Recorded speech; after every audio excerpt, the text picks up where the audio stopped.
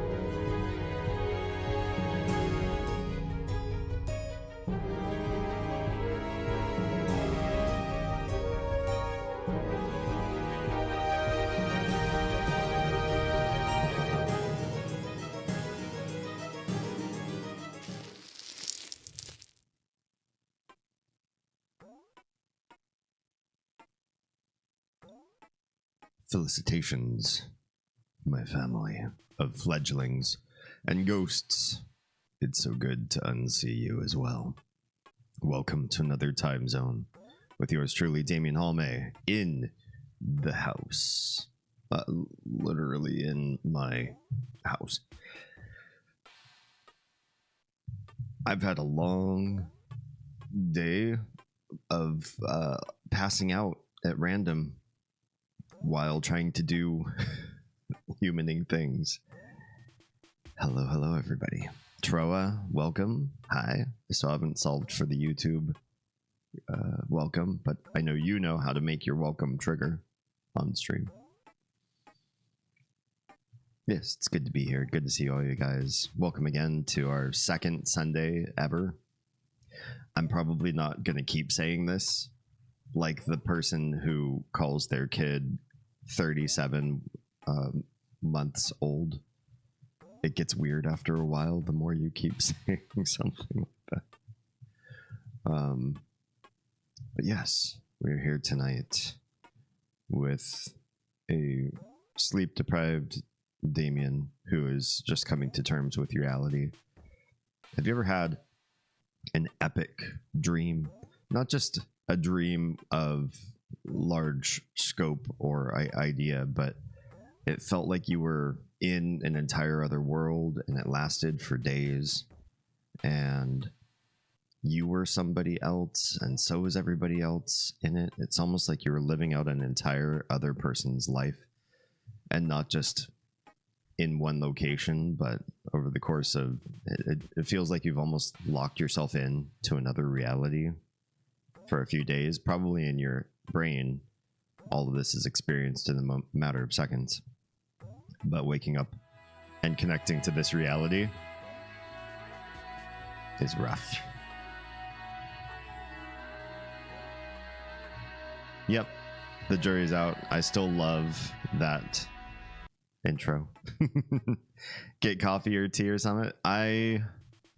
Caffeinating myself at this hour, doing a stream, and then trying to sleep before it's time to go get the little ready for kindergarten would be weird. And I found something, if I'm particularly tired and try to caffeinate to rectify it, I don't speak the same way that I normally do.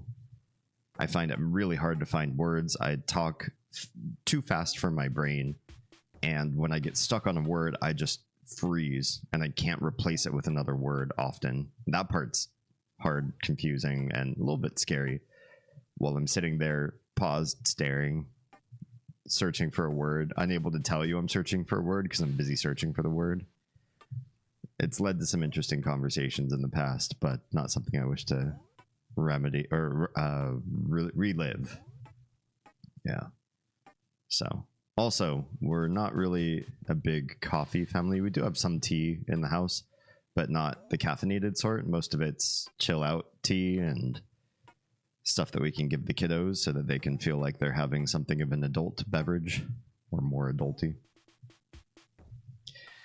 I don't have a lot of big updates that I haven't said last stream, but if this is your first stream of the week and you've missed a few and you're here live and you want to hear some new stuff, I've got a few new things. Do you need something slightly caffeinated or some chocolate? I will pass on both. I have my water, and my water will start to clear the cobwebs out over the course of time. Feels good tea? Yes, exactly.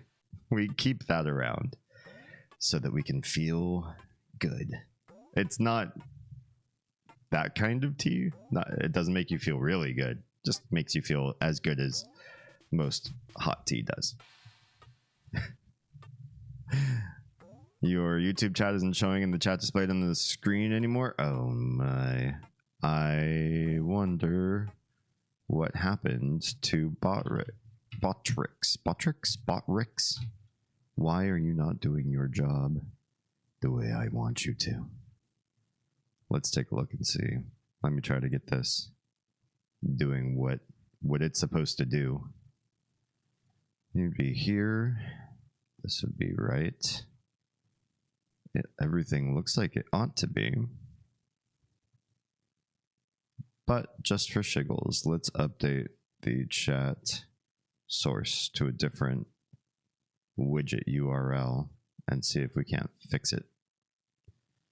It would be under UI.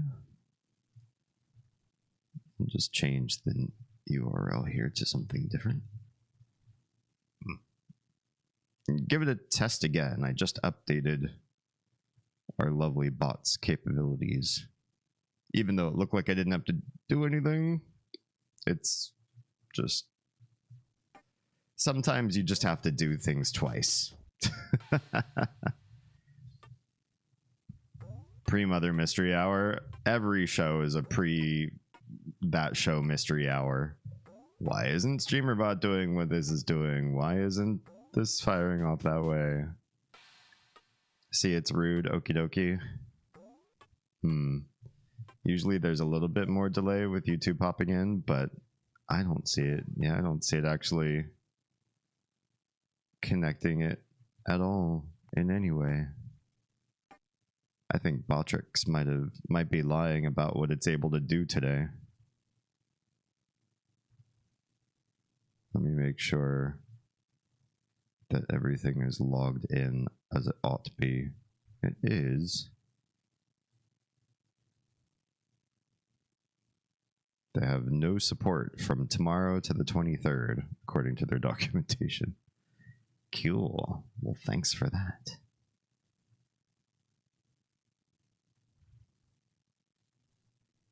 We'll try one more time here. Change and adjust.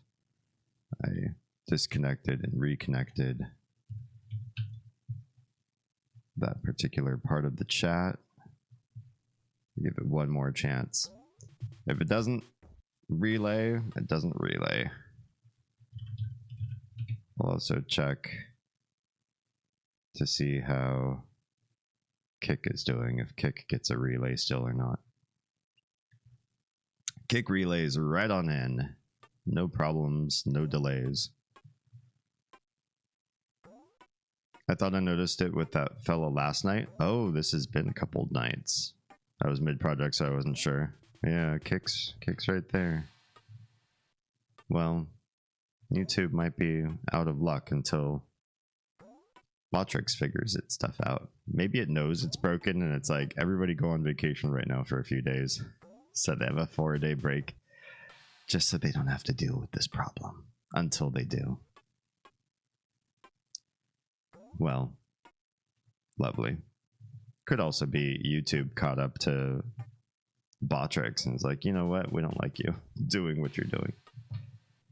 All things are possible. Tonight we're going to be playing Mother 3, the third in the series of games featuring some weird kid with psychic powers in a weird world that aliens are manipulating and taking over for whatever nefarious reasons. However, in this game, the iteration so far that is the third installment of the franchise, the child, who I believe is probably the main character, the first character you name when you're naming characters in the beginning of a role-playing game, we haven't played as him for more than maybe 5 minutes at the very beginning of the game. We played a lot of chapters as his dad and a thief who lives in his village and a princess who was found in an abandoned castle that you couldn't get to for 2 acts of the story, 3 acts of the story almost. And now we're off in some desert in a completely disconnected narrative that will probably connect up to everything later on as a monkey with a horribly cruel trainer who's working with the bad guys, the aliens. What he's doing for them, I don't know. Why does he need to be so mean to the monkey? I don't know. Why are we not playing as him? I don't know. But we're the monkey. We're the one taking in all the abuse. Makes me sad. The things I can update you on, they're just 2, and they're both important for you to know. One of them I already mentioned yesterday. The thing I mentioned yesterday was the YouTube Watch Hour algorithm it seems to be unknowable.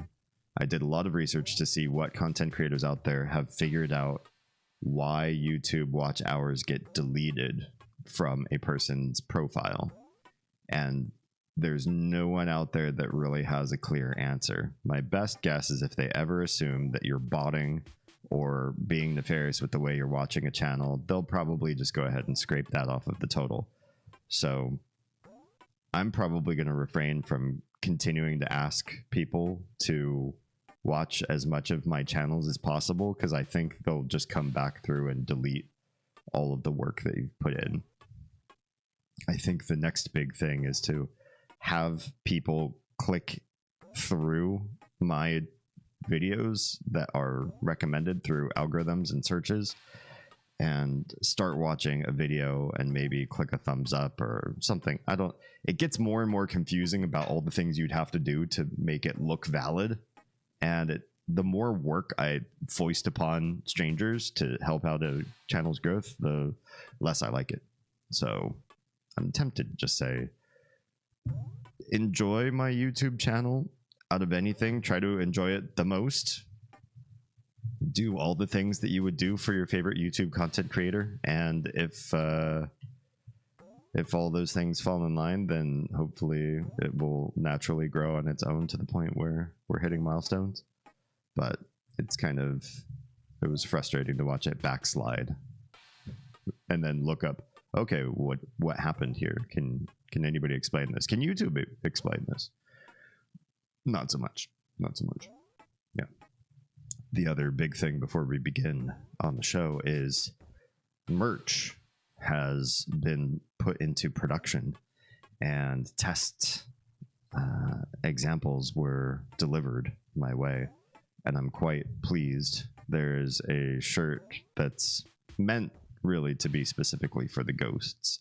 I may give it a launch to the wider public, but for now, my intent is for ghosts to own this shirt and look upon everybody else who's not as cool as them with superiority. The other shirts that were developed, one by our community's own Ms. Demonade and another by yours truly, will be up for sale. And the Demonade shirt, which 100% of the profits will go to Miss Demonade. They will not go to me. Will be looks kind of like this shirt that I'm wearing right now.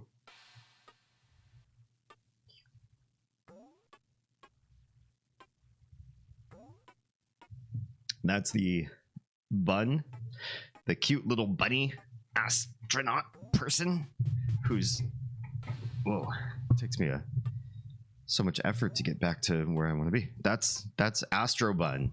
That's the one that you've seen for years, moderating my channels and sending messages and keeping everything together. She was also originally like the mascot of the channel.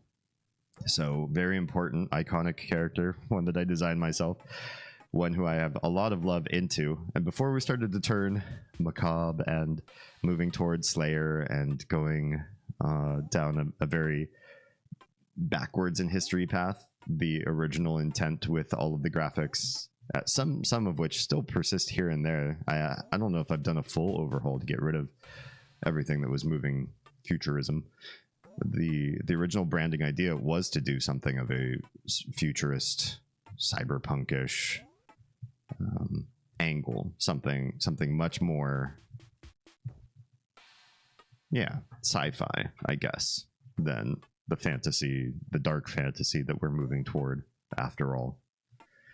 And I wanted to show homage to her because she's still around. I'm not going to replace my bot probably forever or for a long time. I don't know if I ever want to rename her. It's good to know your roots. So she's around, the shirt's around, and the other one, which I don't have handy to show off, but I'll just wear it on my next stream perhaps, is indicative of the disruptor concept, the idea that I'm here to break down status quo and destroy old thoughts and ruts of ideology.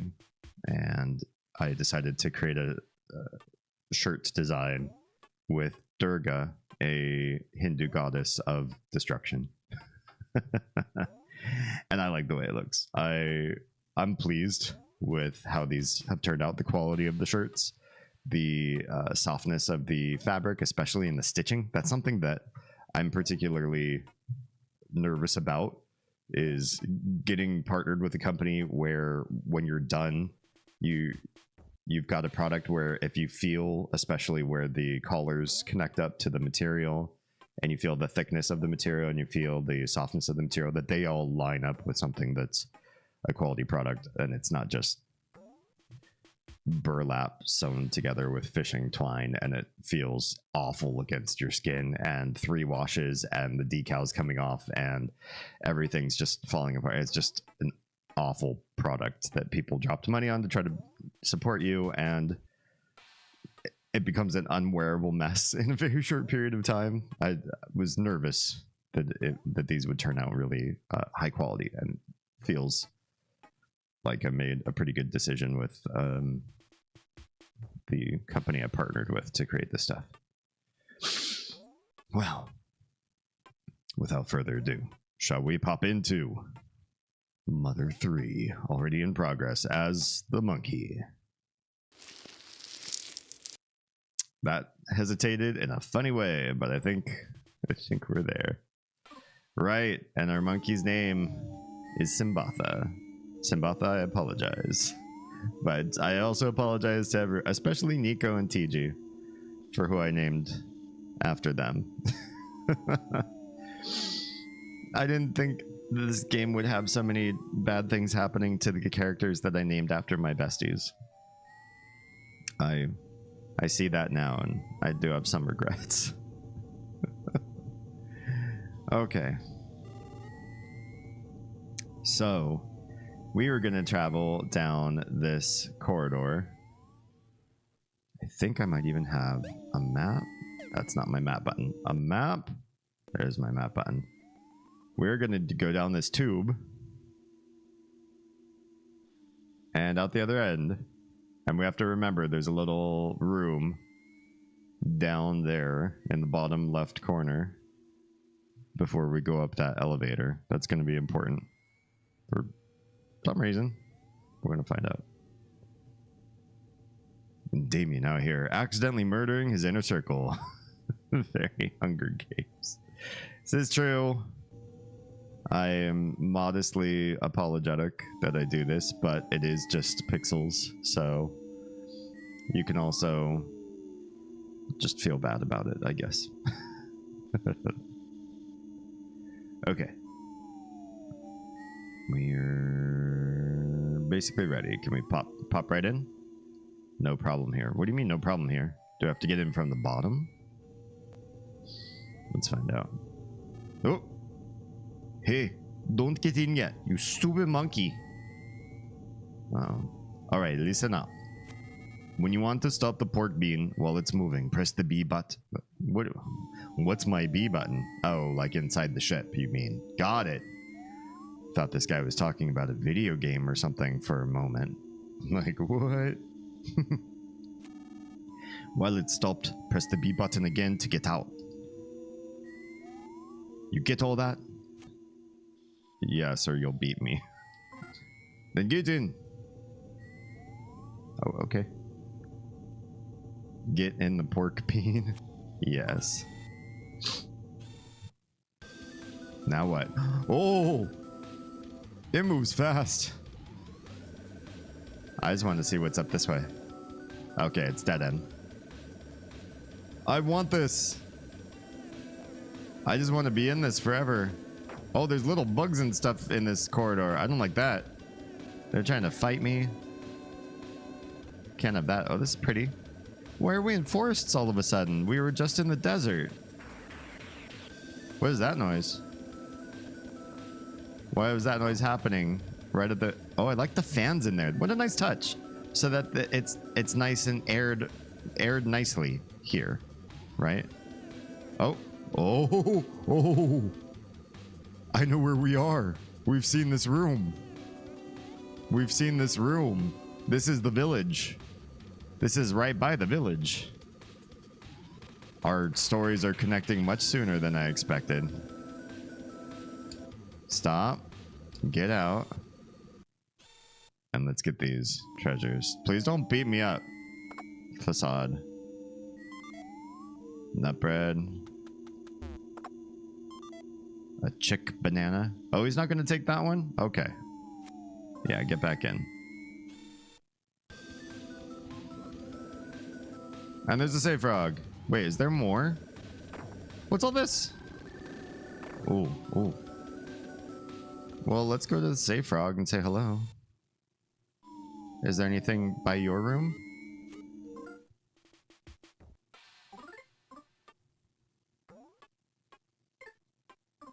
Candrum Underpass is what this place is called. Is there anything on the other side of you? Not particularly. Alright, well, let's get it on. I really want this to go with us everywhere. Oh, this kills the beasts. And you can park it right here. Except parking is a little tricky. Yeah, it's a little tricky. Okay. Bug spray. Uh-oh. There's more creepy crawlies up there. I'll wait to talk to them. Read this first. Please refrain from throwing running bombs while indoors. It makes things a little smoky. Well, I don't know what to tell you. If I need to, I need to. There's a running bomb. What's that? Can we press the buttons? No. Some of this is just aesthetic. Got it.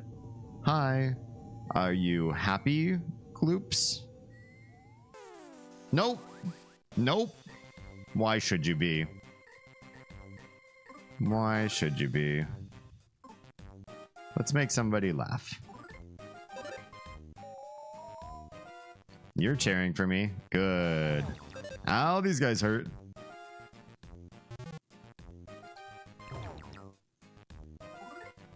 Okay, can we make another thing laugh? Because I don't like this. You're cheering.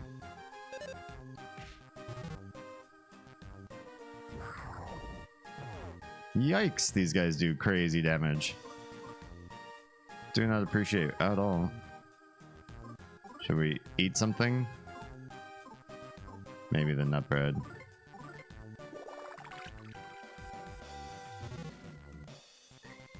Oh wait, why is this one fighting again already? I lost interest in...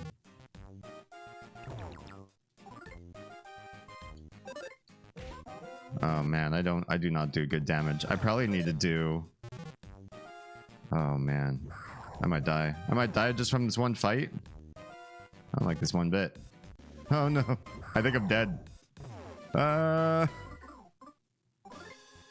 Get a beef jerky in me. Quick. Edge closer. Yes, please don't actually fight. Oof. Thank you, Facade. If it weren't for Facade, I don't know what I would do. I guess I gotta do some monkey mimic. Do whatever these guys do. Back at him. 14 damage. How about some back at you? Good thing they... Oh, I get 2 attacks doing it that way. I like that. I do like that. But we're gonna need to heal again. Yikes. Yikes. That was not easy. The slightest bit. Level 9 though. Hit points up. Speed up by 2. A mosquito charm. Is that good? Okay, bye you guys. It's been lovely. It hasn't been lovely, but I just wanted to say that. Equip. Is it better than the flea charm? Only just. But I will take 2 more defense. Where are we? We're in a crypt. Is this the graveyard? To the south, the cemetery of this cemetery is a village. There's a space there called the Yado Inn where we can stay the night. Oh, are we going backwards in time? Has this happened already? Are these 2 in that locked room? I wonder. That's where we're headed now. Oh, I have to lead you there. There's Zambs.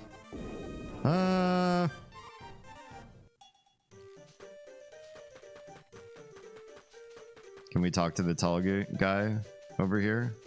Will he chat me up? Hi.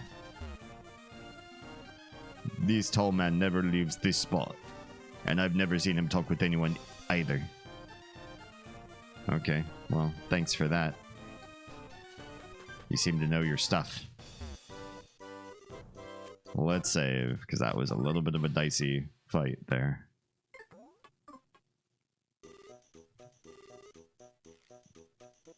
What's going on over here? Are we back in time? He looks like he has money now. Why, hello there. What do you think of the wonderful bag I gave you? Is it to your liking?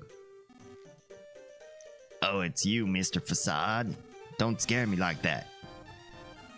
Actually, I was just counting to see how much is in here. Just please be careful that it doesn't get swiped by any thieves. Uh-huh, he's gonna steal it. He's gonna steal it. Uh-oh. Who's this? Did these two bump into each other? Do I remember this happening? Oh, pardon me. I wasn't paying attention. I'm sorry, but we're in a terrible hurry, if you'll excuse us. Come on now, little monkey. We should be off. Did this happen? Do we remember this? Poor little monkey. It's really giving him a good look. Why is that? I'm having trouble remembering if that ever happened. Check out this bag. What do you think's inside? Money! There's money inside. Ever heard of money? What, you don't even know what money is?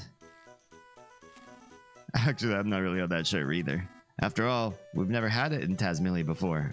But apparently an era of money is about to start. Huh? What's an era of money? Huh? Oh, a traveler gave it to me in exchange for some pigs. Why did he want pigs from you? Yeah, I took a real liking to my pigs. I don't remember this. And then he asked me in tears if I'd trade them for this. It did seem pretty strange to me at first, but I decided to trust the guy. He's definitely a friend worth having. Anyway, he gave it to me, which means it's mine, right? Was Facade there? I feel like the story's being retconned. I'm having trouble remembering this part. I don't want any ignorant people taking off with it, so I'm gonna hide it in this well here. Lost. The secret is just between you and me. That's why he thinks Lost did it.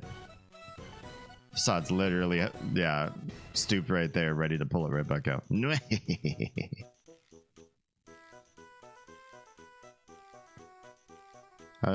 Are we gonna take the money? No? Okay. Guess we're going to Yato Inn.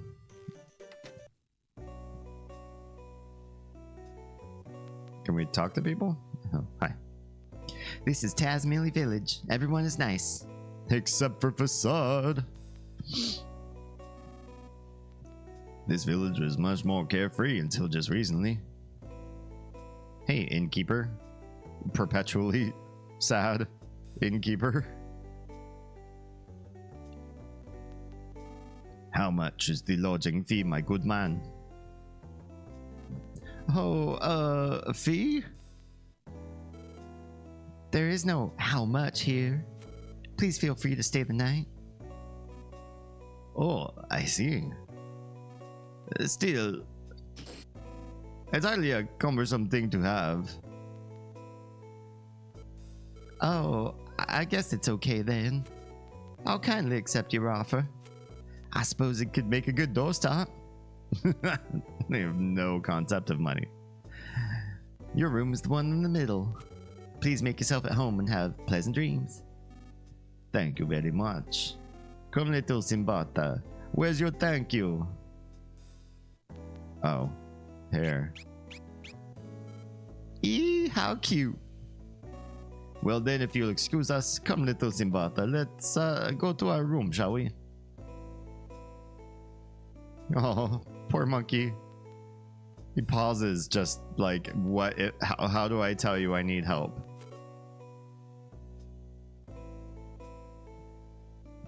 I need to give you a sign that I need help. Oh, good evening. Can I go into other rooms? Literally, no. Okay. Okay. Oh, that's fine. You're going to work hard for me, starting tomorrow.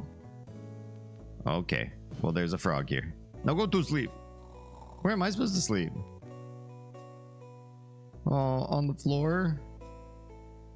Monkey. Poor monkey. Am I? Uh-oh. Are we having one of the... Oh. Are we having a dream? What's going on? Wait, why is this guy getting up out of bed? Where'd he go? Let's go. Oh, he's gonna go steal the money. I'm gonna find out. I'm gonna find out your nefarious ways.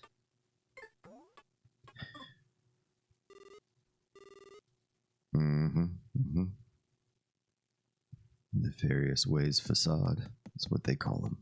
Did everybody just... I guess it... Here's why it should be a free inn. They leave at night. At night, there's nobody manning the counter or anything. What is all that? You've arrived at Osohe Castle? Good. Wait until dawn, then storm the place. Wait, is he the leader of the pigs, or are the pigs the leader of him? I thought maybe he was working for them. That kind of sounds like he's guiding them.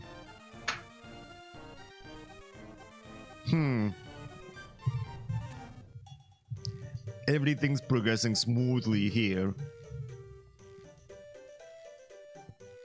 Oh, he's on a little cell phone there. Cool, cool. What? You saw someone else hanging around the castle? That's it? You only saw him? Then leave him be.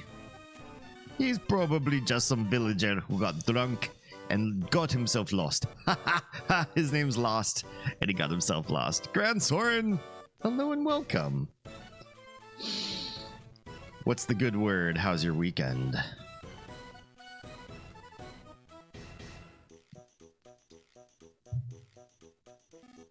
He walks with a limp? I think I might have seen him myself. He's got brown hair, a gloomy feel, slightly bad breath. Looks kind of like a bum. Yeah, don't worry about him. Yeah, okay, I leave it in your hands. Stay alert. By the way, sorry, just as a quick FYI. Oh, there goes stealing the money from the well. That nefarious creep. I think the relay to stream of your chat might not be working. The bot that does that might be taking a vacation. I could not see these Mother 3 streams live because I was in Germany. Oh, well, how did that go? Fun stuff. What were you doing? I have not been to Europe once in my life, but there are a few key destinations I think I would like to go. Not least of which to see my ancestral homelands.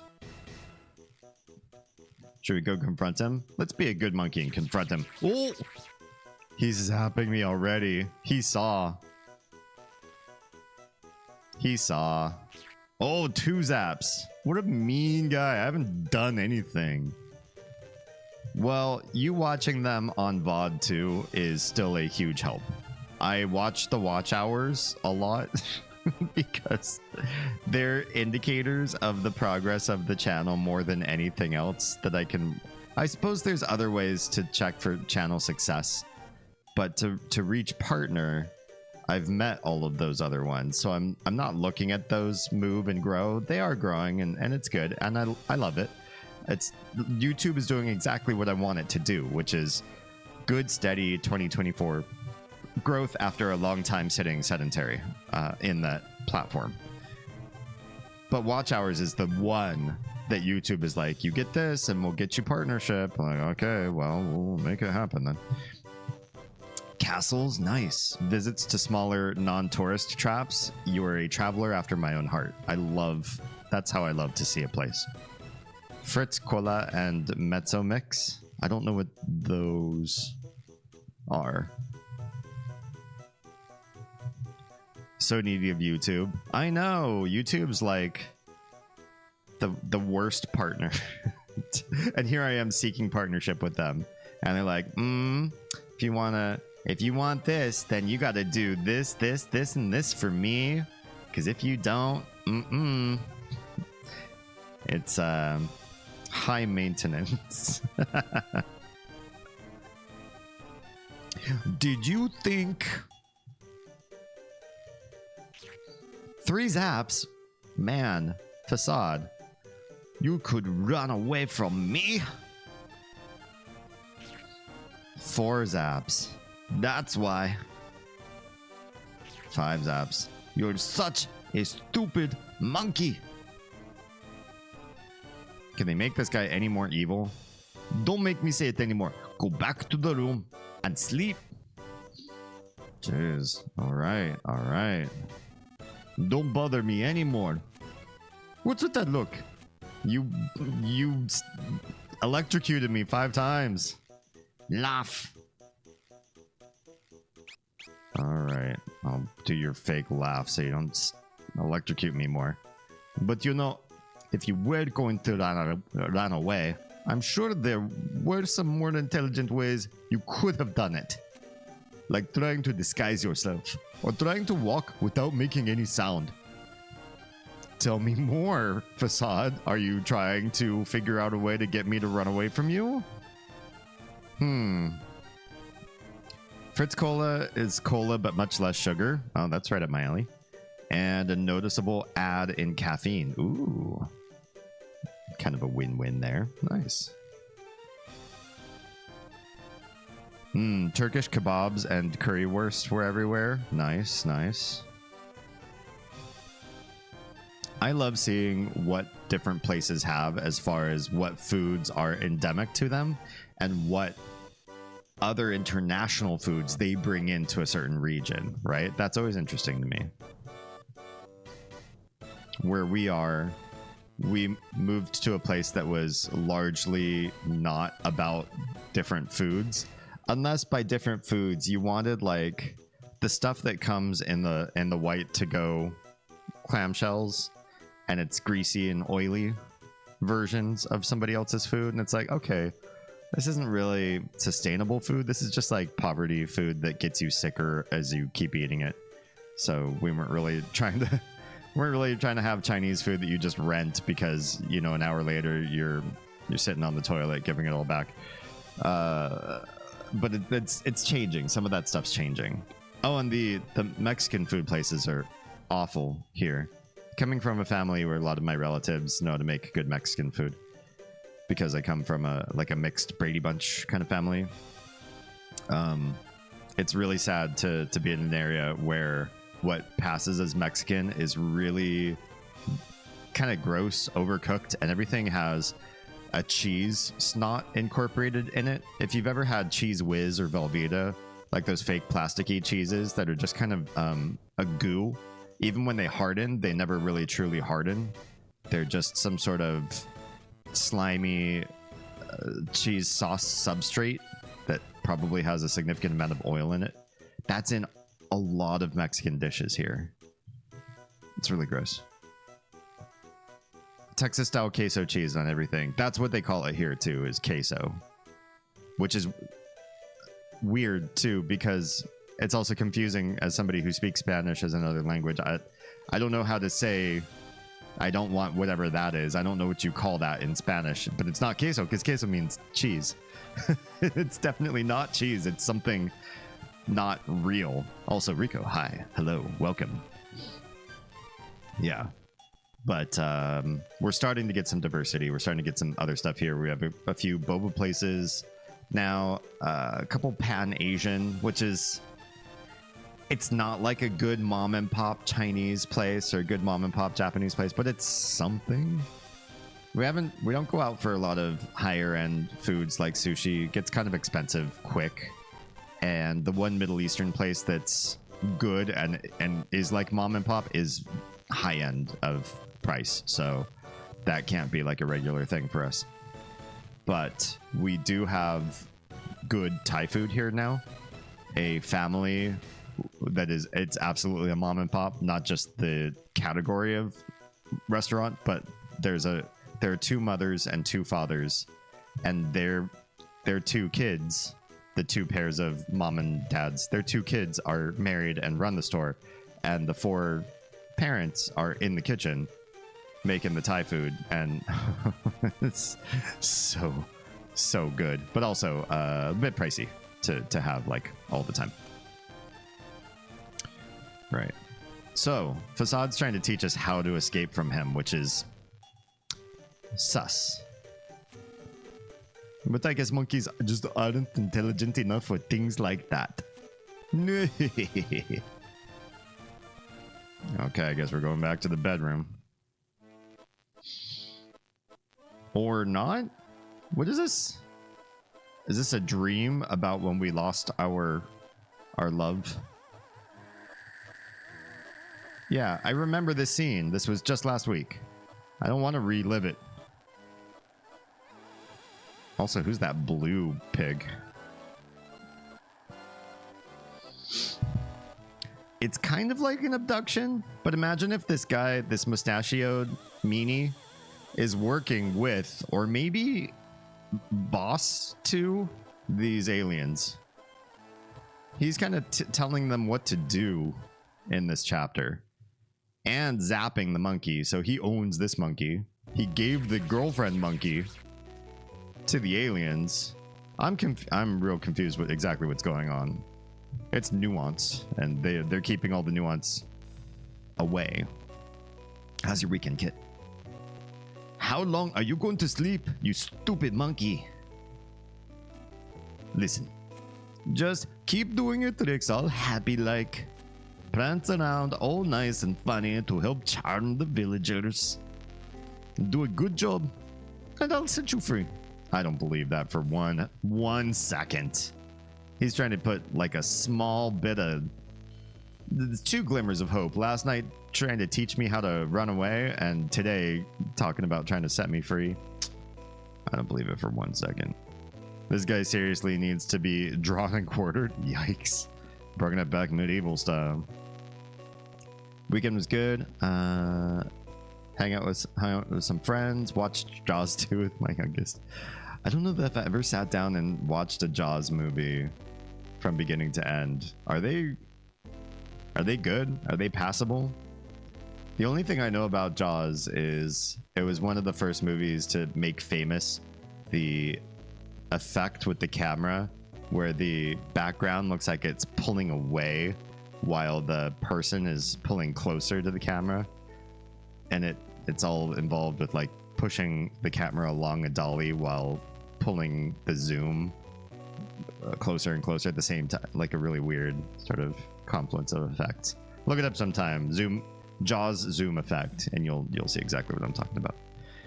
That's about all I know about the series. I just don't watch monster movies much. I love horror. Horror is my favorite genre of movie ever. I don't love anything like I love horror movies, but I don't watch a horror that involves just being preyed upon by some creature. Alien was a little bit different. Alien has so much more world building and nuance. It's got a lot of sci-fi. It's different than being chased by a creature sort of thing. I mean, it can't hold up effects wise. I don't care about the effects. Honestly, realistic looking effects doesn't make me want to watch a movie more. The story has to be compelling. It has to be good from beginning to end. Well, not necessarily. I've watched some bad movies that have had glimmering, wonderful golden scenes that I remember for that scene. And I've forced other friends of mine to watch. Like, why are we watching this movie? It's so bad. I'm like, no, wait, it gets good. It gets good. I know this part's bad, but you got to watch it so you can appreciate these 20 minutes. So it doesn't even have to be that. But effects, effects hold no water. It's also regarded as the first summer blockbuster. The first Jaws was? Wow. Did they just not do big summer movies before that one? Or maybe it was just a season where things flopped. People want to be outside, play, whatever.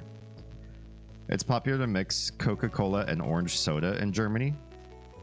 Interesting. I could see that. Isn't Coke supposed to have some citrus to it? So you're just enhancing the citric aspect of it. I'm curious to try it now, actually. Tro was saying we should do mukbang. We should have me actually eating foods on live stream and interacting with, different stuff, different flavors. I'd be down. I'd be down even for gross stuff. Not that I want to make this, the streamer that you watch me just to see my face react to nasty stuff all the time. That's kind of low hanging fruit. And I feel that our community is all smarter and better equipped for higher level conversation than that. But I'm also just a curious person that likes to try everything. And that could be part of it, is trying foods. Story for 1 and 2 are entertaining. Okay, I'll have to check it out. Give it a shot. I don't see if it's lasted this long and everybody knows it, it's a cultural icon. It can't just be because a shark eats people and then they win and they beat the shark. Otherwise, I mean, how boring would that be if that was all the total nuance to the story? It's got to be better than that, right? Like Birds, The Birds, Alfred Hitchcock was much more than just some birds pecking at people. If that's the whole story, nobody would talk about it today. She's wanting to watch some of the older horror films like The Thing and even Back to the Creature from the Black Lagoon. Yeah, that's my hole in knowledge about horror. I've watched a lot of the older movies, but I've only the ones that were psychological thrillers or had some sort of creep factor that was much darker than like a creature feature. I didn't watch creature features, so I don't know about their stories. I never watched an old school Frankenstein or the original Draculas, like the Bela Lugosi films. I don't know what pulls people to them. I imagine they have to have stories too. It's not just about the wind up for a creature, the reveal of the creature wins a little bit and then the good guys win and then wrap. There's probably better story, right? Yeah. One of the best monologues ever. Robert Shaw as Quint. Okay. That's good to know. I appreciate if a movie has amazing writing in it, even if it's about a creature, I could put that aside to enjoy the good writing. I have commented that one of my favorite sci-fi movies ended so terribly that I feel a little bit ashamed that it's one of my favorites, but it's Sunshine. I forget what year it was released, but it has Cillian Murphy as the main character. And the story and the dialogue and the world building are so good, but it's such a bad movie by the time you wrap up and get to the end credits. Once you're watching the end credits, it's soured in most people's eyes, and I see why. I feel it. But I still like it for the writing, and I think I could watch any movie that made choices for the plot that I didn't agree with if the writing was good somewhere else, you know? I'll even take you back to that girly monkey. I don't trust him one bit. But if you bored the audience, you'll get an extra heaping of punishment. Got that? I wonder if after a while those shocks don't even bother me that much. What if the monkey becomes immune to electric because of this? He's just like, I don't care. I'm gonna rip the face off a facade and wear it as a mask. Jaws is big egos and rivalries and city politics. Sounds apropos for today. The shark was just the catalyst. Okay, right. Like a good zombie movie, right? The old school zombies, especially the ones that just move slowly. Would it ever be about spending lots of screen time explaining and understanding the mechanics of the zombie and watching people get eaten by them and shoot them and win, and some lose and some win, and that's it? No. The good zombie stories are interpersonal political affairs. How do you survive? Who gets what resources? Where do you go? What's fair? What's the new government once the old government has been brain eaten? The zombies are usually just a catalyst. Tara, hey, and welcome. What if the monkey starts to like the shocks? Ew. Oh yes, facade daddy. Shock me again. Vamp me some more, I like it. We binged The Haunting of Hill House. We liked that one. She really liked the cinematography and how they told the story with the show don't tell a lot. I appreciated that too. I feel like upon wrapping that it really was not a very deep or well thought out story.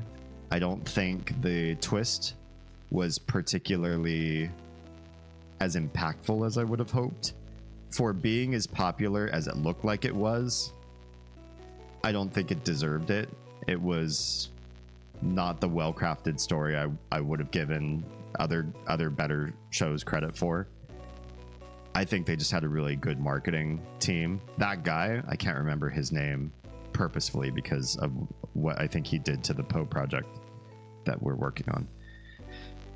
But that guy seems to have a significant amount of force, money, and good marketers working for him.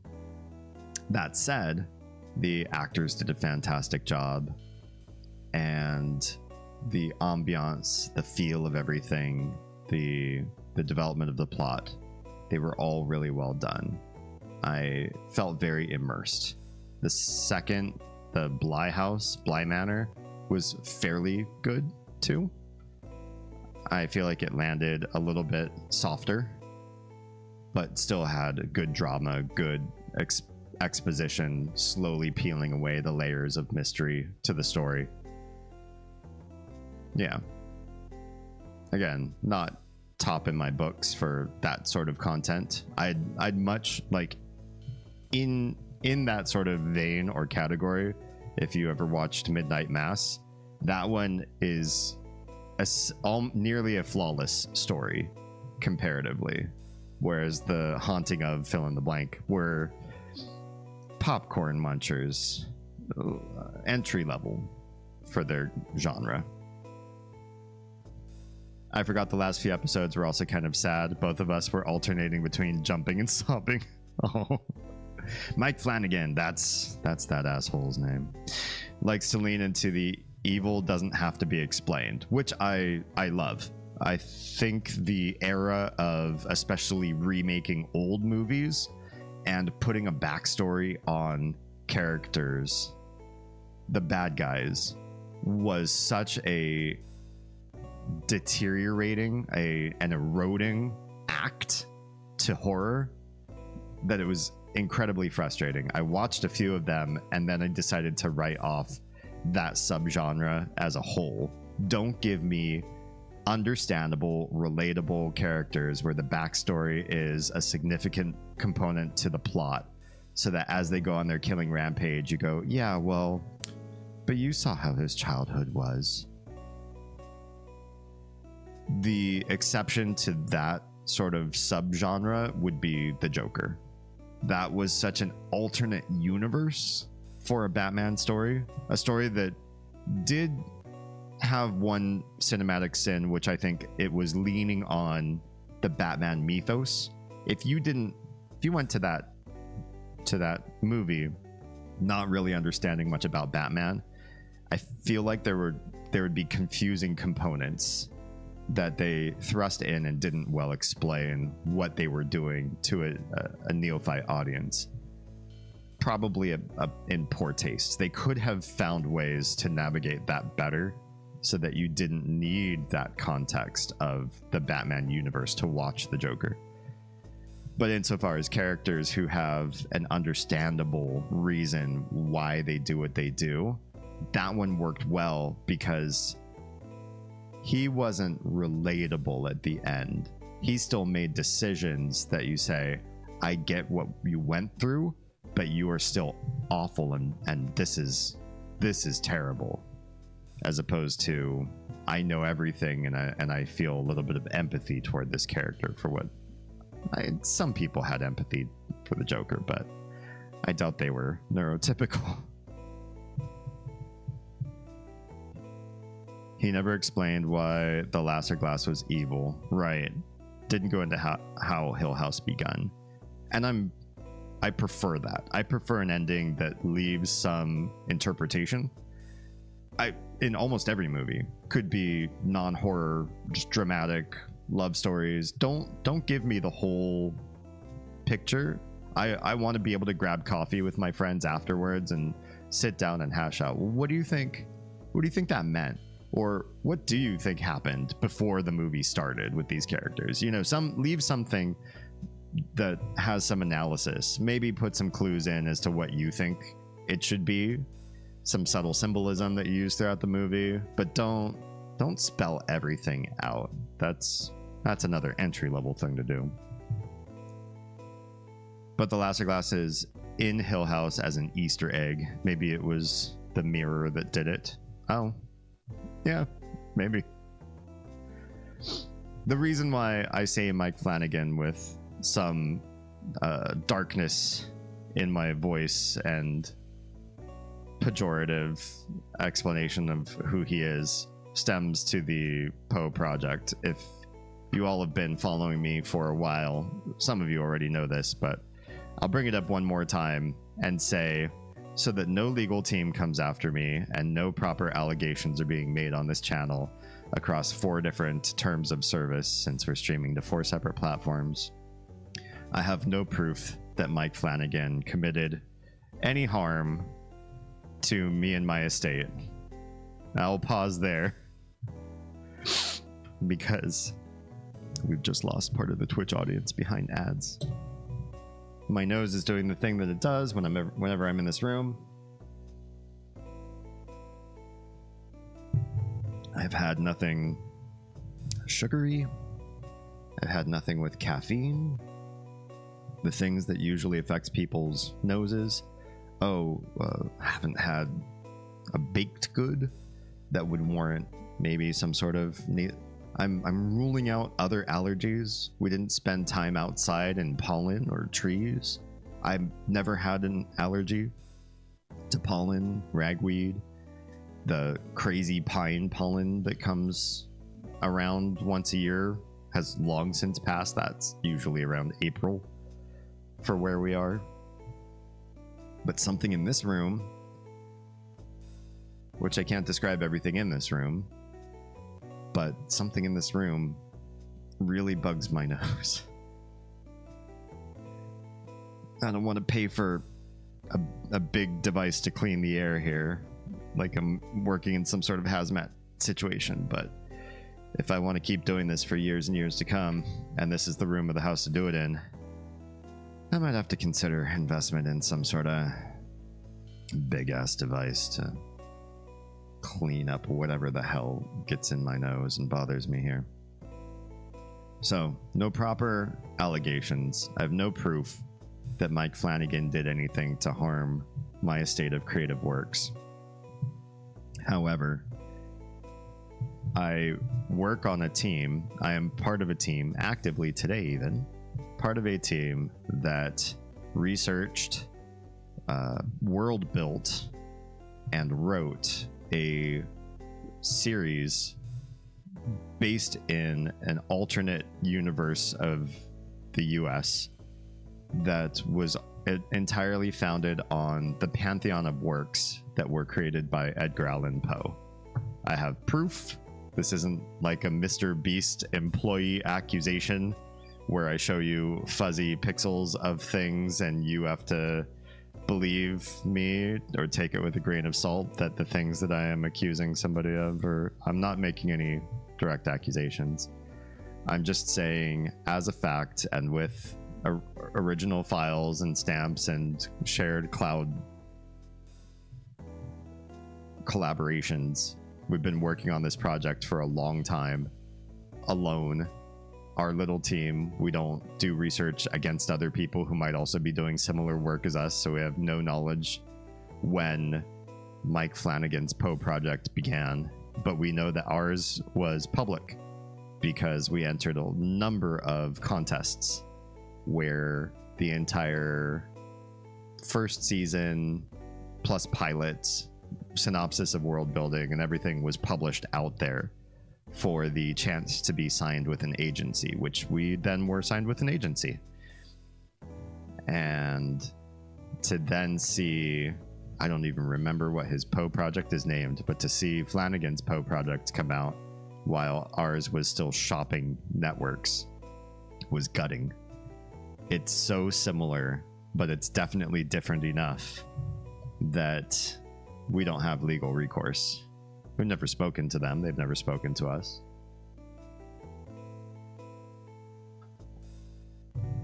But we won awards and contests. We got an agent to represent us, and we were in shopping phase. it's just unfortunate. So I can't say that I don't like Mike Flanagan for a specific and provable reason, but I like him for I dislike him for non-specific and non-provable reasons. I'll just say it that way. I still patron some of his creative works, but now with a tinge of sadness and anger about the industry.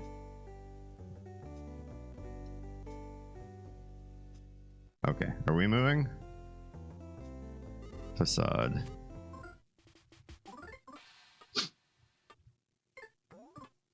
It's funny to make that claim on stream. I was just watching, literally this week, a guy that came out about Mr. Beast saying that he worked for Mr. Beast and had one of his ideas stolen by Mr. Beast's production company. But then he put up this big GoFundMe, a ridiculous GoFundMe, and then took it down, refunded everybody's money, and apologized. And that makes me feel weird about the accuser. Like, were you really a whistleblower, or were you somebody just trying to get clout, to make money, to get eyes on you? There's so much disingenuous actions in the world of content creation these days. I just don't feel like I could trust anybody. That doesn't exonerate Mr. Beast in my eyes. I have no idea what sort of things will actually come out to be provable. All the people that are saying things that they're saying about him, or are they just saying it because he's rich? We won't know until something real definitive happens. I reserve judgment. I don't know the guy. I don't have an opinion on him. I don't have an opinion on the whistleblowers. I'm just gonna wait with bated breath and see what happens. If it is anything like the writing industry, there are people who look for and send out cease and desist letters, etc. for bigger names. We thought about taking action, but we couldn't find enough evidence to make it, to find culpability. Can two people write in Edgar Allan Poe's greater space and not step on each other's toes? We think that they can. And that makes it even more unfortunate. Pretty much, I would imagine whatever, if they did embark on this project after seeing ours, I'm certain they consulted legal first and said, what can we do? How close can we get without incurring liability? And they have the money to do that, and we don't. So, yeah. Keywords get picked up and a letter gets kicked out. Yeah, I could see that. Hello? Have you eaten? No. I pretty much just eat electricity at this point. Turning into a Pika monkey. I wonder what today's weather will be like. This village was much more carefree until just recently. Oh, I think you just said that. Last night. Thanks. It's the networks who refuse to work with anything similar to another network and yet still manage to jam recycled crap at us. Yeah. There's so much that makes me not want to do passive media almost at all anymore. We'll watch some shows and some movies, but it's at such a slower pace than we ever used to. I used to be a TV addict. Now, my eyes on a TV set happen less than once a week. It's crazy. Part of that, I think, is the industry gutting itself in so many bad ways, starting with the first big writers' strike where quality dropped off the down out the basement. But I also decided that at some point in my life, I really wanted to be a creator of some sort. I'd been thinking about it and looking back over some of my old notes, doing something like having deep chats that impact and change and alter the mindset of people, rewriting paradigms and ideas about things, explaining existing systems in novel ways so that they get through to people that would otherwise ignore and maybe overlook very important components of their lives. That's been in my wheelhouse long before I ever got on YouTube. I used to do live talks in public spaces. I was ramped up to join or help create various nonprofits that would work engaged in that. I talked with a friend about starting life coaching. I was involved in and interested in joining the kind of sectors, like if anybody has heard of Simon Sinek, like that sort of world. Now he's kind of like a bad word to say, because so much has come out about him and the claims he's made in his talks. Once people started to get enough attention on him, they realized what a quack he was and a lot of the things he would claim. He's just a really good storyteller. He's a great snake oil salesman, but he doesn't make claims that are capable of being held up against mass scrutiny. And if I aim to be something big down the line, or at least big enough to keep at minimum this household run, at max overpay a few extra employees and make their lives transformative, that would be lovely at some point in my future. I can't do it like that. We live in an era where anybody can be held to extreme scrutiny. So why start off on a false foot? Why ever lie? Why ever make claims that can't be verified easily through well-established study and large cohort data? But he used to. Fell out of love with him. Yeah. I love Poe. Off the top of my head, I can think of a dozen different iterations I have enjoyed. Shame they passed on something that sounds like a lot of fun. We're not done. So when I say our plan was to create something like a Netflix special of a group of people interacting with a pan Poe world, and then it happened through Mike Flanagan's body of work. The fact that he was able to get away with it without stepping on what looks like any legal toes for our project means we can probably move forward with a different look. I don't want to say anything on live stream because until we get copyrights and assurances and contracts and all that sort of stuff for our work, I'm holding this one kind of close to the chest. But we haven't stopped developing something. We've pivoted, and I don't want to talk about the pivot, but we pivoted, so it's not dead. So more Poe things might enter the greater world of this this world's Creative Commons at some point future. We'll see how it goes.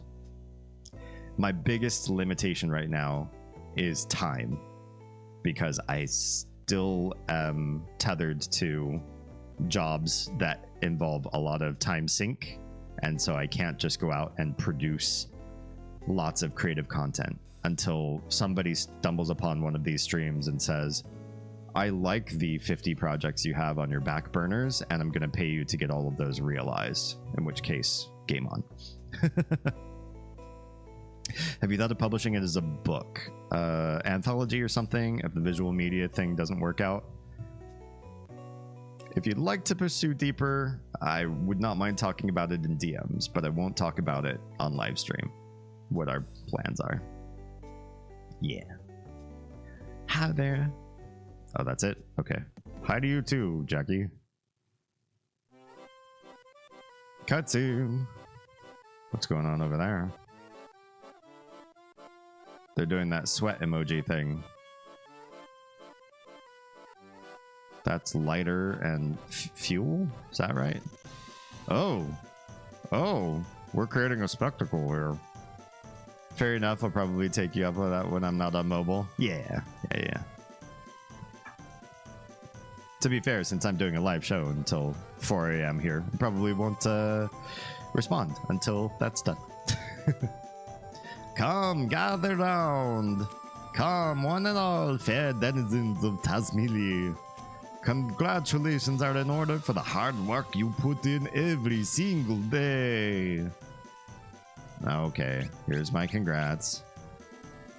I've come here today to give you all wonderful news about happiness. What? Okay. Well, that guy's already gone.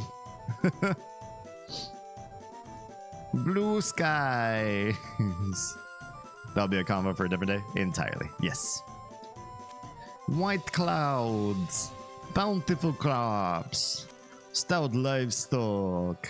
happy families and kind-hearted neighbors. This village already has that facade. You need to present a problem. If you're doing a commercial, you make a problem. This village is filled with so many wondrous things. But, oh, here it comes. Here comes the commercial. But there's still something missing. A tiny speck of uncertainty that steals into each bright day. Is this really how things should be? Shouldn't we be living much more comfortable, enjoyable lives? I feel like these people have a utopia. Are you kidding me? How are you going to get this across to these people? This is not the thing I would have picked on. It's only natural to harbor a few such suspicions. Old animals that have never been seen before now lurk in our forests, and giant balloon-like objects soar on skies. Oh, I see. He's making the problems, so he can enterprise on these people. Rude. What's going on? What's happening to the world we live in? And that's not all. Not by a long shot. The word on the wind says that in the very near future, lightning powerful enough to burn down forests and woods will rain down on us almost daily. Oh, you laughed at that, didn't you? You thought to yourself, get real, something like that would never happen. But I truly believe this will soon be a reality. Doremi, how's it going? Welcome to the end of your weekend, probably, or it's already ended. How were things? Was it a good one for you? Thank you all for being here on a Sunday. I know this is the first Sunday, the first month, sorry, that I'm doing Sundays, and it made me scared. I was staring at the analytics in these first 2 weeks going, I messed everything up. My Thursdays and Fridays, I established an audience of people who were there and able to come every day on those days like that. And then I tore that away from them. And then I started streaming on a day I've been streaming for live streaming for what, 3 years, fourth year now. And I started on a new day that I've never streamed on before. What was I thinking? I'm disenfranchising my audience, begging a new day of the week out of people, or finding new people that can only watch on Sundays. What a bad toss-up.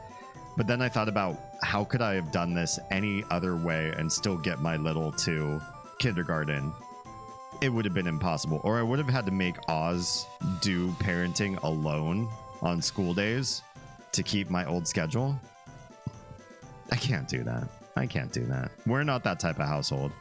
We're not the type of household where one person is exclusive to the kids and the other one, like, we don't do a separation of tasks. Our Venn diagram for what we do around the house has significant overlap, unless there's a specialization that one of us wants to pursue, or unless there's something one of us is really adverse to doing. Like, I really, really hate doing this chore. Can you just take it off my hands forever? And if the other person is like, yeah, I don't super care, then we'll do that. But I want a significant impact in my kids' lives. So hence the big schedule change. In other words, thanks for being here on Sundays going forward. We will probably be Sunday streaming for quite some time. I'm all right. Well, that's a start. Hopefully my stream will contribute to better things. We follow. I don't expect everybody to be able to follow, but if you do, I appreciate you. And I look forward to, we've already had amazing growth this year. I look forward to finding new ways to grow, asking you all what I could be doing better. If I'm failing in some category, if there's a platform or something I could be expanding or bettering. There are some things I already have in works. I just don't have time. So they take a long time. Works for me right now take a long time. But I'm hopeful that if we grow this to a point where this can be my primary source of income, I will be churning out stuff like crazy. Like crazy. No idea. So please do follow, because I'm excited to see where we're going in the next few years. So for what it's worth, YouTube chat isn't showing up in the on-screen chat box. I know. We did some QA earlier today in the stream, and my bot that does chat relays is working on Twitch and Kick only. And of course, tonight's a night where YouTube chat's lively. So I just have to read it, and I will. I'll keep my eye on the YouTube chat. It's over that way. Off screen that way. I promise. I'll keep a chameleon eye looking over there. We disconnected and reconnected the bot a couple times. I disabled and re-enabled YouTube. I made sure it was logged in properly. It's my account and everything. Did everything I could. The bot just hates me. And I looked for support, and support channels like, we're on vacation all this next week, so we might take a while getting back to, like, of course that's when things fail, is when you guys are gonna go on vacation. Hey, what's up, Earthbound fan? What's up, chat? I make my return. You're in the right place. I would love if you also become a fan just of the channel in general, because at some point, I won't always be playing Earthbound games and Earthbound-like games. After we beat this one, there will be more Earthbound children along the way. Games that were made by other developers that just fell in love with the Mother series and decided to make their own version of a Mother game. So I hope to retain you for at least all that, but also for my other stream days. We'll see. Link, hello and welcome back. Boing. How very Mr. Saturn of you. Figures bot's gonna bot. Yeah, for all the bots that I have working well for me, Astrobun bot works great, Streamer bot works great, my Discord bot's doing great. I have like 4 Discord bots, but the one that does the heavy lifting. Some things I set into place, you set it, you get everything configured right, and it does everything right. The chat relay one has been a little bit frustrating. I'd love to move to a different standard, but I don't know how. But I don't mind just reading your chats out loud, and sorry that not everything gets put up visually. It feels like I'm prioritizing one platform over another. It's not me, it's the bot. It's the bot. Does this sound like the Amore song to you? Like a really manic version of that. It's got the concertina going. Yeah, I could see that. I mean, you got a monkey dancing, you have to have concertina playing, right? Okay, what else will Facade say about the lightning? And in times like this, isn't it human nature to want to be happy? To live with a smile on your face? But I have good news for you. Today's your lucky day. There's my backflip. You can obtain happiness very easily. Just look here. Even my cute, adorable Simbata is dancing so happily. The reason for this, you see, is that this monkey has gotten a head start on obtaining happiness. I just felt bored for 2 seconds. I know the feeling.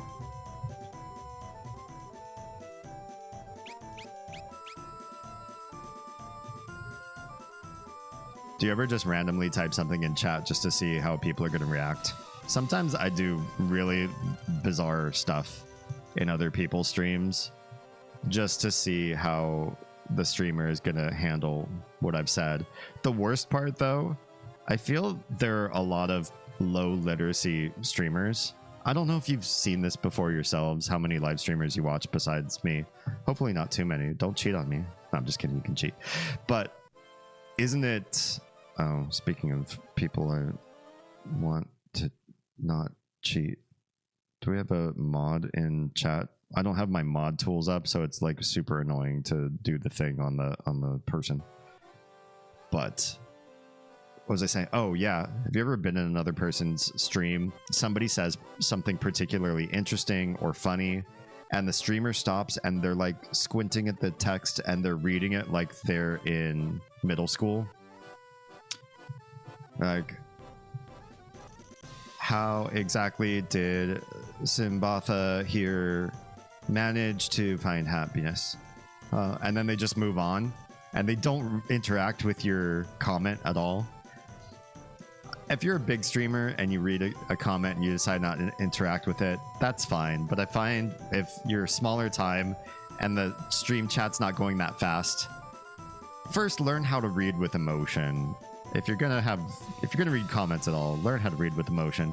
And second of all, don't just ignore what you just read. At least, wine and dine your audience a little bit. Say something nice about what you just read. I feel like some people don't even know half the words that they mispronounce words, or they skip over words. They TLDR the comment that you just typed. Could be literally 15 words, and they miss like keywords, and doesn't make sense because they read it wrong. It's just frustrating to me. I wish people cared more about the text scrolling by them on their screens. Omori to Sunny said, she loved you and you killed her. People like you don't deserve to live. Oh. I don't know that line. Why did I make the Omori reference? I don't know. Don't make too many because we're going to be playing that on stream, so I can't have the story spoiled for me. Let me do a little bit of mod work here. I can see if I can pull this up. It's going to stop the music for a hot minute. But I need to do a pop out to make this work. My pop out broke. Okay, I'll find another way. Dun, dun, dun. I'll just do that. Boom. That was easy enough, actually. Even without my mod tools up. I can't do YouTube streams, though. Every time I want to see the live chat, I have to reload the screen after minimizing it, because once I close it, it's gone, and I can't not multitask. That's weird. I wonder why it's so messy for you. Did you ever get a chance to listen to that music track I sent you last week? I can't remember. What was the thing that you sent me? I might have, but it's been a whole week since then, so my brain might have noped out as to what I listened to, what impact it had on me. I think there's a remixed version of that track in this chapter. Oh, interesting.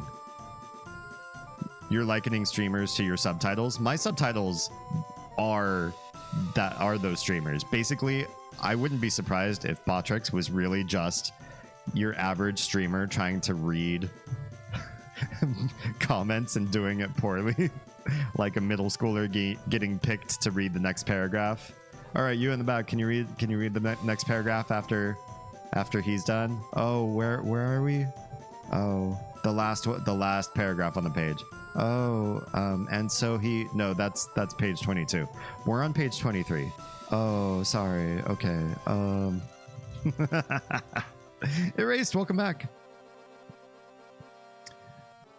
You're gonna be absolutely flabbergasted in chapter 8. Interesting. Okay. It was an unused track from Mother 3 written back when it used to be a Nintendo 64 game. I think I listened to it. I just don't remember if I gave commentary on it. Did you put it in a DM or in one of the... Did you use Discord or did you just put it in live stream? If you just put it in live stream, I might have lost it and forgot to listen. But find my Discord. You can do !Discord to get the link to join. And if you join there, you can find Cyberstalk me and either DM it to me or put it in one of the chat channels there. Oh, it's in Twitch DMs. No, I pulled it up and I can't remember how it sounded. But this would be a better way for me to listen to it a second time. Or I can pull it up on stream today because we've got some time. My connection today is not being very nice to me. Oh. Have you tried yelling at the cables in the ground? I don't know. So I'm not going to be able to stick around as long. And I forgot my laptop in the car. Oh no. Lame. Well, I appreciate any time that you are here. After all, watch hours on YouTube is what's propelling us to the new act of my content creator life. So every minute watched on YouTube counts, and I super appreciate that. I do not know that song. Banana Man. Cute. Cute. Okay. How exactly did little Simbata here manage to find happiness? All those who are interested, please raise your hand boisterously. Notice how half the crowd is already noped out. They already don't feel like this guy's got good vibes. He vibe checked the town and they're like, no, there's something oily about him. Something smells funny. But these last few folks, this is how scamming works, true. Right? If you think about it, you get an email and it's like Kenyan Prince asking for, you know, $500 to process him giving you $1 million, or it's somebody saying they've taken a video of you in your sexy times using your computer and they're going to send it to your family unless you give them ransom money. Like, it's all sorts of like crazy bombastic claims that no person with a working mind would ever fall for. So when you open those emails up or you get those DMs, you think to yourself, who's stupid enough to ever follow this? I can't believe they're trying such ridiculous tactics. The thing of it is, just like what's happening in here in this village, is all the smart people will drop off. They won't reply. Scammers don't want the smart people to reply. They want to deal with only the dum-dums. And so you keep talking and you filter people out, or you blast out a bunch of emails and you just wait for the dumb ones to respond. The sad part is there are going to be a bunch of people who hear a guy like this say, I've found true happiness in an apocalyptic potential future for Tazmily. And they're going to stick around to hear what the answer is. They're going to think you are the keystone to solve their problems. I'm trying to create a community that is a keystone to help solve people's problems. But I'm trying to filter the dumb people away and keep the smart ones.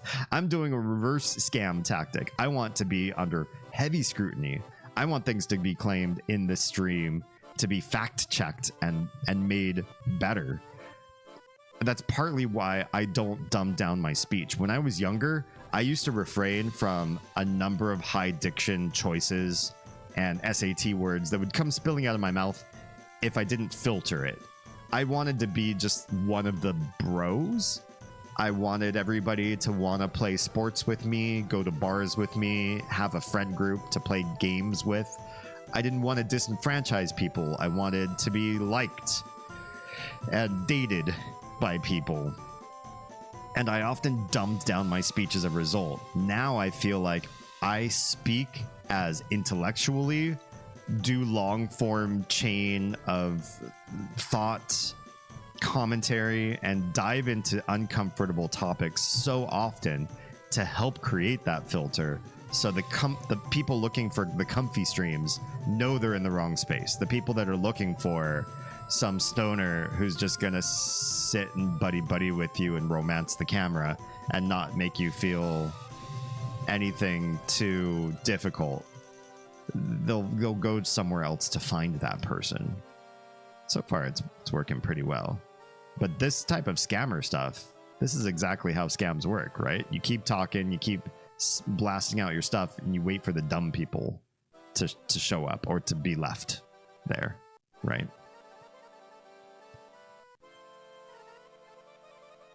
You got to react to it. It's by Tally Hall. Tally Hall, the Banana Man song. Okay, maybe. Everybody's it's not being relayed to the mainstream in visuals, but everybody's doing Mr. Saturn impressions on YouTube chat. Fun stuff. Good stuff. My honest reaction, KH, Kingdom Hearts, Chain of Memories. Yeah, still haven't played a Kingdom Hearts game in my life. Our internet crapped out just after 2 a.m. last night. Network damage, it said? Wasn't restored till 13 hours later, given it was a Saturday night. I'm betting a drunk driver smashed something. It's happened here before, too. Not only do we have terrible drivers, but we also have some storm damage here and there. and they never say what happens. They just say, oh, we've got your internet back up and running. I had to pare back my vocab after I moved to Texas. People couldn't understand me and would start mocking me about it instead. Damn, Texas, you already look bad these days. But to then mock somebody for being smarter, ostensibly better at human conversation, at human exchange of thought than you. You know, if you're ridiculing somebody for their diction, you're on a losing streak. But maybe if there's enough of them all piled up together, they feel like they're winning. I've lived here long enough. The atrophy is severe. Oh no, we got to get your diction back up and running. Get you in a speech gym.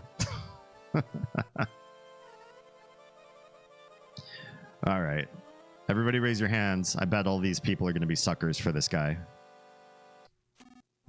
Who wants to be happy? There's 1, 2, 3, 4. Reluctantly. The other 3 are still skeptical. Wow, there aren't too many suckers in this town. But for a small town like this, that's enough, I guess. Okay, little Sambatha, go and ask the nice people who want happiness for their names. Please keep your hands raised, folks. All right. I'm Biff. I'm not really sure what this is all about, but if I can get something out of it, I'll give it a shot. I'm Abby. I respect my husband, Abbott. There's nothing bad about having too much happiness, is there? Uh-huh. I'm Isaac. I just want to see if it really is that easy to be happy. Oh, poor guy. Wait, you got to play Doki Doki Literature Club? Maybe. You mentioned that last week too, right?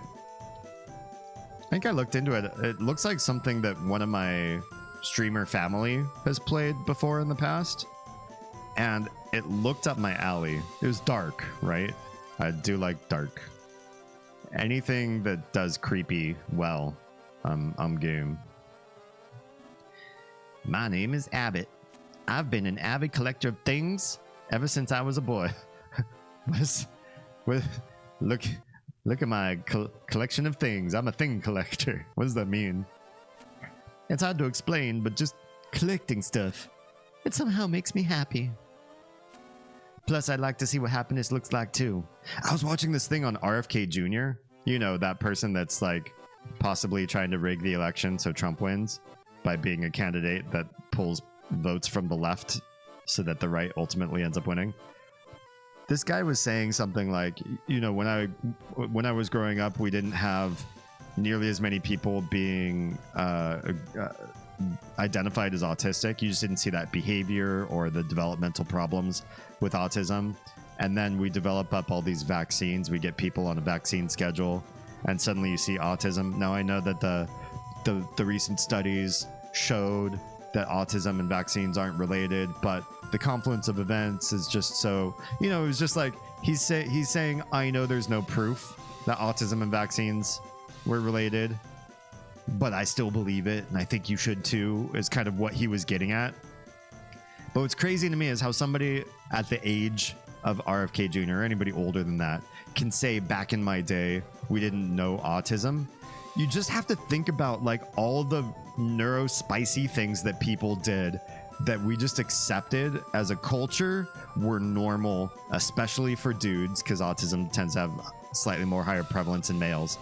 The things that they did that everybody's like, oh yeah, you know, that seems like normal, acceptable human behavior. Not the highest normal. The highest normal is, you know, standing around in somebody's grass yard in a white picket fence drinking beers with them while you're barbecuing meats on a grill would be highest level of normativity, right? While the kiddos running around and the wives are toiling away, slave laboring in the kitchen inside or something like that, right? Peak of normalcy. But some men, even in the white picket fence barbecuing in the backyard era, would have their like workshop, right? A shed in the back, and it was filled with toy trains or stamps from letters. And you're like, what's What's Bill up to? Why isn't Bill with all of us? We're all playing Parcheesi. Why is Bill in his own room, you know, poring over whatever it happens to be, just like hyper focusing, and nobody had the words to say, oh, you know, he's autistic, so, you know, he's scratching his own neurospicy itch right now playing with the toy train set at 40 years old. Yeah. Abbott, the head of the Abbey. Whoa. Yeah, that's probably where they got the names, though. I mean, this is a fan translation, so I don't know if those are the actual Japanese names. Startup. It's the darkest and creepiest game I've ever played. Doki Doki Literature Club? Do you not play horror games then? Because I don't think it's the darkest one that I will have played, but it looks pretty good. The end of Act 1 caught me so off guard, I jumped 5 million feet in the air. I'm going to ignore the Mr. Saturn's that you're mentioning in chat, but I'll read the content of what you're saying. Critical thinking helps you spot sneaky tricks and false info. It does definitely help. I'm working to make a community of critical thinkers while also gaming and hanging out with you guys and building rapport and sharing stories and, you know, commiserating for things. The Discord server is great for that kind of stuff too on my off stream nights, but we are trying to build critical thinkers community here, something that cuts through the bullshit. And I think especially what's maybe the worst part is there is a community of people who are coming together, a confluence of different folks from different disciplines who are creating a critical thinking consortium of folks, but half of them turned into shills and became these awful pseudo-intellectuals. I'd love to talk about it on stream. Maybe that'll be this next Wednesday's discourse, is to sort of pick apart that consortium of people. They were called the fuck, I can't remember the name. Intellectual Marvel action. I don't know. I can't remember their name at all, but it was just a bunch of people that were trying to be big ol' smarties and break apart the status quo, and they did a horrible job. So I'm here to do the job that they all sucked at. Protects you from being tricked. It makes you strong, think smart, stay safe, and no one can exploit you. Yes, I would love to have a community that is counter-exploitable. Not only are we impossible to be exploited and manipulated, but we're like water. We would sway out of the way, maybe even slap you back in the face for even trying it. I didn't go in blind. I know what she was going to do. I know what happens, and I still jumped. Sometimes a good horror or a good creepy game still gives you chills, even if you know. Even if you watched somebody else play it. I think some of that stuff can impact us viscerally, whether or not we know what to expect, if it's done really well. Abbott's a hoarder then. He could just be a hoarder too. Could just be. I think he might be a little neurospicy. I met this autistic woman with low assistance needs. We worked alongside each other for a while. She said she can usually spot another autistic person easily and could quickly tell if someone was neurotypical. And she said she couldn't tell if I was or not. I was working for a company where I met with and developed a strong rapport with the CEO. Feels real good, right? Feels like job security. You're going to get noticed. You're going to get promotions. The company treated me fairly well for what I did for them. But the CEO pulled me aside after one particular conversation, and he said, "So you're on the spectrum, right?" And I'm not that connective with autism as a topic. I don't know a lot about. I've only recently looked up on stream, a couple months ago, we were looking up the tiers, tier 1 through 3, about autism, sort of understand it a little bit better, the nuances, some of the issues, how one might be diagnosed with it, and whatnot. So when I hear the spectrum, I don't know what the spectrum is for a lot of people. And it took me a second to map that he meant autism. So I just said, because that's about what I could conjure in that moment. The CEO talking to me and asking me about a spectrum of some sort. And my brain paused for 5 seconds trying to figure out, what does he mean?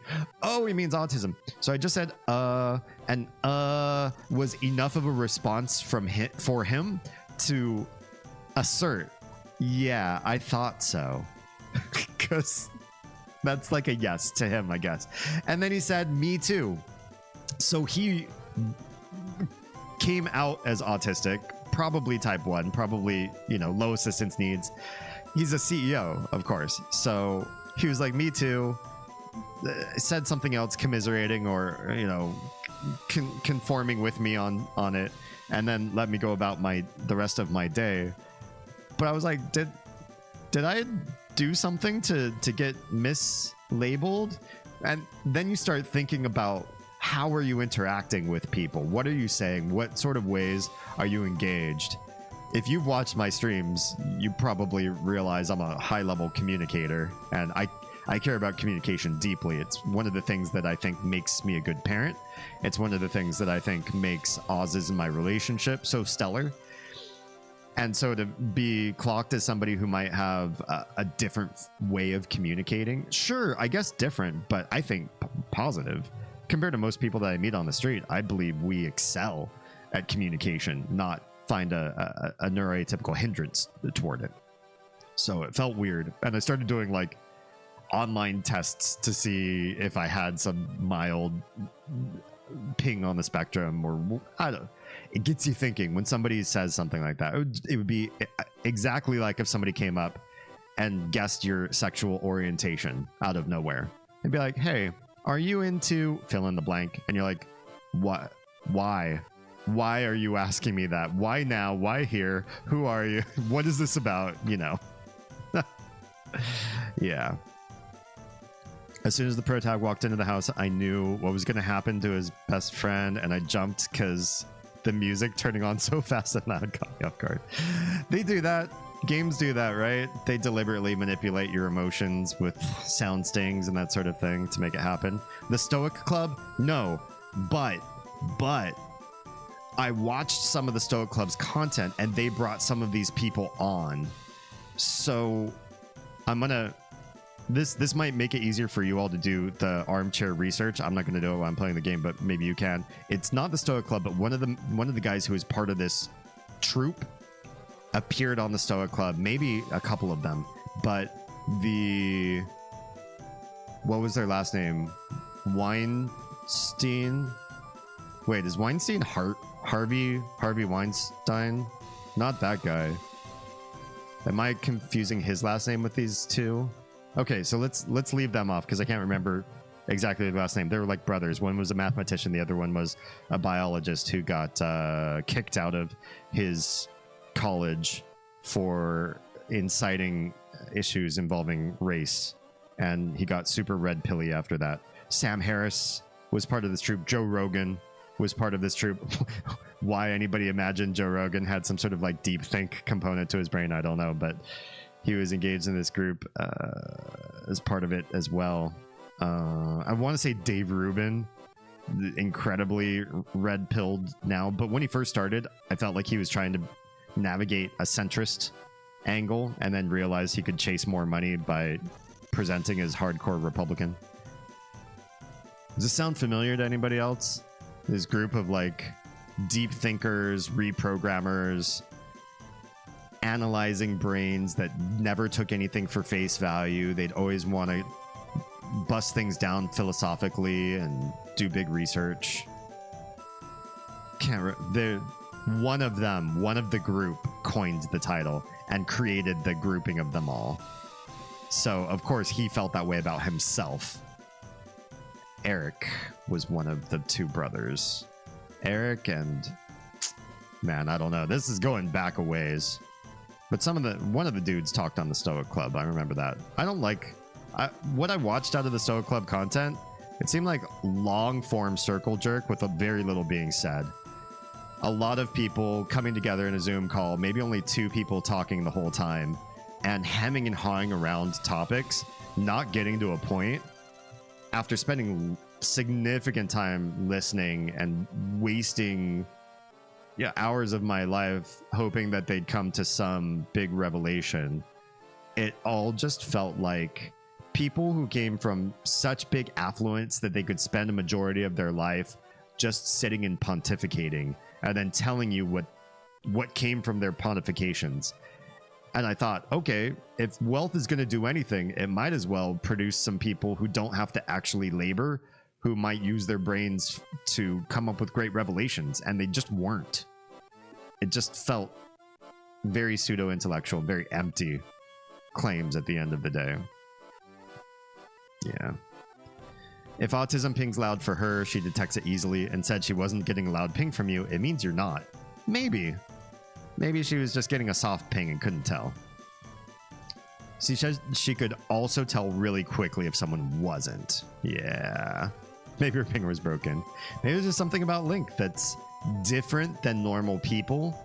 I think when you engage with a wide variety of people throughout your day, especially if you're in customer-facing work, retail work, anything where you're involved with a large group, event planning, the more people you're around daily, the more you get a feel of what normalcy feels like. And anybody anti-normal or counter to normal, whether that's weird or refreshing, pings in some way. I think I ping that way with people when I'm in a mixed group. People say there's something different about me, but I don't think I have negative aspects to my ability to process or manage stimuli in a complex setting, or have trouble having long-form conversation about deep topics or shallow topics. Whatever's happening in my brain does feel different to me than what I see normal people hanging out and doing, but I also don't feel it's a detrimental thing like autism might be. Yeah.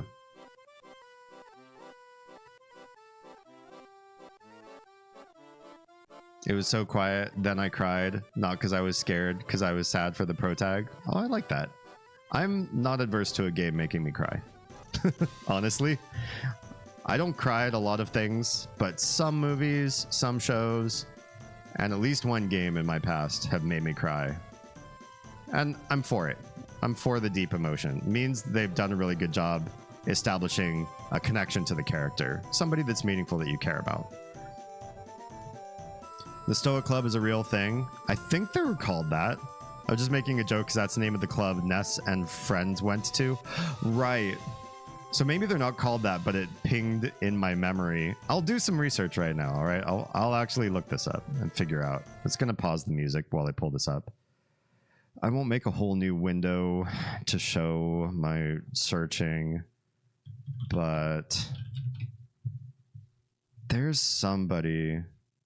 Of course, if I call up Stoic Club, it pulls up Earthbound. So that's not what they were called. What are they called? Let me just do some searches with these names that I pulled out of my hat. Joe Rogan, Sam Harris, David Rubin. Intellectual Dark Web. That was the name of the group of people. Based on what one of them decided to call them. They were trying to self-identify, or this one guy was trying to identify these folks as this group. Maybe I do want to pull this up on stream. Can we do... Ew, I don't want access to your article.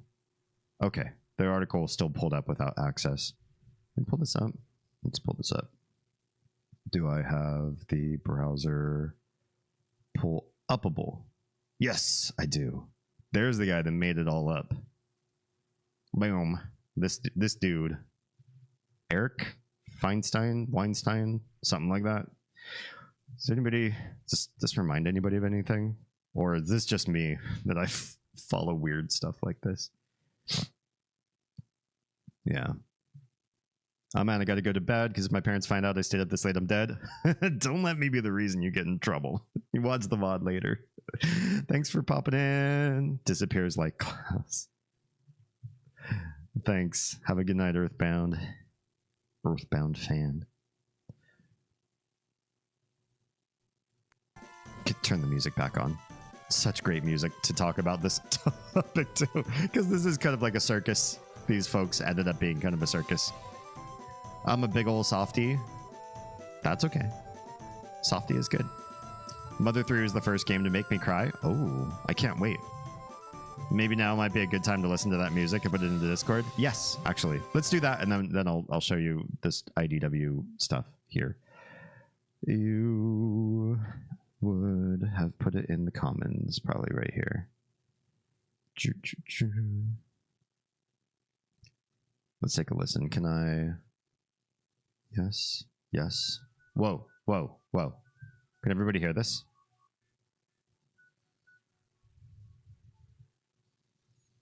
Damn, it's not playing. Oh, I think I have to I think I have to pop it out like that. Then it should play in picture. Let's start over. There it goes. It's a little loud. Oh, this is nice.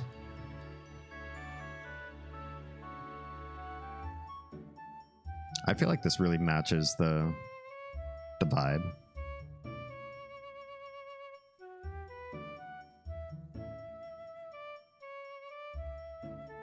Very bold of them to do like a solo flute or clarinet sort of sound. I feel like a lot of this era sound cards, you wanted to do a lot of layering to sort of hide how mechanical some of this sound, some soundscapes didn't turn out very good. But they took a good gamble on the instrumentation for this one. And I love all those jazz notes in there, those blue notes that they are tossing in. It sounds like it's all just going to be, you know, sweet G-rated movie panning over a farm kind of music. But those blue notes make things a little more nuanced.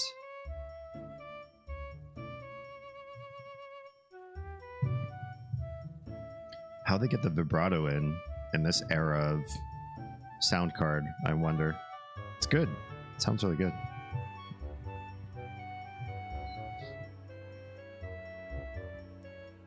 That looks like the homepage of an obscure ARG. It does, doesn't it? Doesn't it? All right, I think it's looping. That's good stuff, though. Thank you for sharing that. I really like. It's got a good vibe. It's just nuanced enough that it's not boring or easily dismissible in your head. So, yeah, the IDW. I love how New York Times makes this sound like so much more badass than it is. And this guy's just some older dude just wearing, I don't know, an open dress shirt with a sports coat over top of it and some dark jeans. Why do they make him all blurry background, like the rain and the... There's so much theatrics involved in that. Why did they call these people renegades? What a weird... Whatever. An Alliance of Heretics is making an end run around the mainstream conversation. Should we be listening? This is 2018, so pre-pandemic, and then everything fell apart with these people. Partly because this one dude in the picture tried to make the consortium out of folks that didn't say yes. They didn't consent to joining in on this grouping. He just said, I know some people, they all seem smart, and they don't just take things at face value. You're part of this, you're a part of this. And then New York Times ran with this because it looked sexy or whatever. I don't want to read this whole thing, but this guy's name was Eric Weinstein, a mathematician and managing director of Theo Capital. He works for some millionaire or billionaire is what he does. They make it sound something much bigger, but he's got a boss and that boss has a lot of money, so this guy doesn't do much except help that boss. Dave Rubin was part of this. Yeah.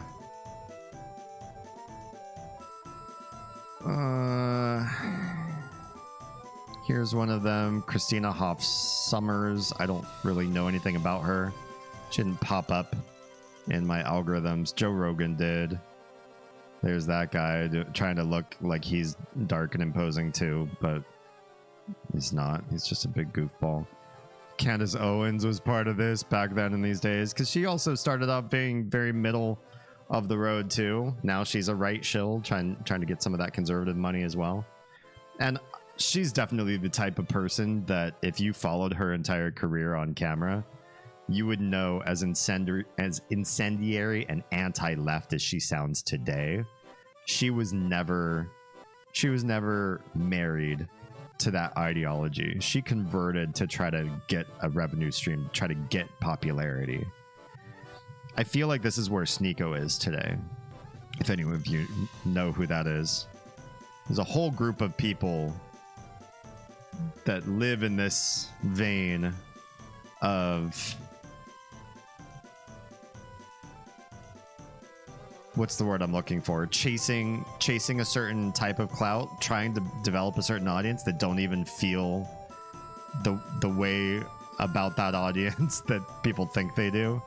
Brett Weinstein, that's just Eric's brother in this picture. And Heather Hying, that's just Brett Weinstein's wife. So these two are just in just because they're related. They're the brother and sister-in-law of the top dude in the picture. There's Sam Harris. They're talking about all sorts of deep talk. Oh, Jordan Peterson, I guess, was supposed to be a part of this too. He went super off to the right. Ben Shapiro? I don't know if he was supposed to be part of this either. Maybe. Why transgender kids should wait to transition. All they are doing is talking about spicy topics that involve a little bit of extra thinking and develop hatred from somebody who steps in too fast and thinks they know what's going on. Who's Michael Shermer? I don't recognize this guy at all. So a lot of what the New York Times is capturing here is that there's a left-wing outrage culture. Basically, I guess, being antithetical to the far left social justice warrior culture. Which, was that a thing in the mid-20 teens? I think there was. I think the far left got loud and stupid, and a bunch of smart people said, not only is this loud, and I'm worried that this is becoming it's getting too much clout for what it is, but upon deeper analysis, they're making the dumbest claims, and many people were. It was a dumb claim era for the left. And these people stepped in and decided to be very anti that mainstream left woke ideology. But it was a quick funnel down into deep conservatism, Christian right ideology for some of these folks. And that's where things got real bad. They weren't just criticizing the heavy hitters in the online space anymore. They then quickly became shills for the other side and was like, oh, you're going to pay me to show up on Daily Wire and talk with, I don't know, all the undesirables on the far right. It became a thing.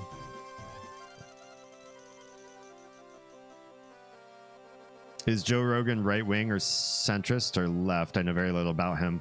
Joe Rogan is a bad rightist for rightists to be excited about. I think a lot of people on the right get very excited about him because he doesn't stand for the bullshittery that happens in the left.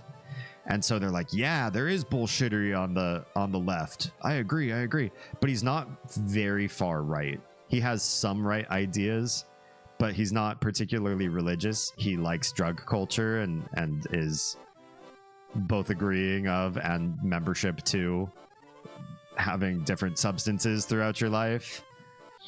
I don't know that he's necessarily strongly advocating for Trump. I don't think that he's invested in that. He's definitely not into anybody on the left as far as politics go. So he's hard to put a thumb on.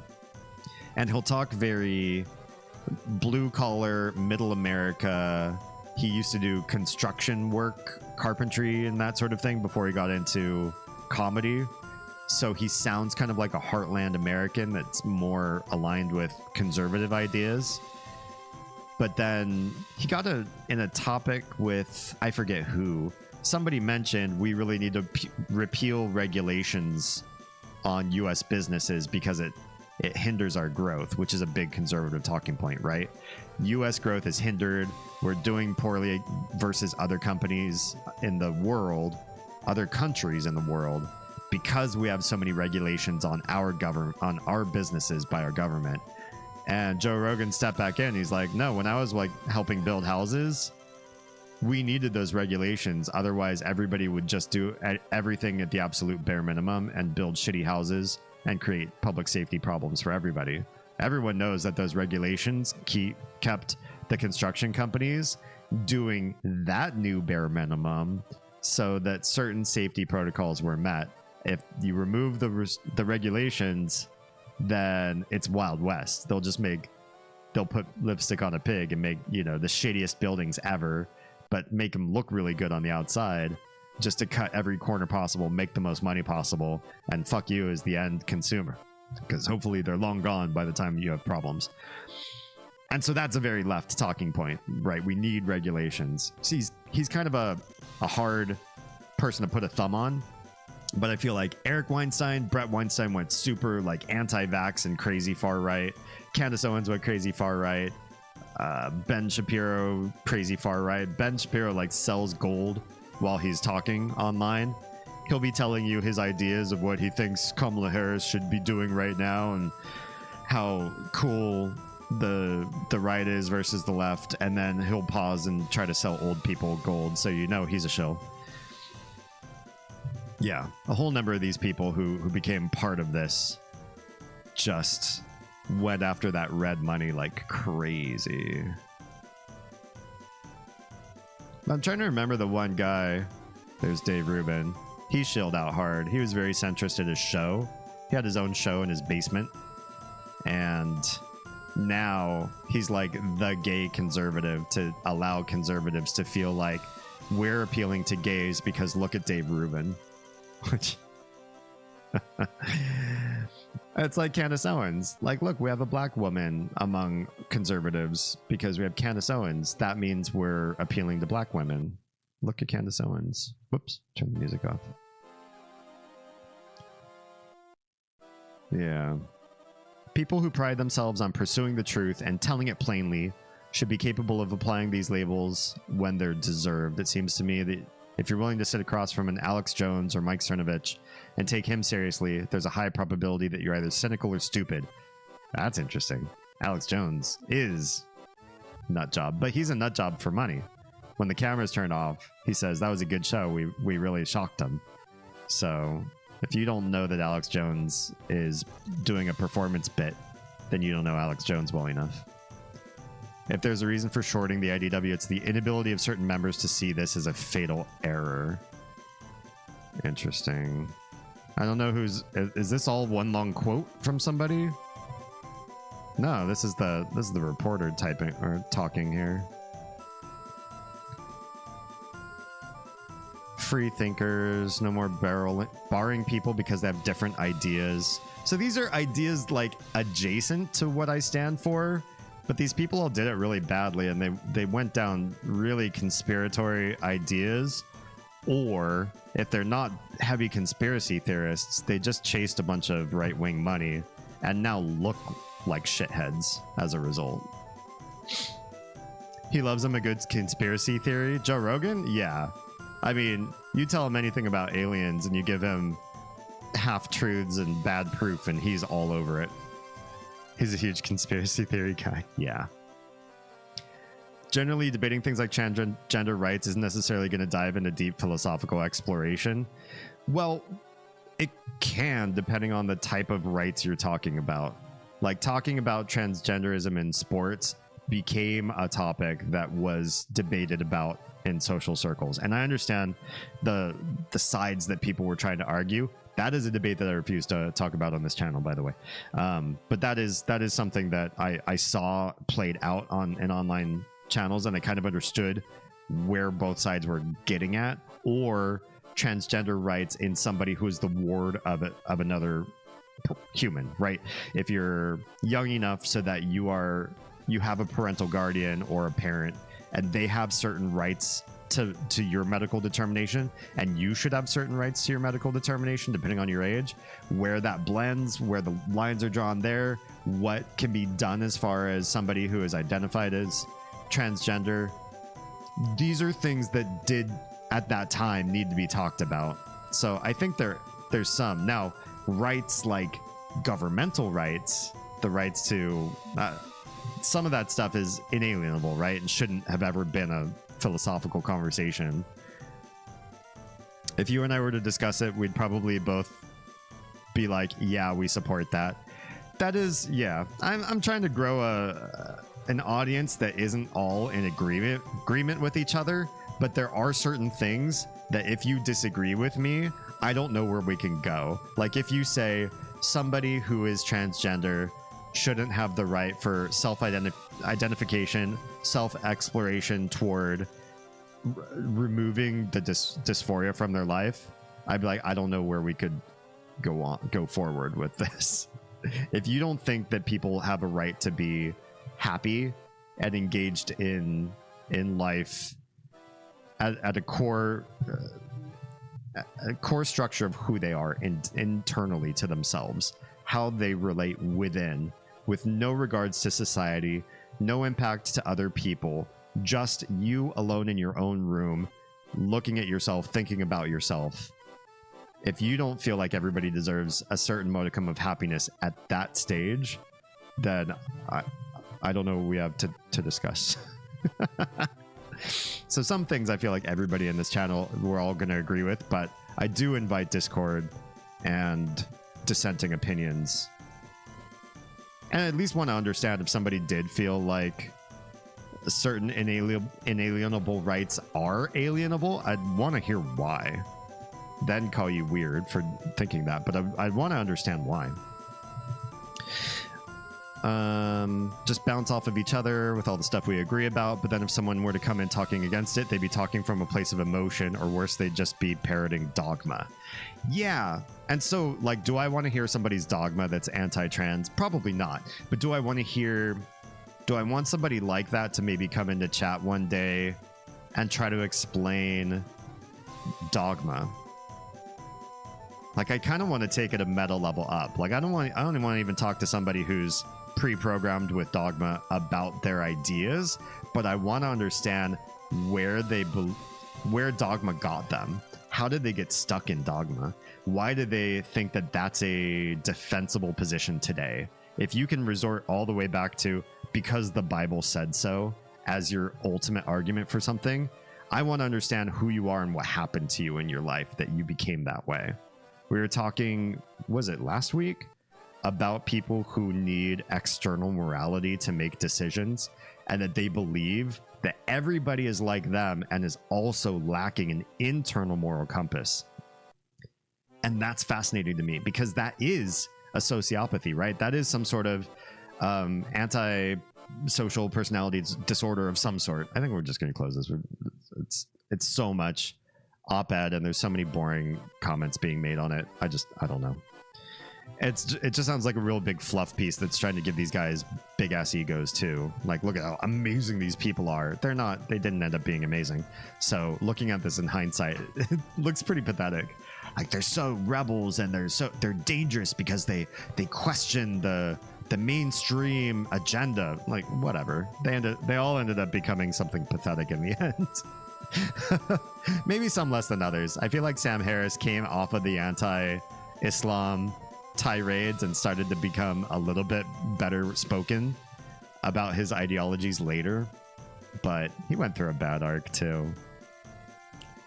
I'd love to have some people here who try to defend what is clearly neuroatypical behavior, but because they surround themselves with a certain congregation or ideology, they feel like it's defensible. But then when held up against greater scrutiny, it proves that they're weird, they're different, right? Yeah. Really, though, is there anything appealing about Candace Owens? So let me say this in Candace Owens' defense, because maybe you didn't see the whole like origin story. Why would somebody like Candace Owens come into like a deep conservative place where she's just making hand over fist old Christian white dude money? Where would there be an appeal about this? Apparently, if you look at some of her like very first things she ever came to the public with, she started an anti-bullying social media platform. There's going to be some sort of an app / website or both, where people could essentially use a crowdsourcing registration kind of feature that's not unlike what big content creators did. I don't know, hopefully they don't do this too much more, but when they used to create like a canceling of somebody. Trying to think of some big canceled people like Lindsay Ellis, big YouTuber. What's the word I'm looking for? Video essayist, I guess I would say. She really took on a lot of negativity from big groups of haters, right? Big people, big streamers, big content creators came out and said, I want everybody to cancel, dox, SWAT this creator. She's awful. She's terrible. It's like the burn book from Mean Girls, right? And Candace Owens, being a victim of bullying by her own self-reported stories, was looking to do something that would help make anti-bullying, canceling the bully, easier. And it was met with a lot of criticism. Not very long after, there were problems with the code and problems with the ideology, and she was lambasted, especially by the far left, for doing something that could ultimately harm children. If young people at school level were using this platform and potentially reporting somebody incorrectly just to like try to ruin a kid's life or whatever, get all their friends to come up and cancel. And this was a problem with cancel culture, right? Somebody popular enough could find somebody they hated for a petty reason or personal reason and say, I don't want to tell everybody on this stream, let's all team up and go destroy this person's career. That would be really bad of me. But if it happens, I'm just saying it couldn't happen to a worse person or a better person than this, content creator. These kind of things happened. It was very negative. And when Candace Owens created something that she thought was going to be very positively received, she realized it wasn't. She got terribly under fire. She was in an interview on Dave Rubin's Basement show, and Blair White, of all people, came out, fists flying verbally at Candace Owens for creating something so horrible, and would not let up. And I think after having so much bad criticism, especially from the far left, it started to push Candace Owens to see where the money and the clout was. She probably had no ties that she could connect up with anybody involved on the left side of politics. And her unique position, being black, female, and outspoken in a certain contrarian way, seemed to work well with kind of like the Fox News female news anchor pastiche. And she rolled with it. And I think she found significantly bigger success shifting her talking points, making it look like she was pushed to the right by the bad practices of the left, when I think it was just, where do I find my niche? How do I find a career? How do I make money? How do I make a consistent revenue stream going? And by the time she had gone far enough down the rabbit hole that she was part of PragerU's content, she was basically, she niched out. Now, behind closed doors, is she really that far right? Honestly, I don't know. Maybe now. Maybe she's drinking her own Kool-Aid. Yeah, hard to say.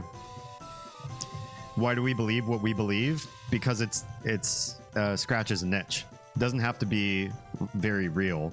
It just has to be very believable. Facts do care about your feelings, I said the other day. I stole that line from another content creator, Zoe B, on YouTube. But facts do care about your feelings.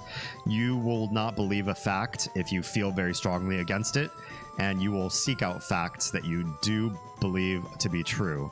So what we can do best as this community, you guys and me, is identify when we feel very good about an idea and try our best not to be swayed against evidence, and even try to debunk our own ideas with as much heart as we can muster, even if we don't like the possibility that the opposite stance might be more true than the one that we like. Know what I mean? Can we trust the knowledge we take for granted? No. I don't like trusting knowledge that we take for granted at all. That's interesting you won't talk about it, because that debate has a lot of even left/moderate leaning people saying, no, you can't do this. So the reason why I won't talk about a stance on transgenderism and sports together is a really large, maybe one of the largest contrarian and challenging people's mindsets content creators on Twitch has a permaban on Twitch for talking about that topic. So I'm just protecting myself in my own business interests. That's all. Maybe if I have a revenue stream at some point down the line where I feel like this roof over my head and the food in my belly is all taken care of, my kids have college funds, would I talk about something that could endanger my content creator job at that point? Sure. If I'm ready, if I have enough money to retire, I'll go down deep rabbit holes and not be worried about what happens on the other end if I get canceled. But today, I care about being canceled. Yeah. To me, I see morality as an exercise of trying to minimize harm to other people. I think that's a great basis for all things moral, for all things ethical. If we just talk about suffering as the one metric, and then is there nuance to that? Of course, but just keep that as our one navigation rule.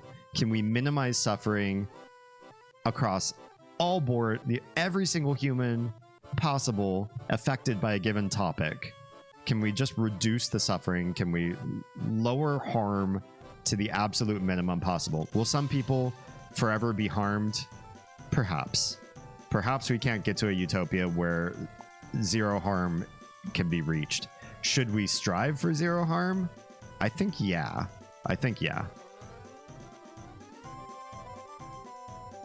If you're not trying to harm people, you're moral.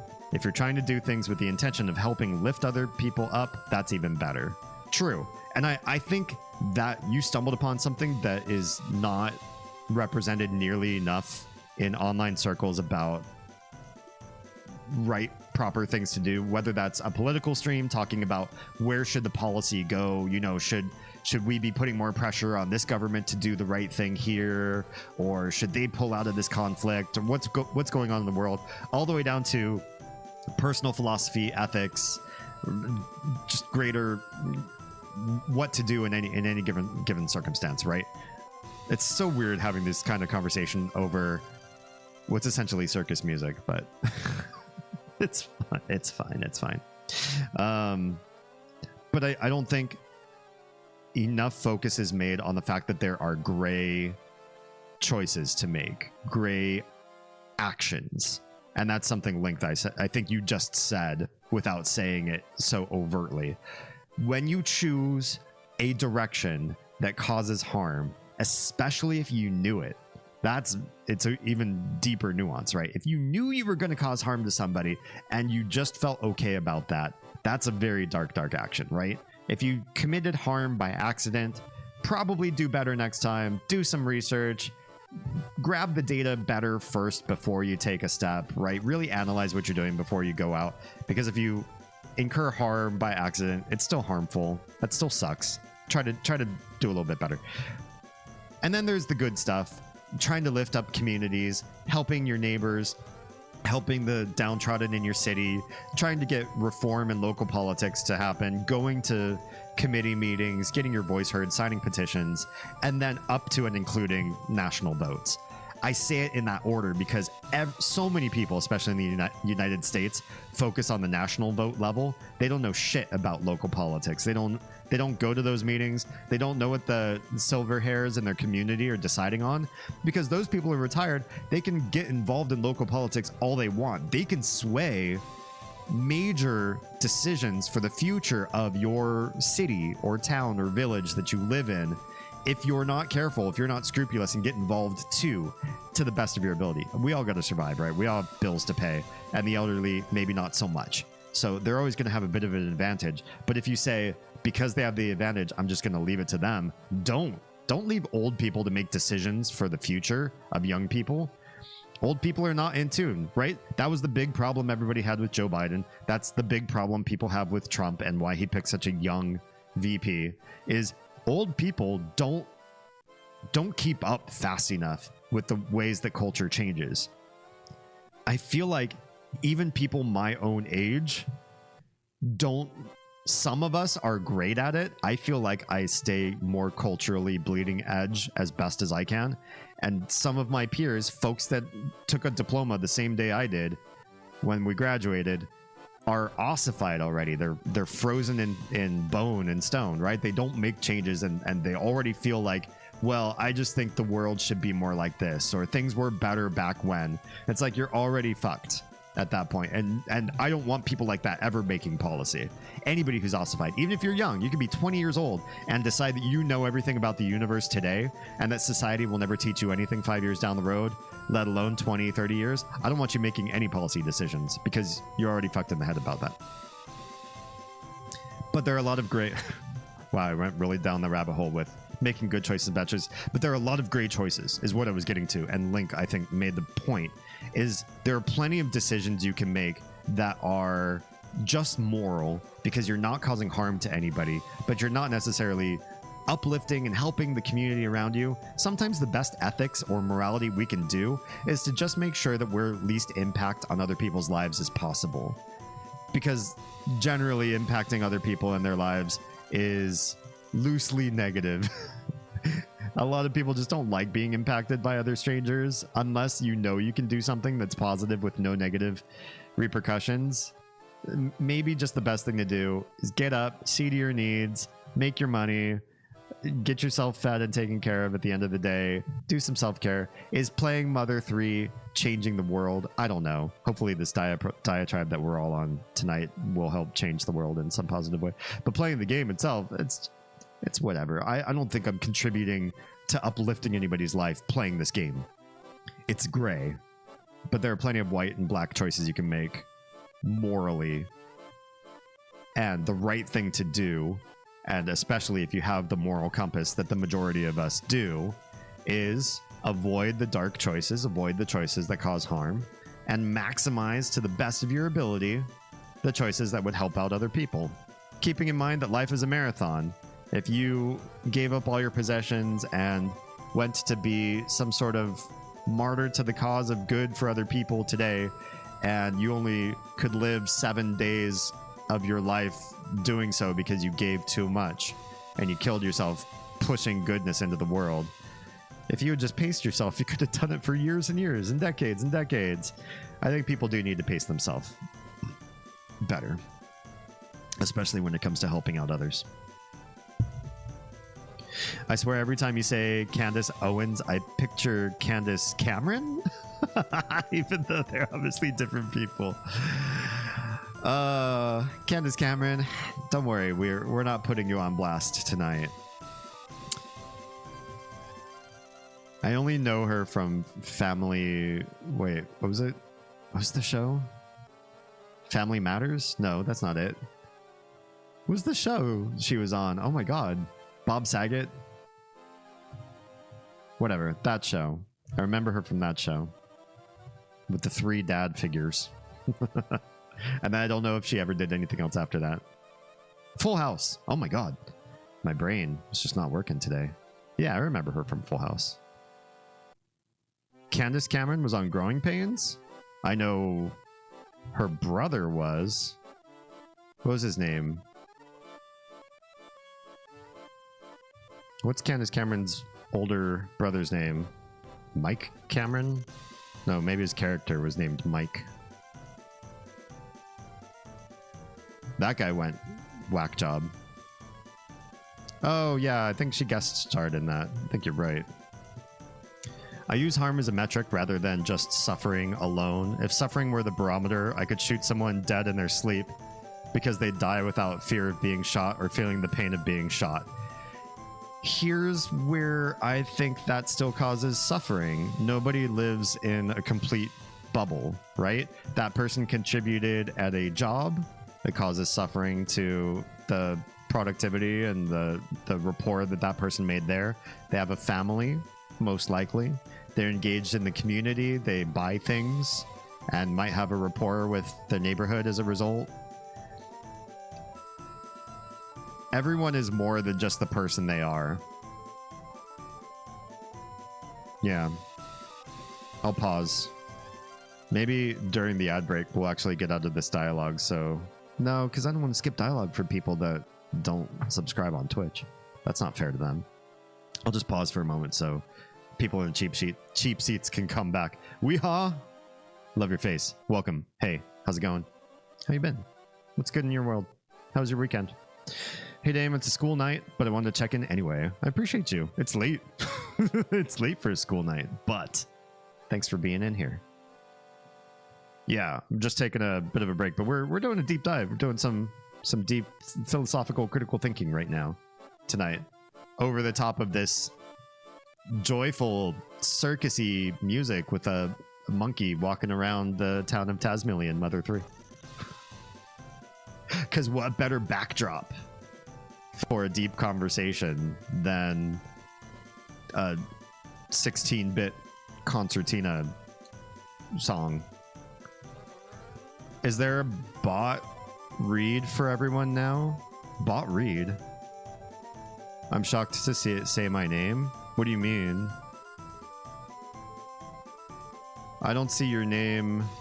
Oh, the live captioning? I've had that on for a little while. I think I started it either on or before you discovered the channel.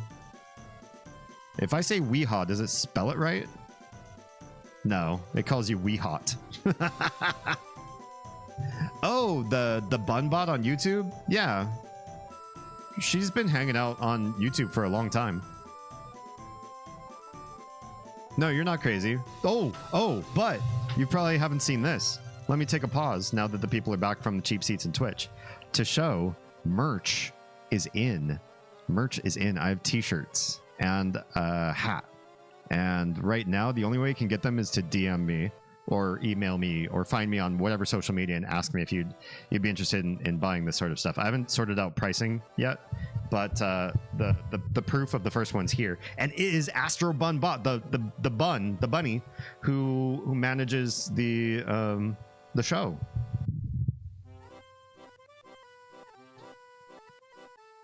It's kind of glossy, so in bright lights, hard to see. Yeah.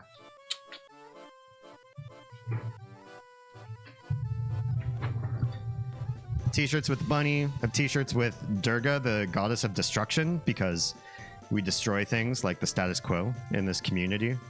And if you're a ghost, I have the ghost shirt. I have to ask the ghosts if we should allow normies who aren't ghosts to be able to buy the ghost shirt.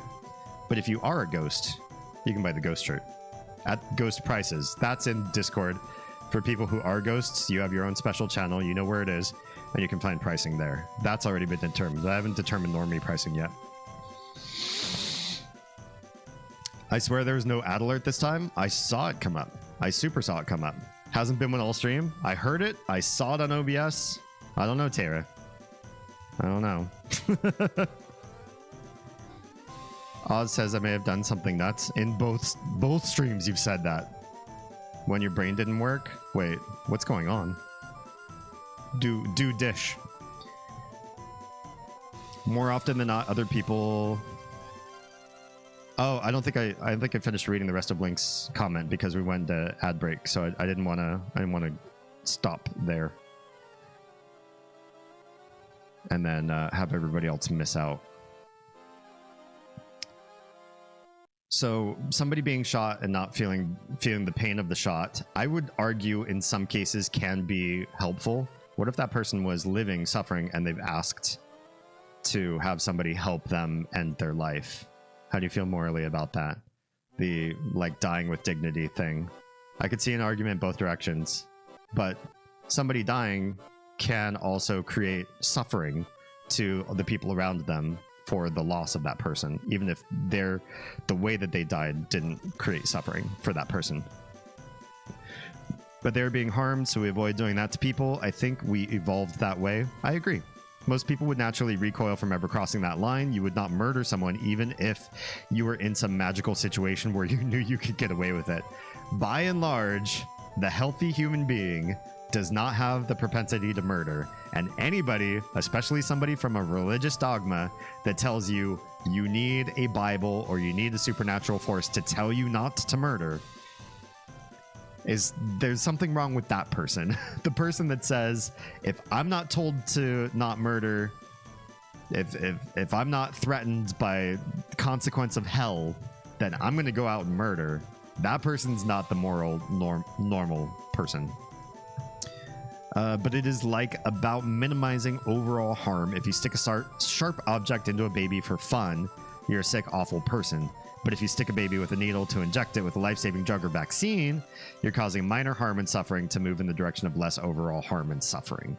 Right, and we do this give and take, right? So when we're trying to alleviate harm, suffering, whatever word you want to use, term that makes the most sense, we do take sacrifices, right? We work out, we eat healthy foods. Is that the maximal pleasure? No. Many people don't like exercise. Many people don't like healthy foods. Those are like minimal harms for greater good in the end, right? And we do the same thing with doctor's visits, getting surgery. Surgery is cutting open your body. That's harmful, but we're doing it to ultimately result in a greater good. So I think maybe net harm or net suffering is possible. We just have to be careful going down that path because there are certain places where people get stuck in theorizing. There's a great movie called, God, I think it was called Mother, of all things, about a young woman who was in a post-apocalyptic world in a compound where it was just her and an AI, and the AI was teaching her all the goodness of growing up to be a good human being, but she had no human cohorts to raise her. It was just her and the AI alone. And they gave her the medical paradox, ethical paradox of what if you had 5 patients come in and 4 of them are going to die without some sort of donor intervention. The 5th one is minor at best or maybe completely healthy. You know, if you dismantle one of these people for parts, you can save 4 lives. Do you do that to the otherwise relatively healthy person to make sure that the net suffering is alleviated? Those 4 people are raised into healthiness. I'll tell you my theory on that stops too short in just a moment. I'll catch up with chat first. You're leaving. Have a good night. I love your face. Thanks for being in. I know it's super late, but I appreciate you remembering and stopping by, especially on a Sunday, which Sundays are new for my stream schedule. So thank you. Thank you for popping in. I would pop in on Twitch, but that's not working on mobile. YouTube is better, actually. If you come in on YouTube, you give me watch hours, which I need. On Twitch, I don't necessarily need anything right now. Not for a good while. I'll pop back in for Wednesday's stream, but I really have to get to bed. Yep. Have a wonderful night. Sleep well. I'll catch you in a few days.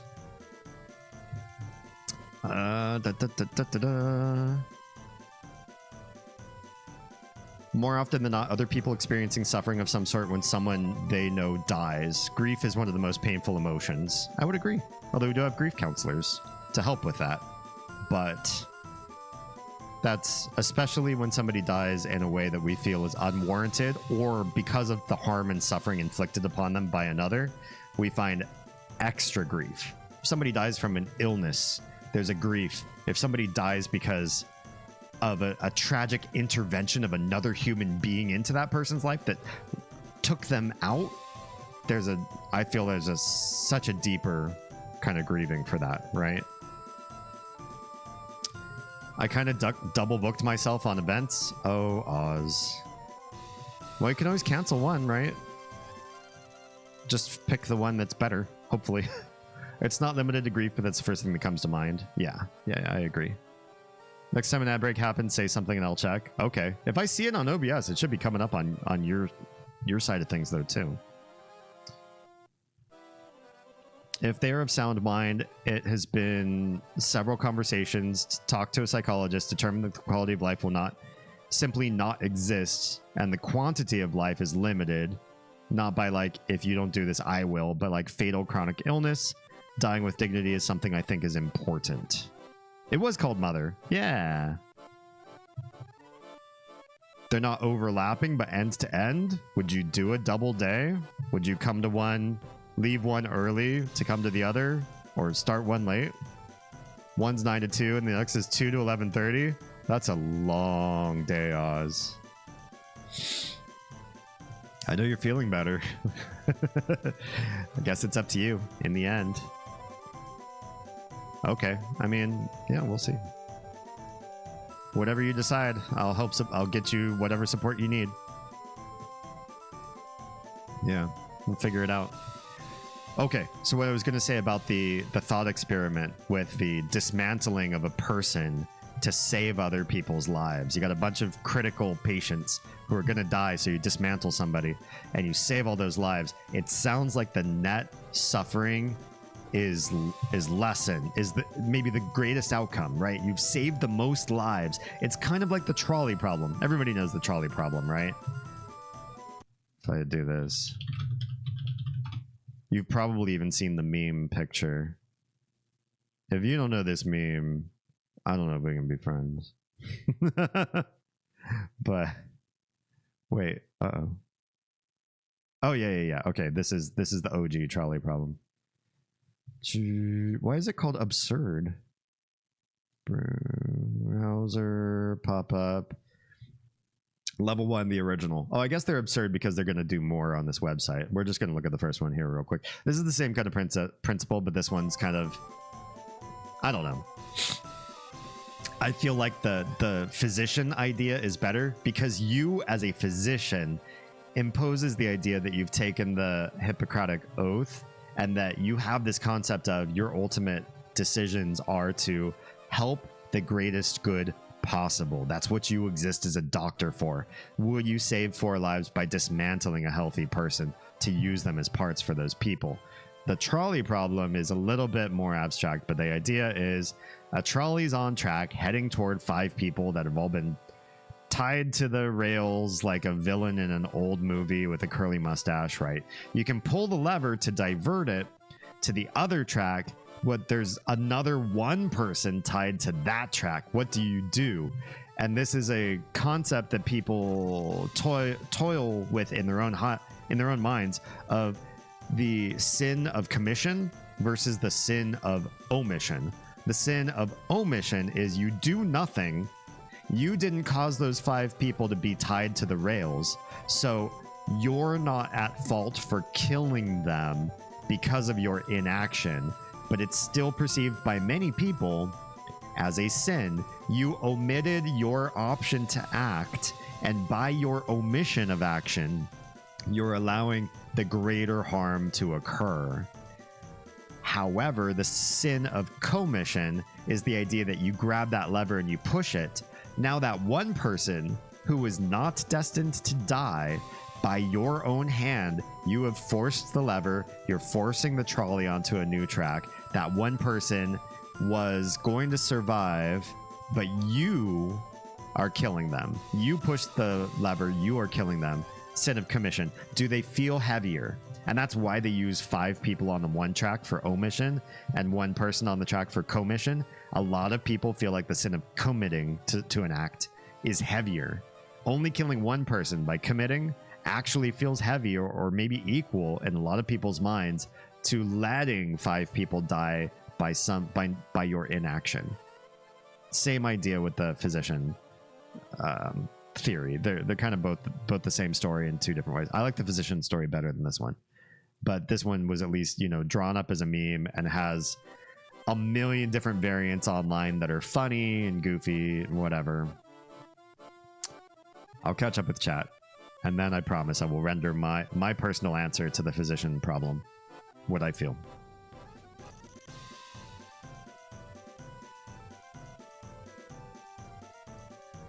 Wondering how to manage me? Oh, I see. Whatever you decide, I support. If you want my opinion, I don't know. That's hard. I think you need to do soul searching and figure out what sort of resources you have inside.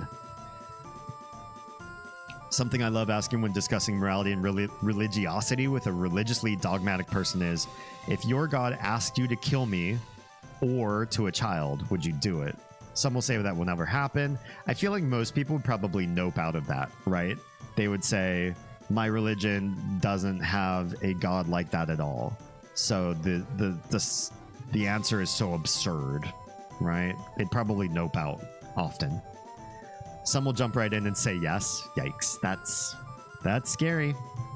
Their depravity speaks for itself. I mean, those are people who believe, maybe because they surround themselves with a congregation at their church of people like them every day, that they're 50 people in the same room as them every Sunday. They all act and talk the same way, so they feel they can extrapolate that to the rest of humanity and say, you know, this is why people need God. This is why people need our God, our religion. When really, it's just confirmation bias. You're just surrounded by a bunch of other people that are also morally lacking.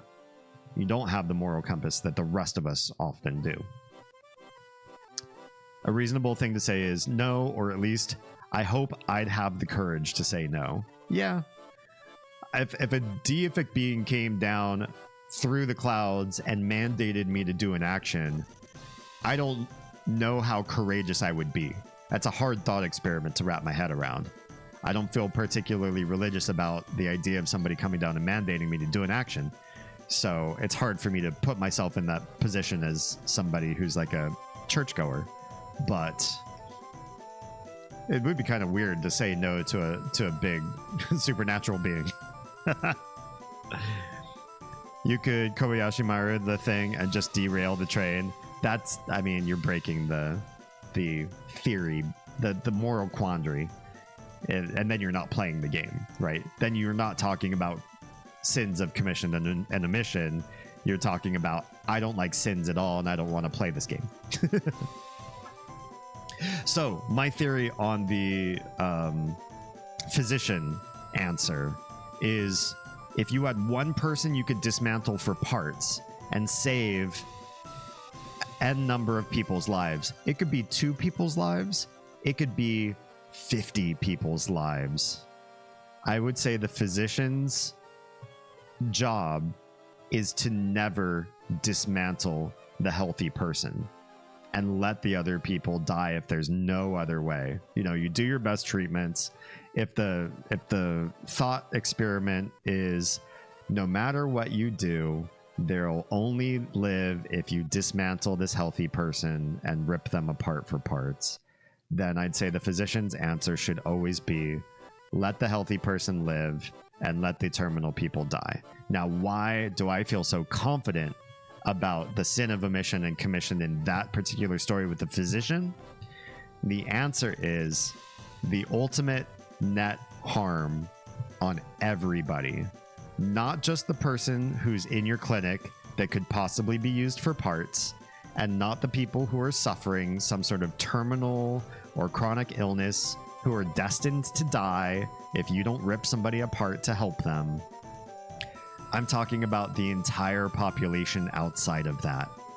Whatever city, county, state, parish, province, nation that you live in, if the policy becomes for every physician out there that they need to look at the healthy part of the populace as parts for the sick and dying, you will create a fear society This is thinking a little bit outside of the main question, but I think it's critical to understand that when you use terms like physician and patient, those come from a culture, right?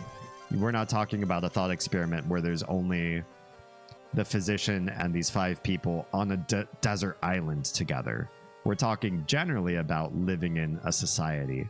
No one would sign up to live in a society where they, their loved ones, their children, their family could at any point be requisitioned to be used as parts to save somebody dying.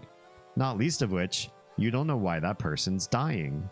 That's also another part that's deliberately unknown in the experiment, but is a weight on the morality of the decision. Are they dying because they're involved in a greater war that you don't morally agree with? Are they dying because they've committed so many heinous acts to their own life out of hedonism, lack of care?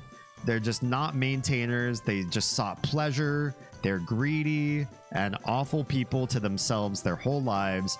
And now they need a handout because they're the ant and the grasshopper. They're the grasshopper that stayed out and just goofed off. They didn't do anything for themselves. And now they need your healthy child to be ripped apart so that they can have a replacement liver or something like that.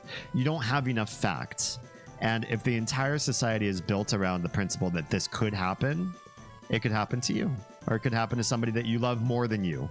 Many of us love somebody more than we love ourselves. So think of it more in terms of, would you allow the person you love the most in this world to be dismantled to help a stranger who potentially put themselves in this in a really heinous act? They did something heinous to need your loved one to die for them.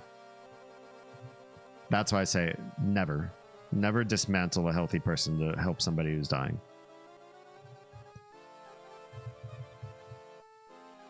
Yeah. Kobayashi Maru, although I guess that's a Star Trek reference and you've never seen it, so perhaps a lost reference here. Yeah, I recognize the name, but I don't know the reference at all. Nico would understand. He would. Yeah. But you're talking in my stream tonight. That's what distinguishes us from utilitarians. We're consequentialists, but we're not going to consider killing people to crunch some mathematical moral equation. I don't think there's anything wrong with looking at morality as far as utilitarian ideals go. I think my solution solves a utilitarian ideology as well. I think consequentialism is utilitarianism with a better scope, a better understanding of everything.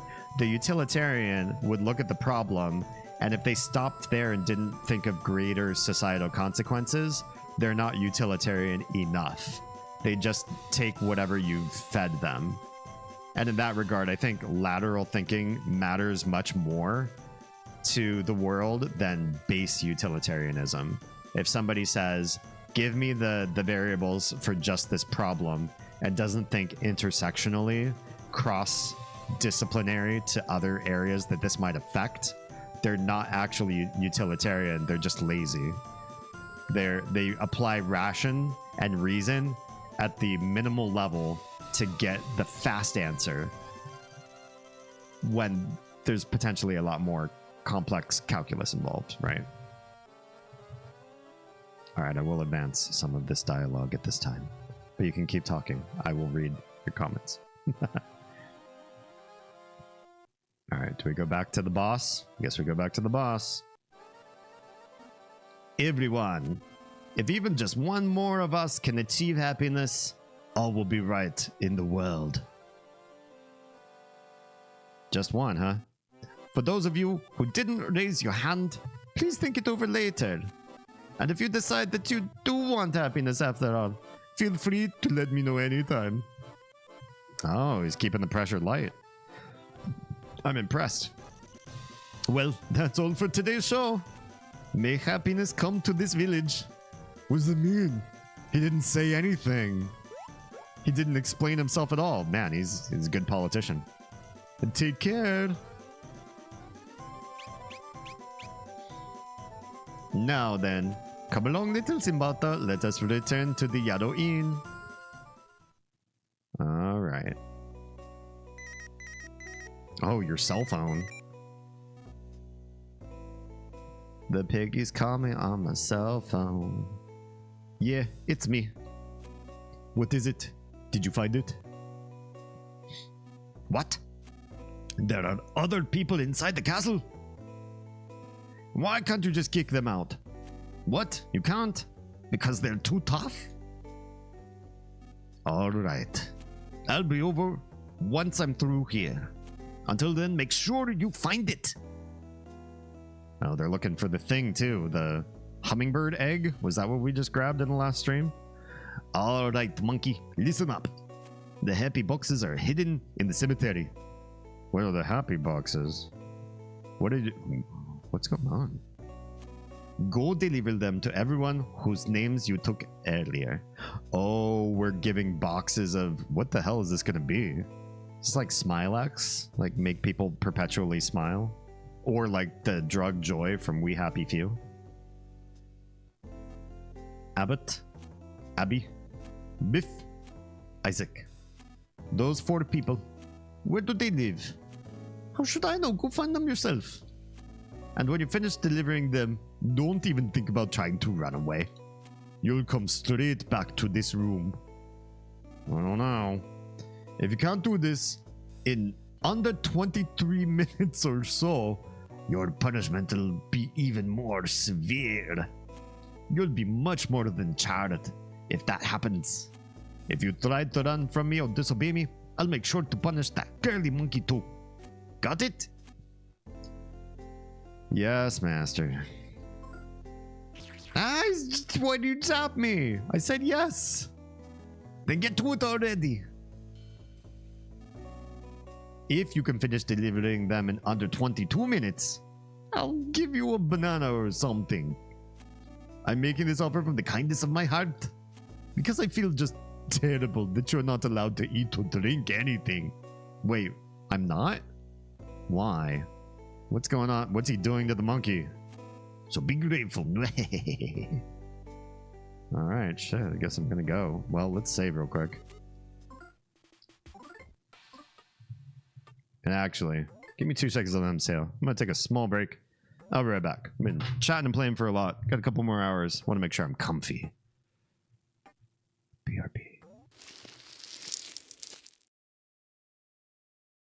Months. I was like, oh, there's so much I want to say, but I can't say it. I'm not gonna say it. I'm just gonna tease about it. I'm just gonna.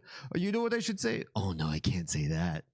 For months, I was playing that game. Awful. It's awful on my end too. I'm not the withholding lover type. Oz is, and you should vote for him because he's so great. What? Did I forgot my water?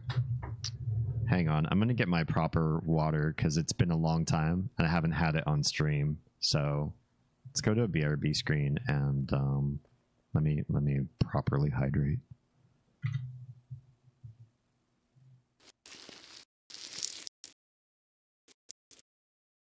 Of course I can't move forward. Like I get frustrated at how many things don't open. Jeez.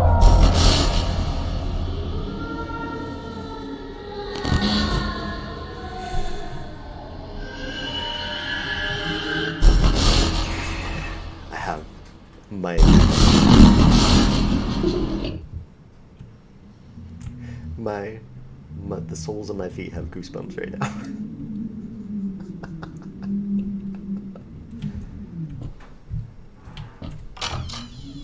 And of course the door that was locked now just opened. Oh my god.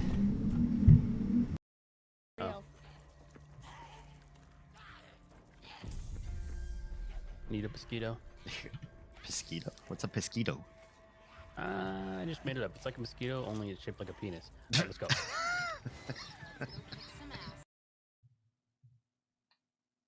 Tetras? Tetras are your favorite type of fish? Oh, that's cute. I like tetras. Jam says, happy Enshrouded Tuesday. Is today Tuesday for you? Wait. Where Where are we at on the date line? They can have. it can only be they- Wednesday or Thursday for you, can't it?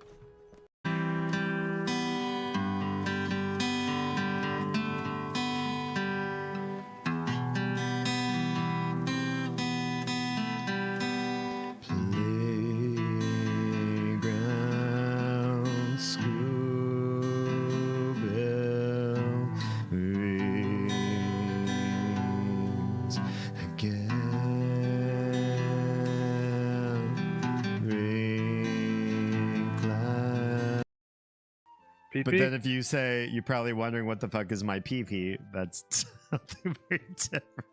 Hey D, what's your PP? Oh, I'll show you in DMs later. Oh my. Some spicy clips coming up over there. Welcome back. Alright. Where do we leave off? Right. I'm running around presenting happy boxes to people in 22 minutes or less. I don't know if this is gonna happen. I'm probably gonna get a big punishment. But we're gonna try. I don't know where any of these people live, to be perfectly honest.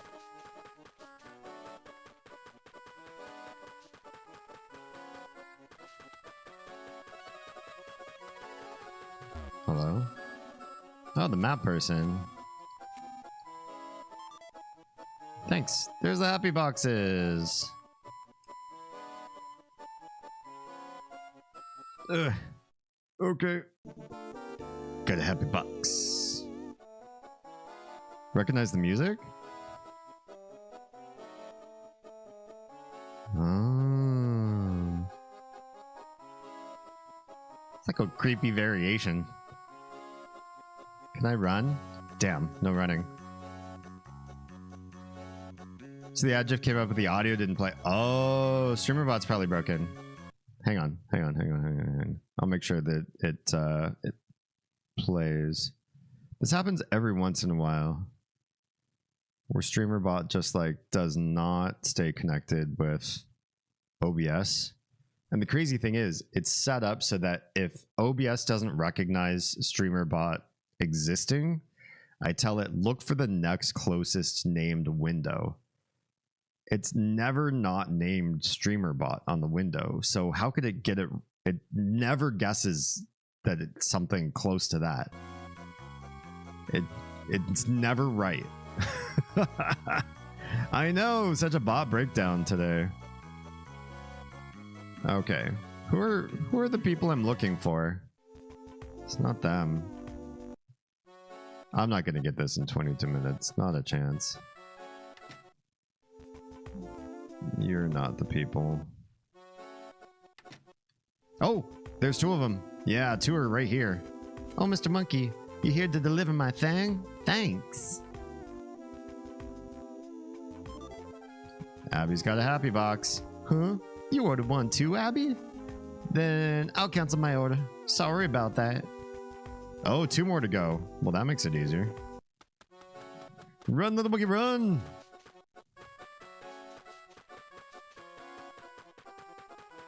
Now 22 minutes doesn't seem too hard. Isn't Isaac out in the woods? Oh, the box disappeared. Interesting. Why is everything so sad? Oh, they're circled. Oh, that makes it so much easier. You just follow the things on the map. Mapson knows where they are. That makes it easier. Okay. We'll take the far one. Bottom right of the map then.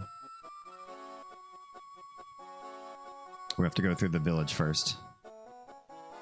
I wonder if there's a different path. A part of, don't say this out loud, or don't type it in chat, I guess. You could say it out loud, I can't hear you. But don't type it in chat. But this kind of makes me wonder, could I just go straight into the castle and do a different thing? And just not follow this guy's orders anymore? I'm alone. I'm not being told what to do anymore. It kind of makes me wonder. could I just nope out of this quest? There he is. Oh, thanks a bunch. Now I can be happy too. For some reason, I actually do feel happy. It's because you bought from Amazon, basically. Some people derive pleasure from seeing a box on their doorstep, after all. I kind of want to... Maybe I'll save on save slot 2 after this and then try where I don't do this quest and just try to team up with other people instead. Change the storyline. Because I'm kind of curious. Not least of which, like, I'm doing a bad thing here, probably. I don't trust that this guy, Facade, has got good intentions with what's in these boxes. So this feels like the negative thing. God, I feel like I'm playing Candace Owens right now, you guys. Lugging boxes of happiness around to people that are probably going to be harmed by my actions in the end.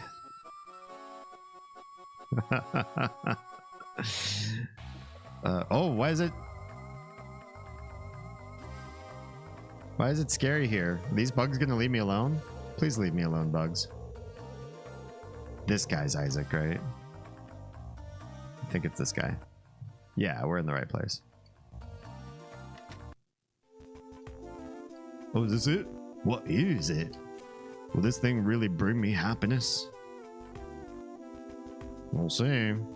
I'm gonna do it the negative way first. You finished delivering happy boxes to everyone who wanted one. Alright, let's go back. Quick. Don't even save. Just go back. Dodge these bugs. No! No. I don't want to fight you. I don't want to fight you. Ow! What the what? 23 damage from a mouse? Why does that mouse hurt so much?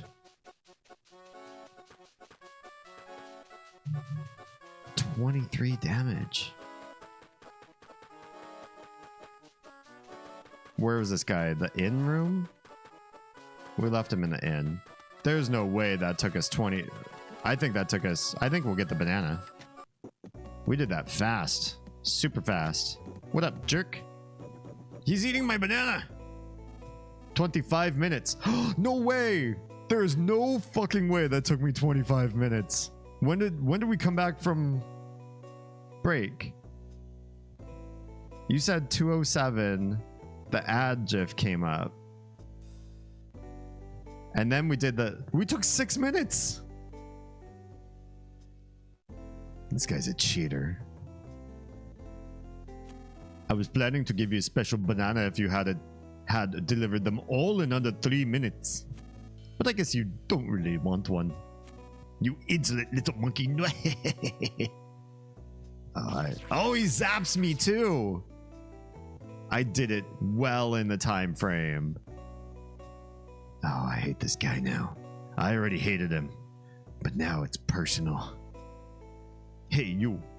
How long are you gonna stay unconscious, stupid monkey? Alright, let's hurry to Osohi Castle. Sure. Save your game. Yes. Let's save here. Should we see what happens if I disobey him right now? Can we do it now?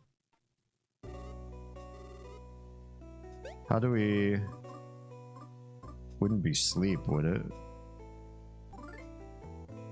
I don't think that's gonna bring us back out. There isn't a way to get to the main screen, huh? I'll keep going this way for a bit. This is the first way I chose to play after all, so we'll hold ourselves accountable to this decision. Alright, why are we going to this castle?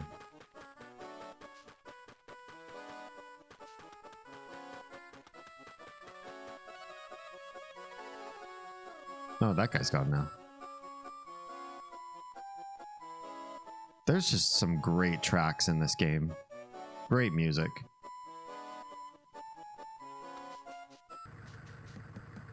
Okay. Oh. This guy. Don't know who you are, but you'd best be careful if you're going inside the castle. Some guys just like pigs went in and are up to no good. Yeah, well, there are pigs. What can I say? Strange vehicle? Why does it say strange vehicle even when these guys inspect them? We're gonna get killed by the ghosts if we're not careful. Oh wait, there's no ghosts anymore with these guys here, right? They got rid of the ghosts in the first half. What's going on? Did you find it? That'd be a no. What? You still haven't found it? Just who are these other intruders? An old man and a guy with a gloomy feel about him? Wait, you mean him? The guy with the brown hair, a gloomy feel, slightly bad breath, and looks kind of like a bum? That's twice he had that, like, exact description of the guy. That's cute. So, where are they now?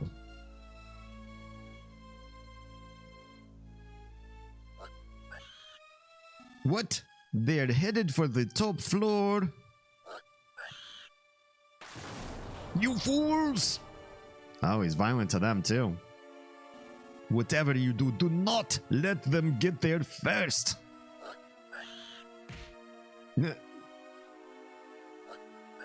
He's an angry boy. All right, we're gonna follow them. Guess so. Oh, the pigmasks talk. This castle used to be filled with ghosts, but we kicked them all out using the power of science. Thanks, Pigmask. Other groups are presently in pursuit of the bum-looking guy and his cohorts. We will now continue our search for the item here. Okay. Thanks. Oh, hey, little guy. Ghost Bazaar has closed up shop. Thank you for your patronage over the years. Aww.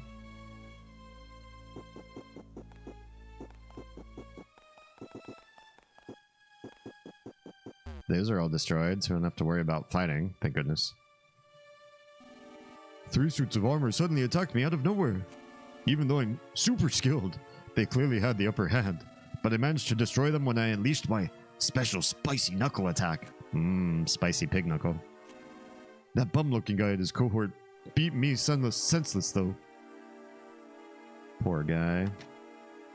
Hey, piggies.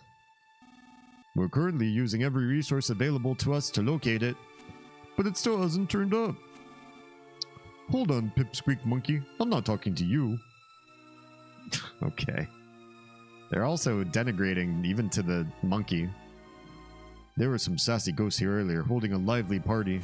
We've used the power of science to stick them all in the back room for now. I thought they said they congregated there. That bum-looking guy and his cohort headed upstairs after they beat the snot out of us. Only now do I realize that thieves are truly a force to be reckoned with. Can we talk to the ghosties? Hi, everybody. Ugh, this room. So lag. Even it fits to a monkey. I'll say it anyway. Here's my secret hint. Gift boxes with blue ribbons have great things in them. Maps. It'd be useful to remember that. Thank you. Do you remember the number of ghosts in here? Memorizing things is a great form of brain training. Did they say the same thing as to the other people? First a bum-looking man, now a monkey. Oh, I guess not. First a bum-looking man, and now a monkey.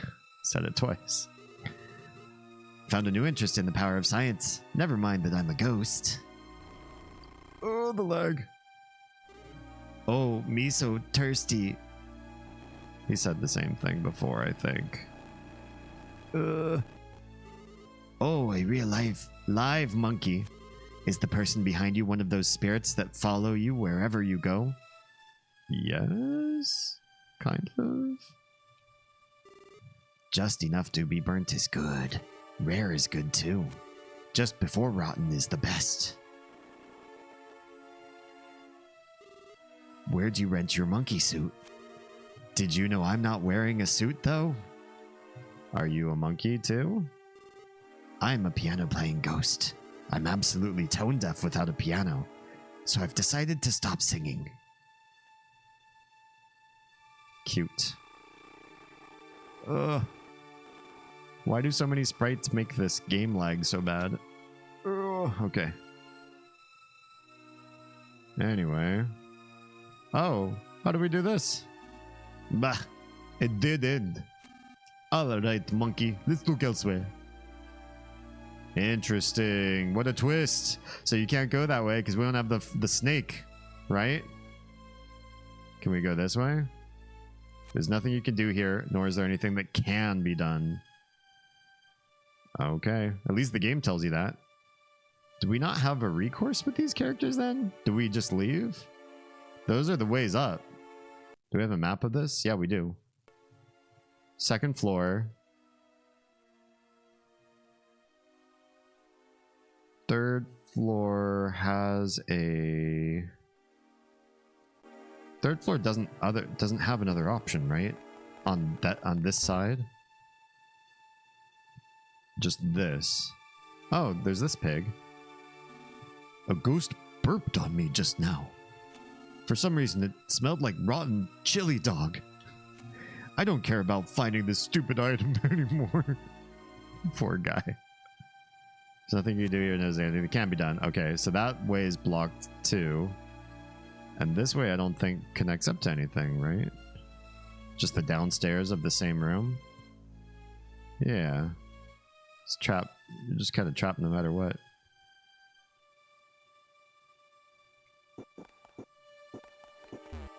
You can't bust these with the run, can you? No, it would say. It would say that it's okay.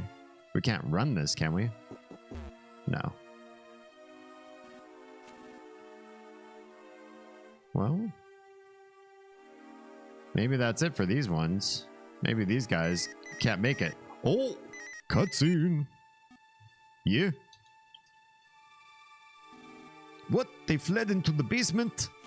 They have got it with them? All right, got it. Uh-oh. Hey, monkey. We're heading into the basement now. There should be an entrance to the basement somewhere inside this castle. Find it! I know, I know. Isn't there... We can do this. There's a hole inside the fireplace. Fall down it? Yes. This gets us there. Oh, and save frog. Whew, I'm really remembering stuff.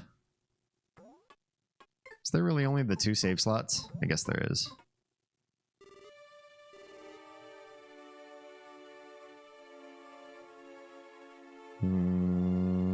Hot spring? I think monkey's a little bit hurt. It's probably a good idea.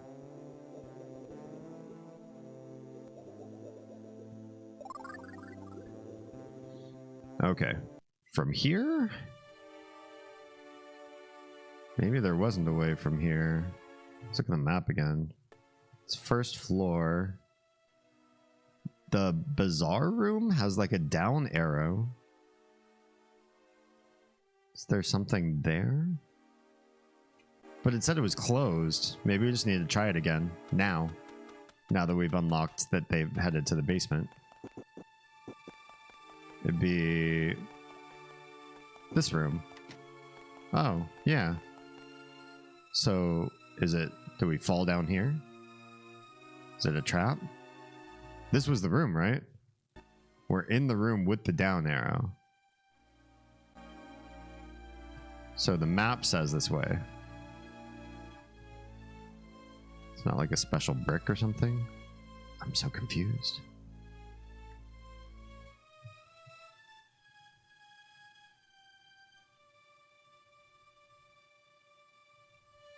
Huh.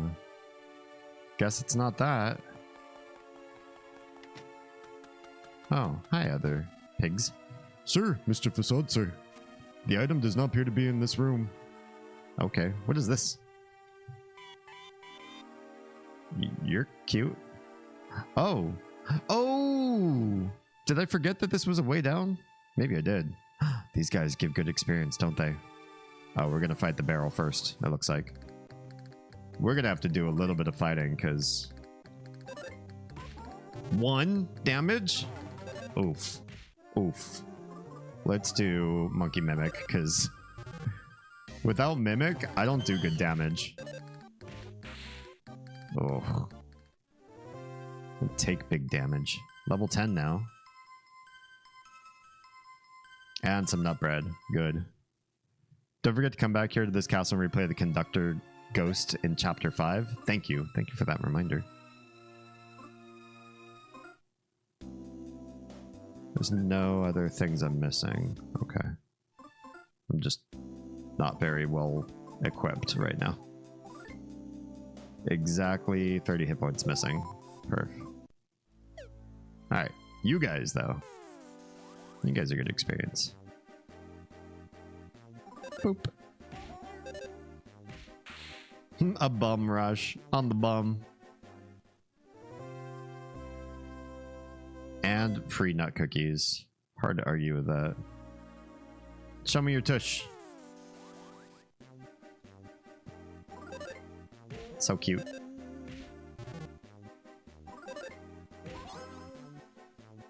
Poor little guys. I wish there was a reason that you could stay not defensive, or not, you could defend that fight and it would be something sweet. 17, jerk.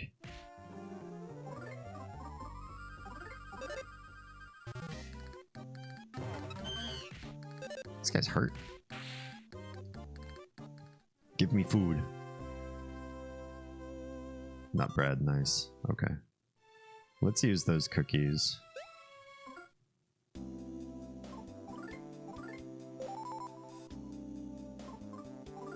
Because these are pretty low recovery and they take up slots in your inventory, so why not? Come here.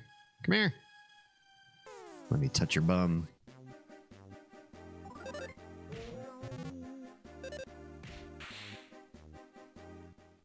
Poor guys. I feel so bad about this.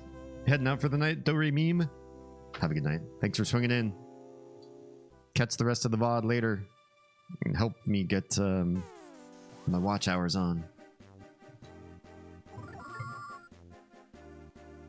Oh, right. These guys have all kind of psi, but they don't work. I feel so bad. These poor, pathetic enemies. I don't want to fight you, but I want your experience and your cookies. All I want is experience and cookies.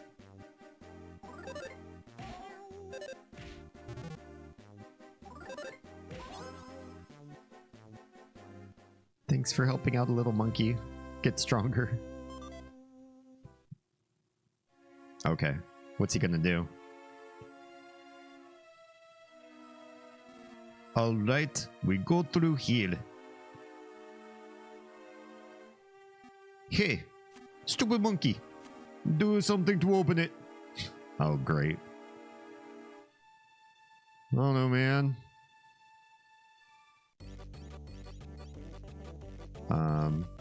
Quit spacing out. Ah, he zapped me. What did I do? I'll try something. Don't be an eyesore. Jeez. Alright. Well, hang on. Figure something out here. Odd dance is depicted here. Learned the Osohe dance part C. Uh-oh. Learned part B. Learned part A. I hope that's it. Let's check our inventory real quick. See if there's like a, I don't know, status or something. I guess it's not here. Wouldn't be in equip or goods. I guess the monkey will know what to do.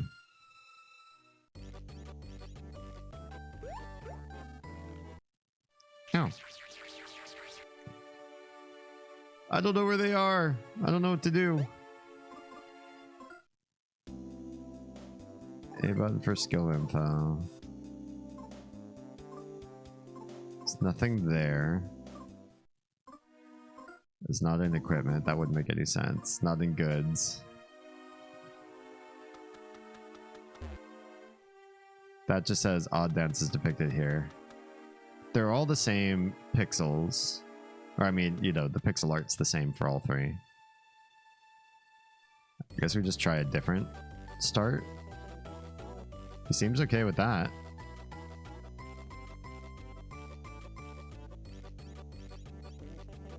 Maybe I just forgot which arrow meant dance. Now he's doing the whole dance. Yeah? He didn't do nearly enough butt wiggles like the old man was doing.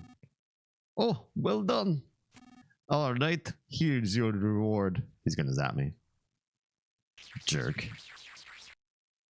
What a jerk. Oh, come on, let's get going. He's gotta get a comeuppance. What is that? I guess we can't. Oh, mystical floating frog. What the heck? Hop. I'm not the ghost, I'm a frog. Save your game. Sure.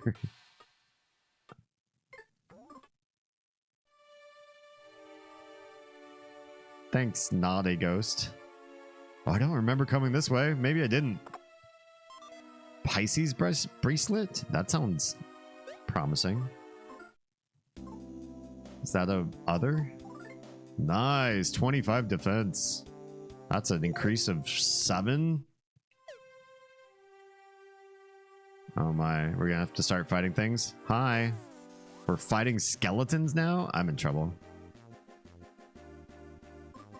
Let's just monkey mimic. 16 damage. Jerk. Can we apologize? Simbotha's feelings got through to the cheery skeleton. Scared cheery skeleton is hesitant. Okay, we did something.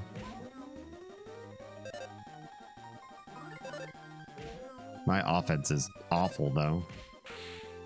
If Facade doesn't land a hit, I don't get through these fights. 62 experience though. It's pretty good. Pretty good. Oh man. We got choices to make. What is that? Hi.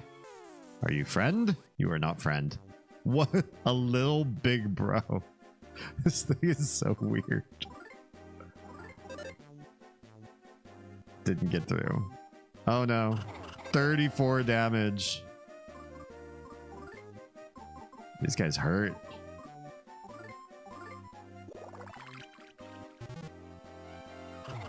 Ow.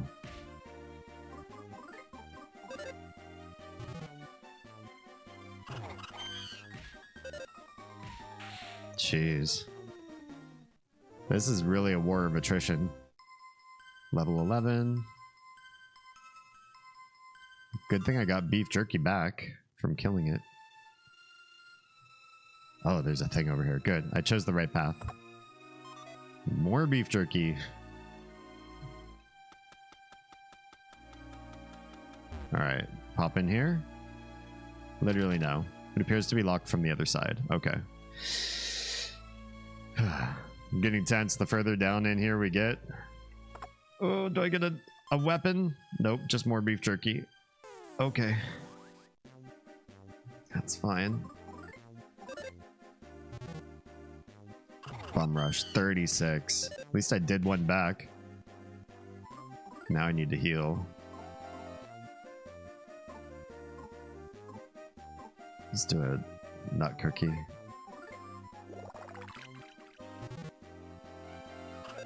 Ooh, tried to kick me and failed. Let's do more Keeleys. Get rid of these nut cookies. Jeez. These guys do so much damage. Oh, and he didn't drop a beef jerky either. Alright, that kind of looks like the right way to go. Just double check over here that we're not missing any secret goodies, and we are. Whoa, hang on. No, no, no, no. I was trying to open my inventory. I think my health is kind of low. Tickled me? Oh, good. I dodged it. Whatever it was.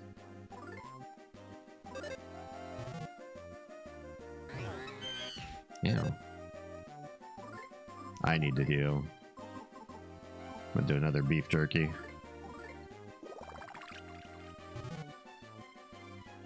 Oh, good. You're just dancing. Oh, it looks like it was actually an attack.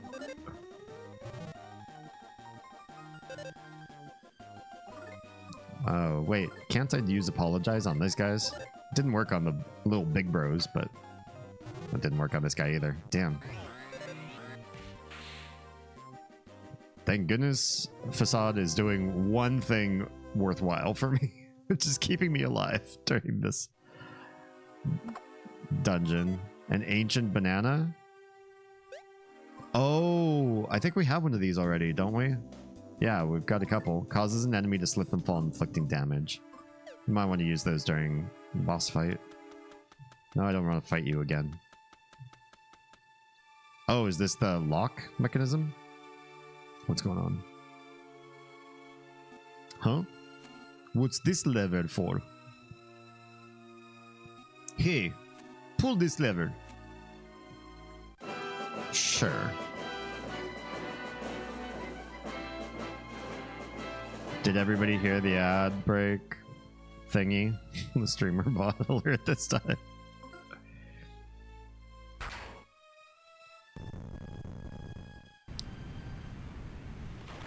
It did something. Sluice gates are open now. Whoa! I made the water happen. Got it.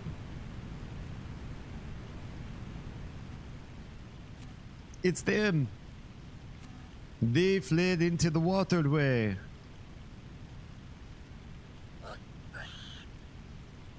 What? They escaped with the item. I forgot since we're in ad break, I'm skipping story for some people. I need to pause. Ugh. This has been interesting. We're sort of playing villains slash foils. I feel like this monkey is gonna go, you know, team good guy at some point for obvious reasons, but it's still enjoyable, even though I feel like I know where this is going. It's still fun to sort of see how the stories are converging on one another. Okay, sorry for the people that got dumped in an ad and then I pressed the next couple dialogue things. So we opened the sluice gates and it let the heroes out. So the thief, the manic pixie princess, and Wes, they all went down that water. They escape with the item? After them! After them, after them, after them. Go after them! No, wait. They're inside. What? Corner them is what I said. Contact me the instant you find them. Bah. There's not a single useful person here. Let's return to Yado Inn for now. Okay. How do we get back to Yado Inn from here? Do we have to walk all the way back? Still can't open this. So there are reasons to come back here, apparently. Interesting how they reuse the same areas.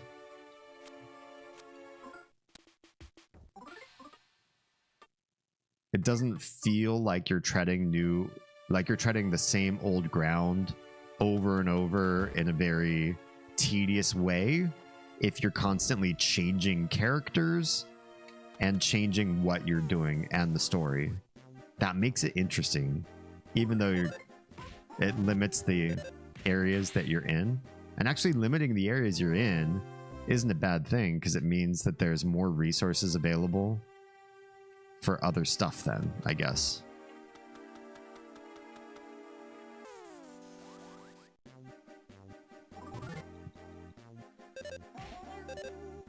Might as well get these little bits of free experience, basically. And free cookies. Why not? Who doesn't love free cookies?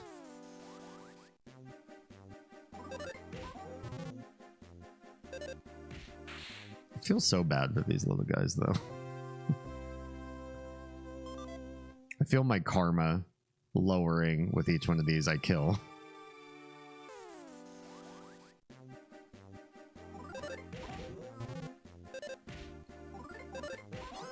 Like, your end credits are going to be affected by how many passive and sweet enemies along the way you found and murdered savagely. I don't really want to fight the barrels.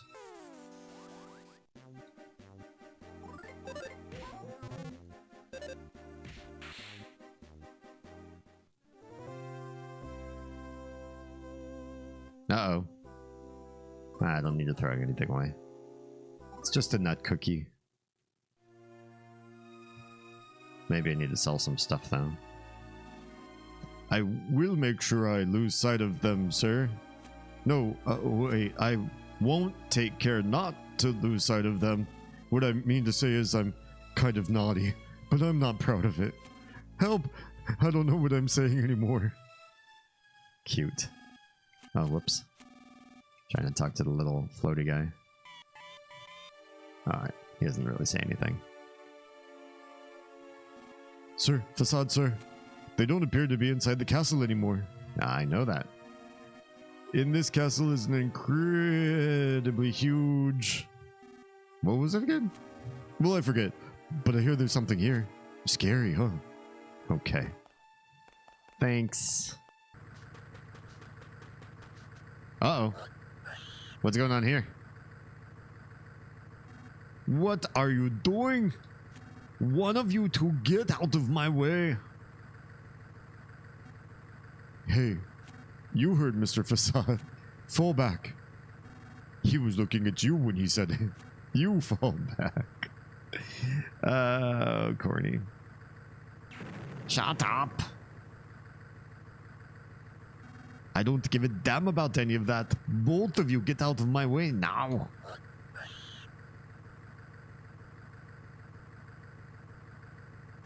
Just look how late it is now. You're so stupid. It's all your fault, you idiot. He was looking at you when he said that. So you're the idiot, you idiot. I know you are, but what am I? You idiot. Both of you idiots, go find them now. Wow. Such comic relief. I still want that shovel. I don't care who pulls it, who gets it in their inventory. I want it.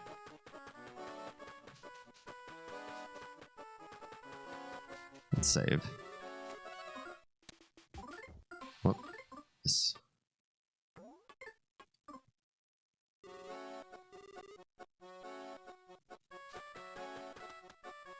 Uh-oh, cutscene. What's going on here? Oh, I remember this part. Besides, I bet you were the one who let Lost get away in the first place.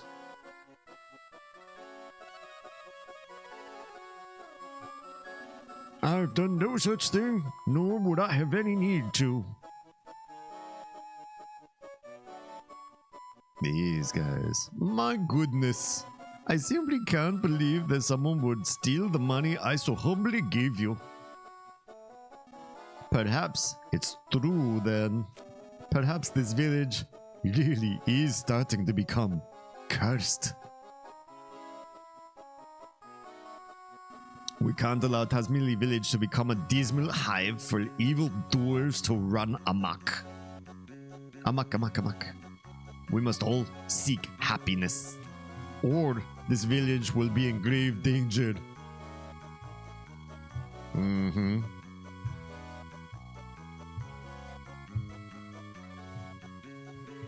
Oz and the monkey are having a moment here. Uh-oh. What just went on there? Oh? What's this? Are you fond of the nice lady there? Come now. I'll give you lots and lots of luxury bananas later, so let us return to the Yado Inn. Okay, little Simbata? Mm-hmm. And he zaps. Of course.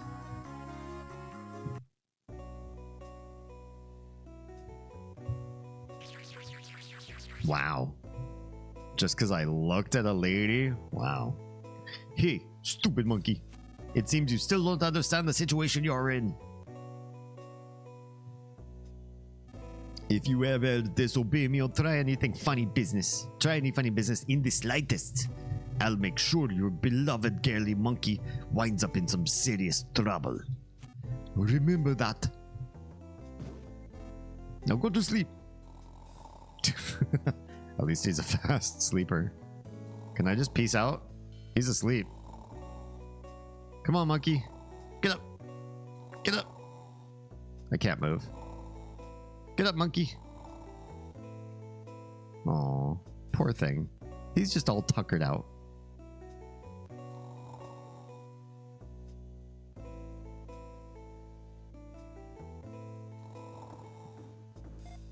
This is so hard to watch. So brutal. Hey. Hey, monkey. Don't knock too loud. Can't wake Facade. Oh, monkey's awake. Zaps me in his sleep? What a jerk. He turned over in his sleep.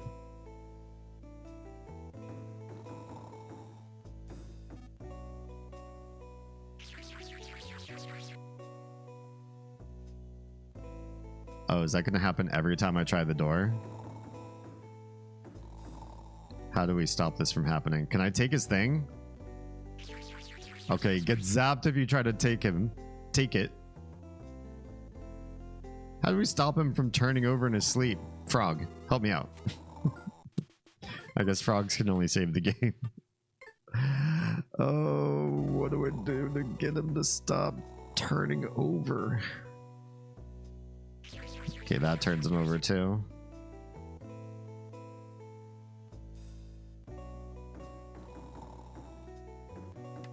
There. Oh, she's back there. Hey, monkey, we're here to rescue you. That cheap bastard's asleep. Hurry here. How does she know he's a cheap bastard? Do they know each other? I wonder if she and Facade have a history.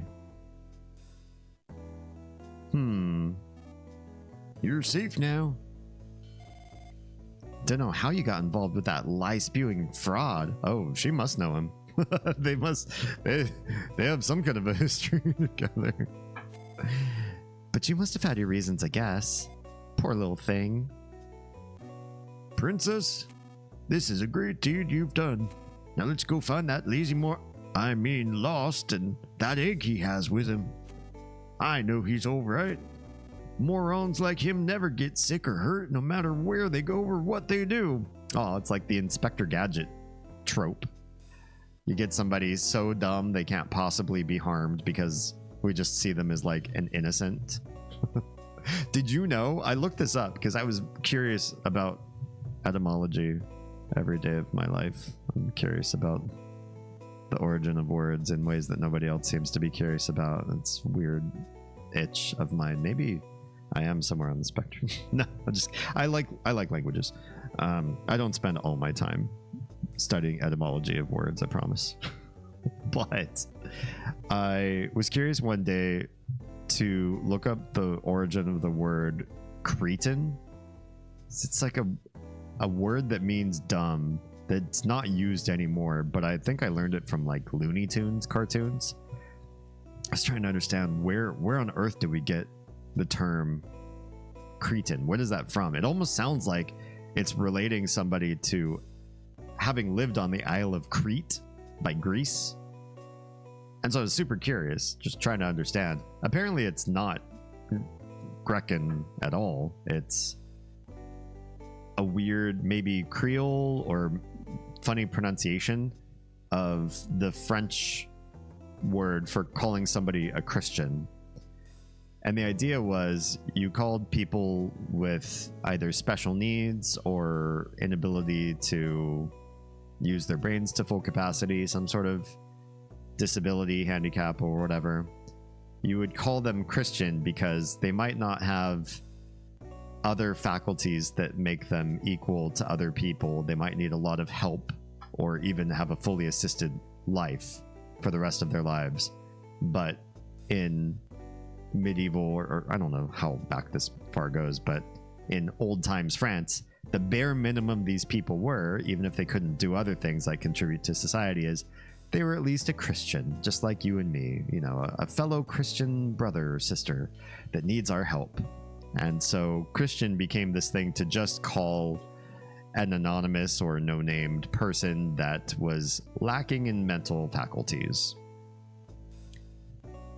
That's where we get the term cretin. I don't know where moron comes from.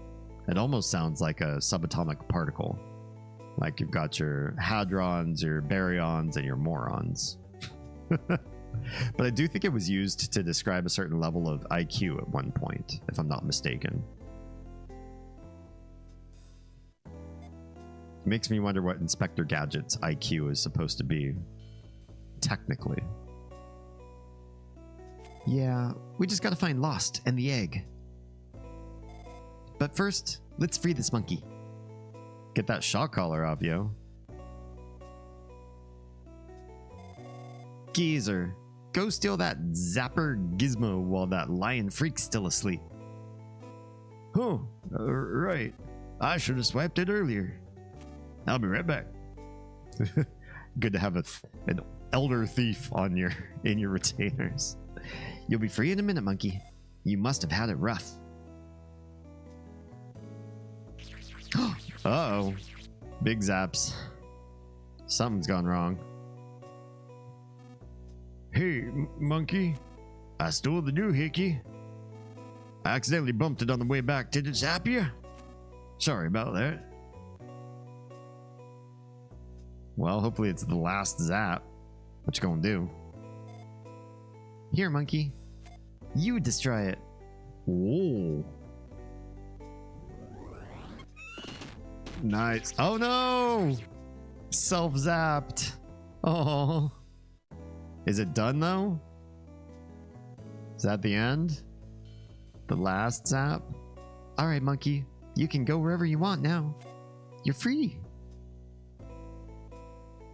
The monkey's like, You got something keeping you from running away? What is it?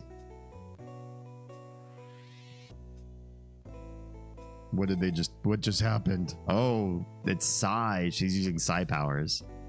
Oh, your girlfriend's been kidnapped? Or monkey napped, I should say. Damn that cheap bastard.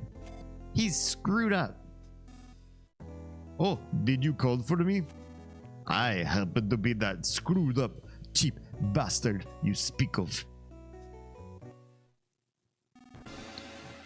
To think I would get to meet you here of all places, Princess Oz. You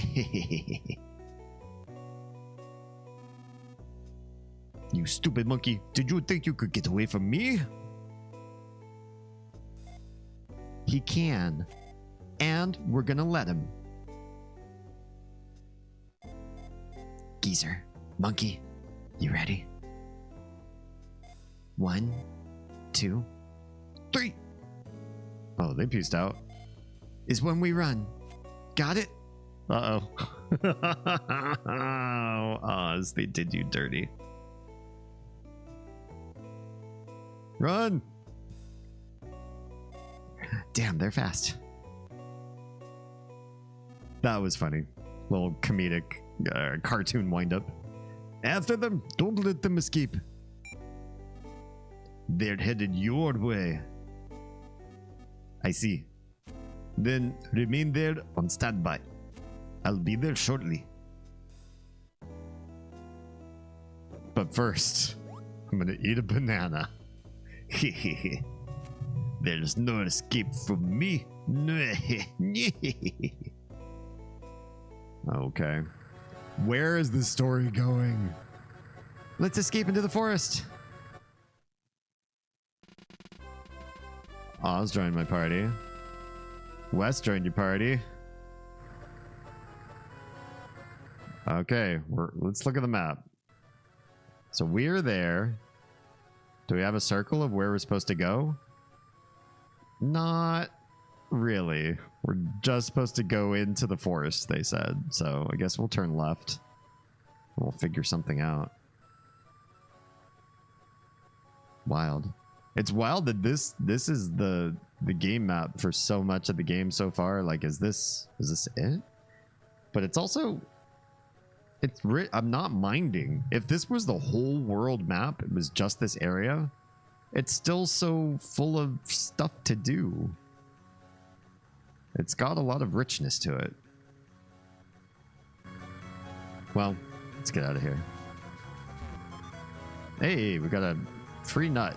Just for shiggles. What a huge person. Hello up there. Oh, he smiled. I'm gonna get all the nuts. All right, into the forest we go. Let's do a save. For some reason, this cathedral feels very Chrono Trigger to me. I might have mentioned that before in a previous stream. It's got a vibe. It's very different from the rest of the game so far too. All right, we're fighting people here. I guess we are. We're fighting this pig.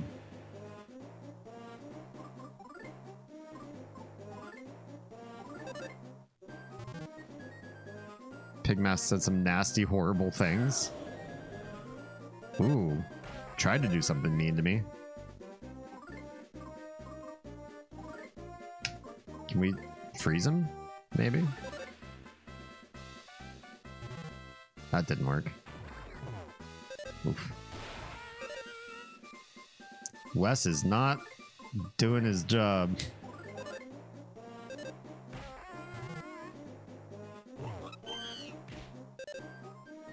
There he goes. Good job, Wes. I know there's a hot spring not far from here, so get some good experience. We'll probably be able to heal up at the end of this. Oh, what about this guy? There's no response to our shouting. Oh, sorry, that's Wes. There's no response to our shouting. That doesn't leave us with many options. Let's go deeper into the forest is the option. That's what you can do.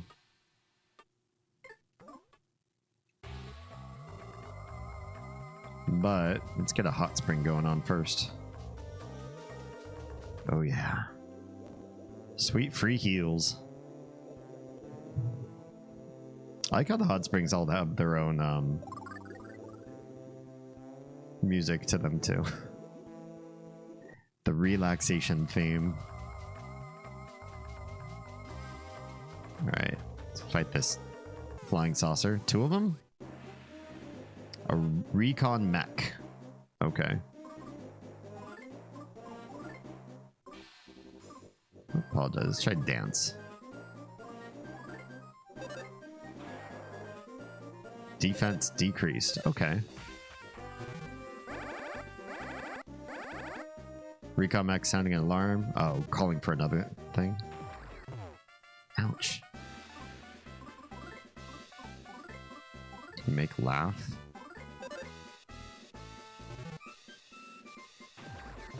Jeez, these guys really hurt.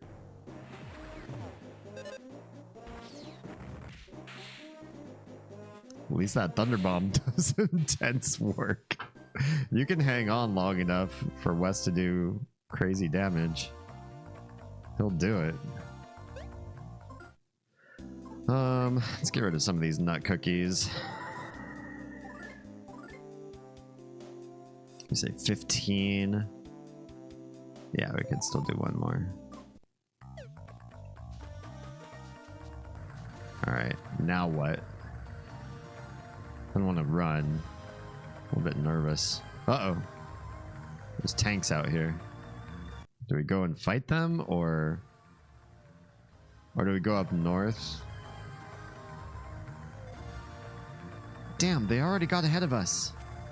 Monkey, let's look for another way to go.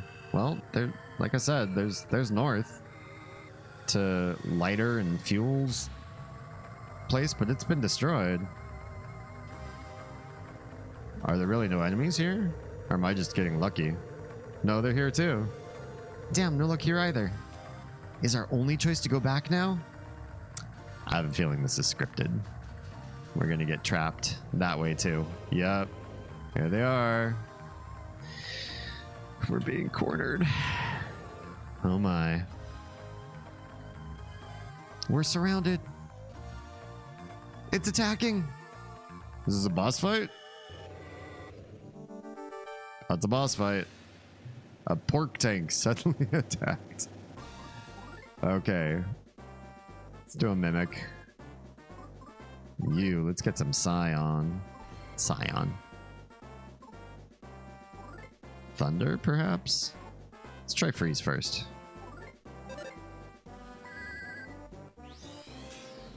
$37. It's okay. 41 damage. My god. We apologize. I don't know if anything works on this thing, but we'll try it. Okay, try thunder. Damn, pork tank did not listen. Lightning's the way to go. That's good damage. Oh my gosh. The sheer volume of damage.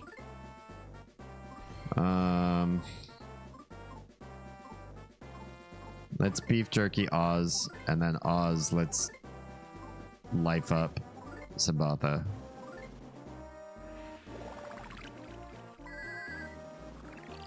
We gotta try to survive this as best as we can. Wes. Oh, jeez. Oh, we also have these bananas. We use one of these bananas on this guy. Does it work on a tank? Guess we'll find out. Get more of that thunder off. I don't feel like this is going too well. Come on, banana. Yeah, made a tank slip on a banana peel. That's how you do it. 47 damage is not bad for the monkey. Oh no. Oh, that hurts. Alright, I think Sambatha's better off doing healy dealies. Let's get some beef jerky in you. And then we'll focus on attacking with Oz.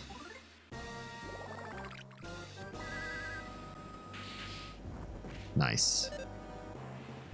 Wes, come on. I need you to drop one of those big lightning bombs on this guy. Are we out of... Yeah, let's do a nut bread.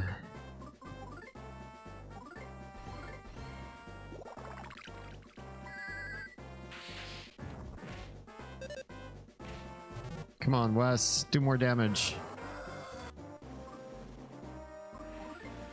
Do a monkey mimic on him now.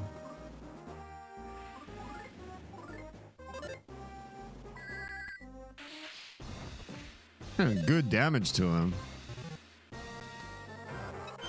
Come on, Sabatha. Yeah. Okay, monkey mimic might be the way to go for a little while. Let's do a life up on Sabatha. Make sure we survive this fight. Ow. Ow. Okay, Sabatha got an attack back. Running bomb? Maybe. I don't know if we'll survive it. Nut cookie first. Oz needs to do a self-heal.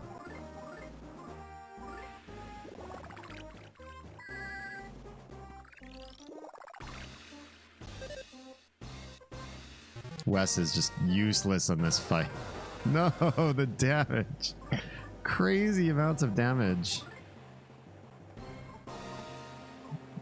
Well, I don't have much heals left, so we're just gonna do the running bomb and pray.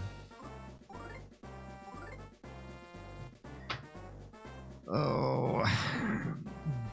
Do I heal or do I just try to attack? Let's just try to attack. I'm running out of resources here. Gotta hope that I'm close. Is that it? Oh my god. That was lucky. That was lucky. The pork tank was wrecked. Nice. No, he's still alive! Pork tank fired, but it's jammed. Oh no. Do I have any more healy dealies? I do not. Now let's try to, I don't know, stop him somehow. Sigh. Life up Simbatha real quick.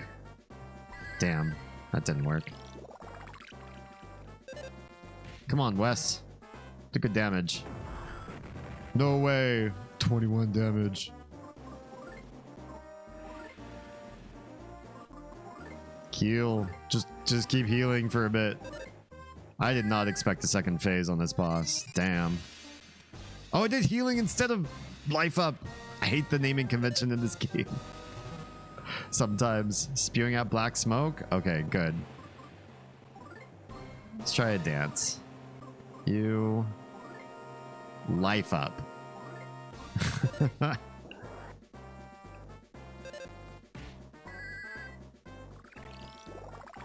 Okay, hopefully we'll survive a little bit now.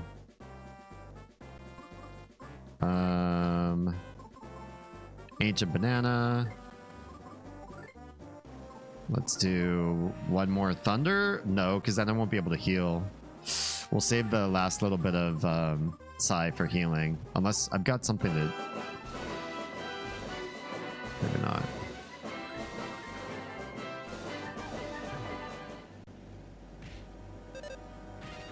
Hurt that tank. They complained. Apologize. Something's gotta work.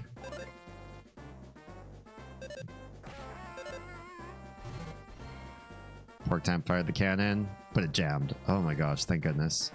We're getting something of a break here. I still want to try monkey tricks. Something's gotta work. Headstand? No, no one was amused. This boss just don't care. Well, this is so far the kindest second phase of a boss. I super thought we were toasted after this. But they're being pretty kind. We just keep doing bits of damage.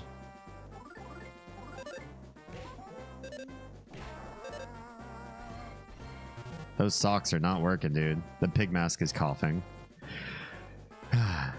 I think we'll actually be able to survive. If it just stays like this.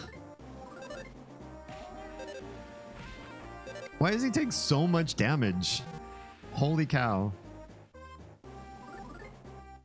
Please just die. There it is. There it is. Oof. That was nerve-wracking. Give me mad experience for that. 624? I'd call that mad experience. Wait, Simbatha's higher level than Oz? Holy crow. Crow? Holy cow. Must be streamer brained. Now what, Pigman? You guys want a piece of this? Or are you gonna run away? Uh-oh. They got more tanks than that one, though. Uh-oh. Worse. It's a facade. There's the tanks. Yeah. Just because we beat one tank doesn't mean we can beat them all. Now, then, Princess Oz, may I ask that you behave and do as we say?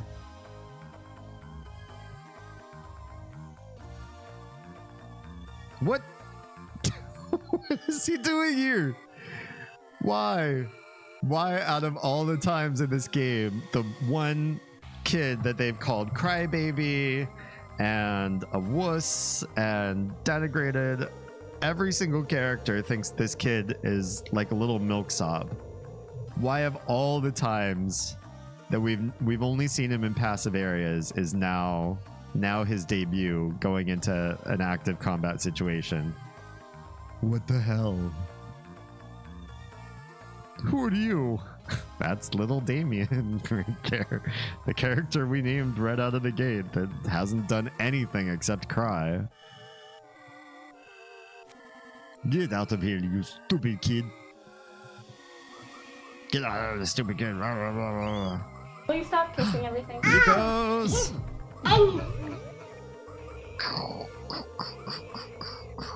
What has he got with him? Oh my pork. How's it going, Likos? What's good? How's your weekend? How was your stream? What do we play? Let me pause the game sounds and everything here so I can think. Give you a shout out dealy here. Weekend is ending. I know. Bummer for some of us. Did some Dyson Sphere program, then some more Elden Ring. The hand is aggro to you because it moves right to you. Don't distract him from the Benny, please. What's Dyson? Oh no! Rav, why would you do that? No, it wasn't even that. It wasn't even that. It was the don't distract him from the Benny. I'm like, huh? Do I really get distracted that easily? Oh shit! Womp womp. That's a hell of a fight. What's Dyson Sphere program? I know what a Dyson Sphere is, but I've never heard of that one. Oh, factory building. Nice. I've thought about doing that, just insofar as, you know, the kind of streams that we host here. So like lots of deep talks. We had one tonight. And when I'm playing a game that's like deep narrative like this, I feel like I can't play or move forward too much because I'll trigger a cutscene or a deep narrative like the one we're in right now. And if we stop and have like a deep chat about something, we get philosophical, we get into a topic, then I have to stop the game entirely because there's narrative that I'm going to have to read cutscenes, you know, the story's going to have to progress. So I've thought about doing builder games. I don't have much experience in them, so I don't know that I'm necessarily good, but I'd be willing to try the genre out and see what kind of fun games there are out there. I tried Factorio for one stream night, but it's not mine. I was borrowing it from somebody else's Steam library, so I can't just go ham on that. Plus, it's kind of an older game now, so I think everybody's kind of streamed out on that one, maybe. They're very easy to talk during. Yeah, I like that. We've been in Minecraft before, and sometimes build and chat in that game. Got our own Minecraft server. I'll show up and give you shit for a Goofy Factory, probably. Since I don't have any real experience in games like that, probably do all sorts of funny stuff you can make fun of. Dyson Sphere is a good one to start with. It's pretty easy and has a lot more automation far earlier than stuff like Factorio. Okay, cool. So you get sort of that's what I'm looking for. A sense of empowerment without too much grind. I can appreciate that. Although, I also feel like we're coming up on spooky time. If I wait until October to play Halloween and spooky games and horror games, I'm not going to have enough time to get through the content for them. So I'm thinking about maybe starting in September. I mean, just look at how early we start Christmas in this country anyway. The amount of lead time that we do for some big holidays, I think Halloween deserves more lead time. So I'm thinking maybe all of September and October. I might pause the franchises we've been playing through and just do some spooky games and homage. Maybe make it a cultural thing. I'd rather be known to stop what I'm doing to play some spooky games than to never get horror games into the repertoire, because I run out of time before the end of the year. And I certainly don't have any other... I don't think there are any other genres like, and this is an Easter game, or these are good Christmas games. Not really. But Halloween and horror go hand in hand. Elden Ring's a spooky game? I haven't really heard that from anybody. I constantly jump scare myself with clips. Well, you make it into a horror game. I see. I see. I do want to get into just kind of primarily doing horror games, though. Primarily? Interesting. There's some niche streamers that make that their sort of like bread and butter. I'm friends with one who lives with us, and through her I met another horror streamer. Yeah, there's definitely some that's a genre to get into. I also saw some guy that basically, I didn't follow him because I don't think it's my jam, but he basically played Phasmophobia from the day it was released, and he only plays that almost every day. And still to this day, almost just plays that one game. I can't play one game that long. He's the expert. He's better than anybody else at Phasmophobia ever. Ever, ever. He just knows every nuance of the game, every pixel. And I don't find enjoyment in making excellence out of my life toward one specific game. If I was going to be excellent at anything, I wouldn't want it to be gaming. And only one game ever. Yeah. Souls-like and horror are kind of my jam. I love horror. I haven't really played. I played one Souls-like on stream ever, and before that, I never played any Souls-likes off stream. It was a side-scroller, though, so it was pretty different. But horror, I love. I do love horror games. Because I'm autistic, I couldn't do them for a super long time, but since I found a good audio compressor, I've started stepping into them and love them. Gotcha. Kind of over-stimming. I imagine it's a lot of the dynamics, the ups and downs of the audio. They do a lot of volume manipulation to produce bigger scares. So I got all the old, most popular horror games I could play through as a completely blind playthrough. That's fun. That could be a... Are you going to do that this spooky season? Do you want to start with me in the beginning of September and just say, you know what? 2 months worth of creepy games? That might be a tradition we do on this stream. Hard to talk on those games though too. I am becoming more and more of a chat channel. We'll see. The volume on jump scares is hella rough for me, hence the compressor. That's probably helpful. Gonna be out of town for a lot of September. Well, yeah. That's cool though. Any place fun? We have one trip coming up in August.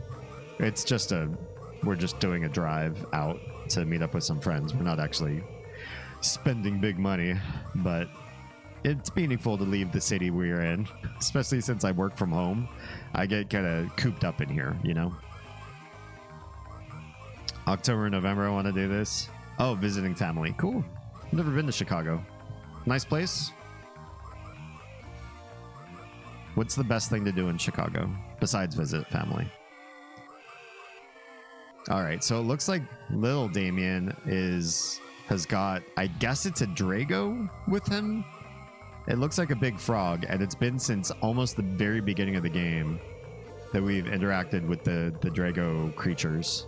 But they're supposed to be friends. This family specifically and the Drago are supposed to be friendly. And the Drago are supposed to be peaceful, but maybe if they're threatened, maybe this one would eat some pigmen. I'm gonna find out. The food? What's Chicago known for? Pizza?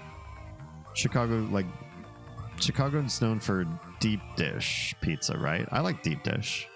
I've had it not in Chicago, but I've had a deep dish pizza before. Thought it was a pretty enjoyable experience.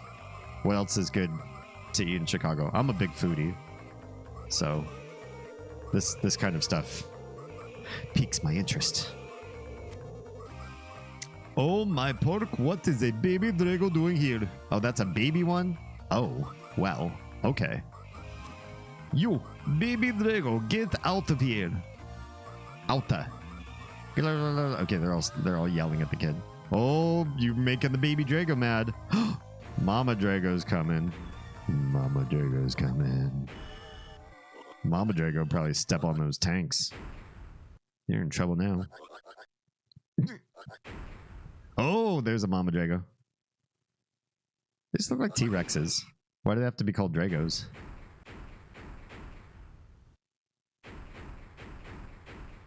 Hi. Oh, Mama Drago Angie.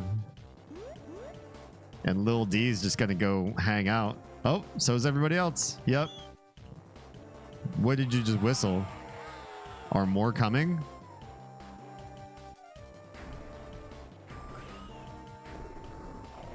Whoa, they do eat. Or they do chomp. I guess it didn't eat it. Just tossed it away. I thought it was just going to do tail whips, and then it totally took a pigman face right in its mouth. All right, smash that tank. Let's see what you can do. Nope, never mind. That pigman's like, nope, screw this. I'm staying. But Facade's going to stay? Why isn't he running away? Italian, pizza, Korean, Japanese, Greek, Indian, Chinese, African, Turkish, Brazilian. Okay, that's amazing. I love a place where you can get pretty much every culture. Second largest city in the country that has every ethnicity represented in spades. Oh, third. Chicago's the third largest city in the country? Huh. I guess outside of LA and New York, I never thought to rank the other ones in terms of size. That's cool.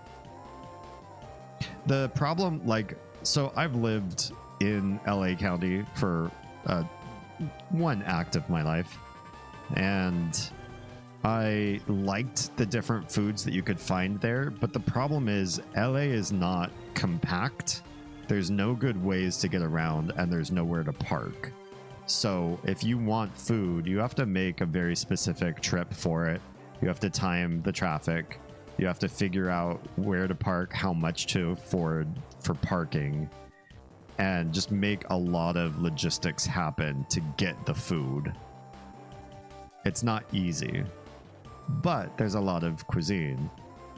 And LA's really spread out too, so depending on what you want, it could be close to where you are, or it could be like an hour to an hour and a half maybe to get there, and you're still in LA County. Downtown's 2.6 miles. If you count the suburbs, it's 9.5 miles. Chicago's large too, but a ton more compacted and easier to navigate than LA. That's one thing I like about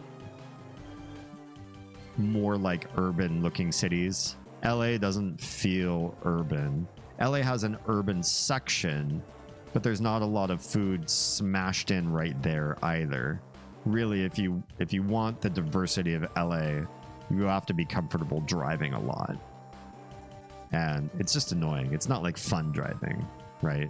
It's people swerving in and out through each other, aggravated, trying to get around bad potholes and too much traffic, and it's not a fun thing.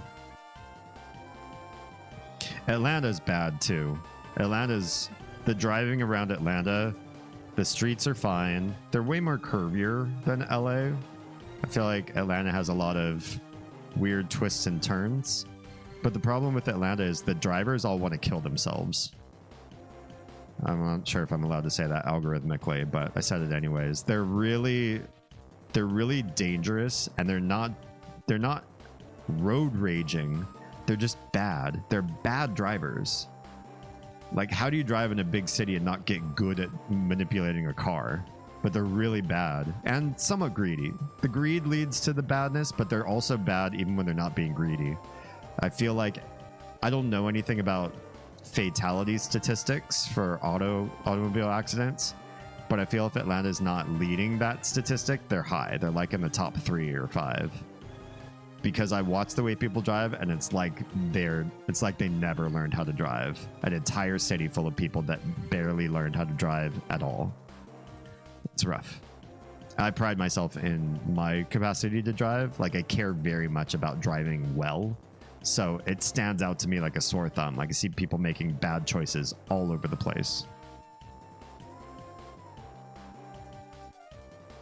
Chicago has a much better public transit, tons of easier to navigate roads, and overall is just easy to get around in compared to LA. Nice. LA is such dramatically worse traffic. Yeah, LA doesn't have enough compact. There's not enough verticality for the city being as big as it is. So everything's spread out. There's a lot of single story stuff happening in LA. LA is way more single story than you would expect it to be in lots of places. And being single story means you just gotta spread out further to get more stuff added. Yeah, don't drive in Atlanta. Chicago literally has 4-lane tall roads. Tail? What do you mean by a tall road? All going the same way, just different elevations to go across. Oh, like four lanes of verticality? Is that what you mean? Like stacked on top of each other? Man, that sounds futuristic. I've driven in parts of New York City that do like 2 lanes on top of each other, but not 4. Yeah, I was like, I'm not reading the word tall right. That can't be right, but That's right. Damn. Chicago has a whole city underneath the city. That sounds so cyberpunk. It's probably not nearly as glorious and futuristic looking as that. But I always think of cyberpunk as being, you know, the idea of cities being built on top of themselves, old stuff underneath new, no regard to people maybe never seeing daylight. You just cover them up with newer roads and newer ways until it just becomes a labyrinth of levels and layers and a social stratification associated with that. Only the rich are allowed to see the sun. Everybody else is buried in the older parts of the city. I kind of like the idea, even though I wouldn't want to be in it, just to visit a place like that. A lot of completely underground walkways and underground malls and stuff. That's interesting to me. That's captivating. I might have to take a visit. Many of them are super clean too. They're kind of the ritzy way to get through the city. The underground stuff? Interesting. I don't know cities to be super clean, so hearing that is fascinating. The only big city that I've ever been to myself that stood out as being irregularly clean was Austin, Texas. I went there for work training with a previous job, and we were just walking and window shopping in one area, and I was looking around at the flower beds and the gutters. I don't know why. I promise I'm not that weird. I'm weird, but I don't just do that most times. But something dawned on me, I guess. It was in the back of my head, and then it moved to the front burner. I realized I couldn't find cigarette butts, straw wrappers, bits of paraphernalia, hamburger paper, just whatever. You find this kind of stuff in every big city, just like little bits, gum even, chewing gum. And I was looking around Austin, and I was like, if I wanted to sit down in the gutter on the side of a main highway through the center of the city and put my food on the ground, I could eat off of this. It's so clean. Obviously, tired dust and brake dust and stuff aside. But the litter and all of that was basically non-existent. I'd never seen a city so well cared for by its denizens that they didn't trash it over time. But people loved the crap out of Austin. I wonder if that's the case with Chicago then too. The surface is dirty, but underground is the fancy, ritzy area. That's an interesting flip from my expectations. Okay, what's going to happen to Facade here? Get back here, you. No. Stop. The Padway system is kind of a massive maze, though. What's Padway? Padway is the underground area? Huh. Interesting. So maybe that's why it's got some prestige. If you go down there and you don't know what you're doing, you're lost. So all the tourists and the plebes, they just stay on the surface so they don't lose their way. 40 city blocks? That's impressive. Very interesting. Learn stuff about Chicago I never thought I would learn tonight on stream. Stop. Don't. Please. Ha ha ha. Feeling better now, monkey?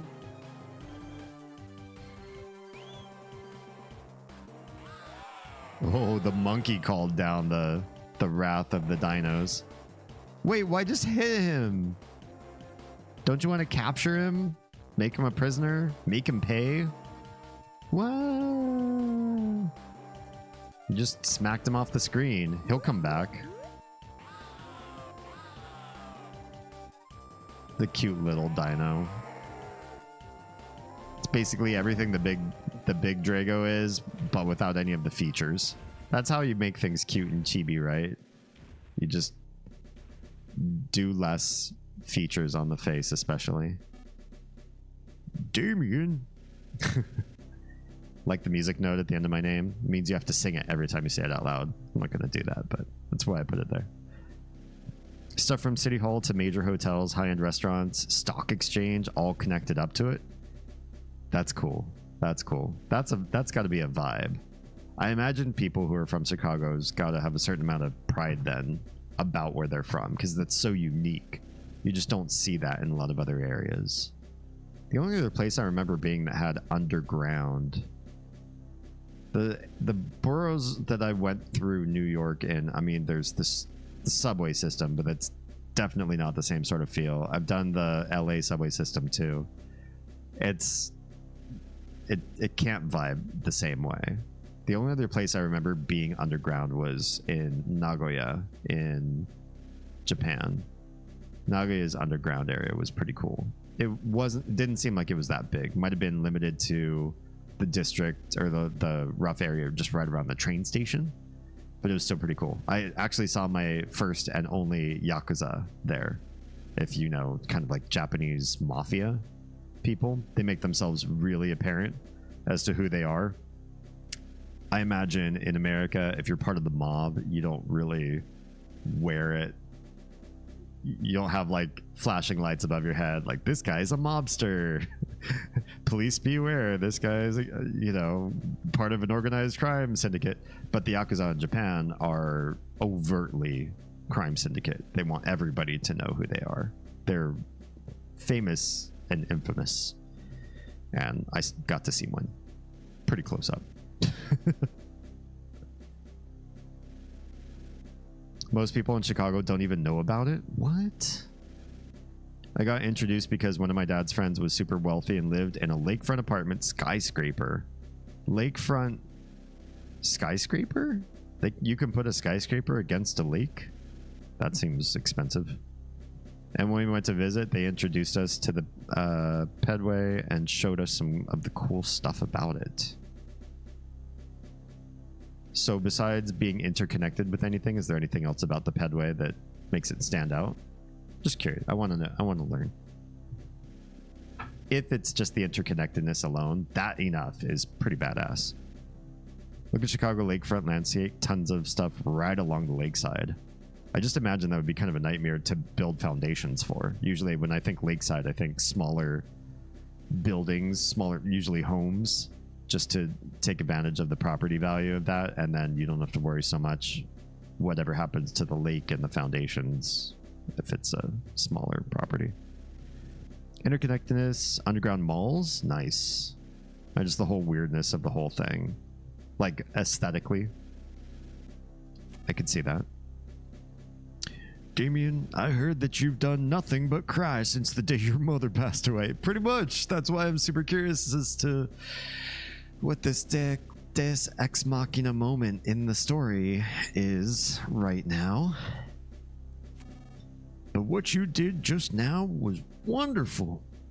You saved our lives. Thank you, Damien. The hallways can go from large and sweeping to what you'd see in a Navy vessel in terms of how tight it gets just instantly. That's cool. Then opens back up to sprawling again. That super narrow two-person max is the only way through. Got it. So if you got a lot of foot traffic going through, it's an interesting social interaction then, I suppose. Ah, crap. We forgot to say goodnight to Instagram probably like half an hour ago, honestly. Damn it. One of these days, I'm going to take some time. I'm going to actually like build a timer setup in StreamerBot so it puts on-screen notification, reminds me like, oh, hey, it's time to stop and say goodnight to the Instagram people. I promise I'll stop treating it like the redheaded stepchild of the platforms I stream to one of these days. Just been so busy these past couple of weeks acclimating to the new schedule. The little's really liking kindergarten. At first, she seemed kind of milquetoast about it. Like, yeah, school's okay. How was your day? It was okay. What'd you do? I don't remember. Just kind of like big kid apathy towards school. I'm like, oh crap, she's already there as a kindergartner. But she's getting more and more excited about it, making friends, that whole thing. Yeah, I'll drop a few images in your server. Thanks. Put it in Pride if you haven't chosen a channel already, because I think having Pride for place where your family's from is a cool thing. Makes sense to put it there. Oh, right. Got to say hi. Hi, nice to meet you, and thanks. You didn't even know what was going on, but you saved our lives. It's probably a little late for it now, but you should ask this geezer about what's going on.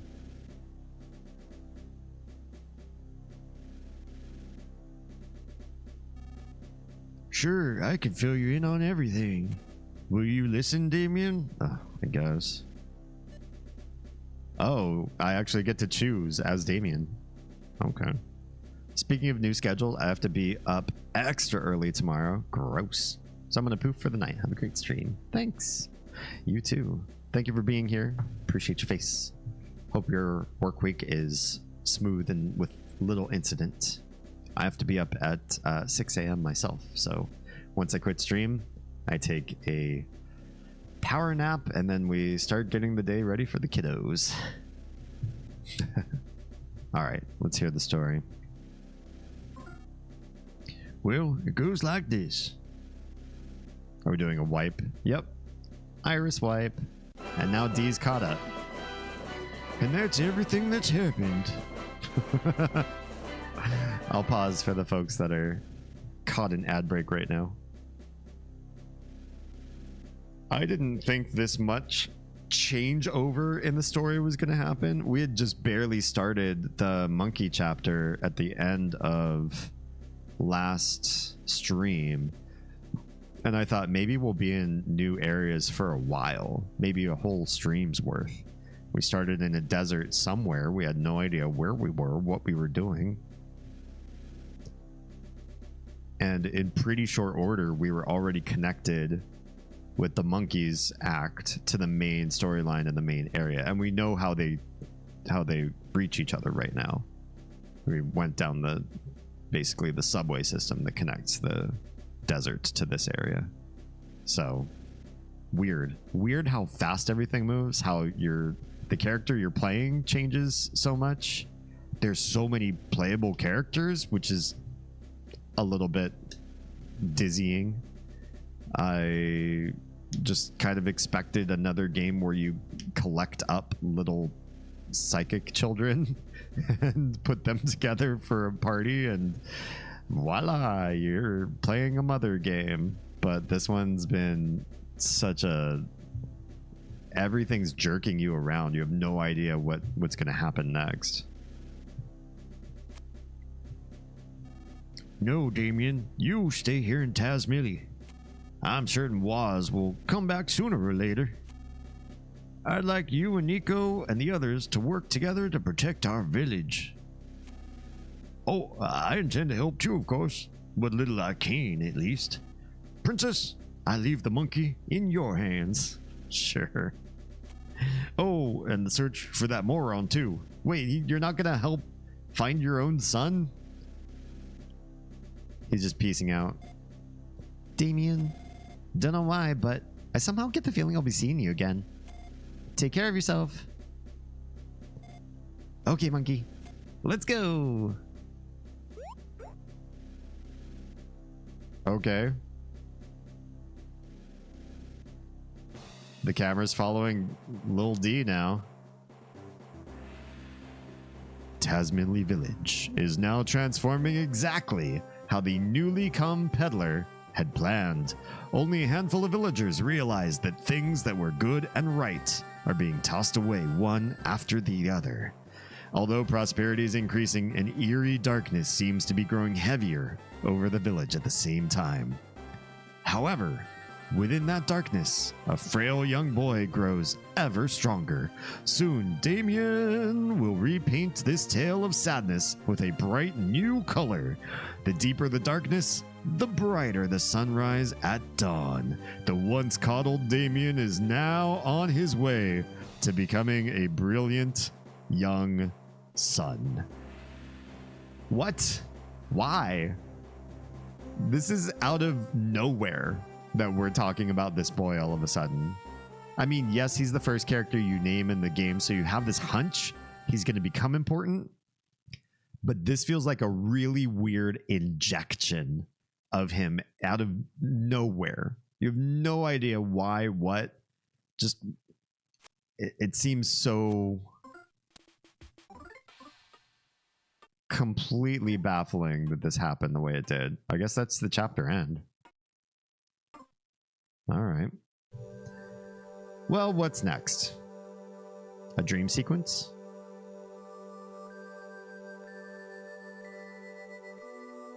Damien and Waz.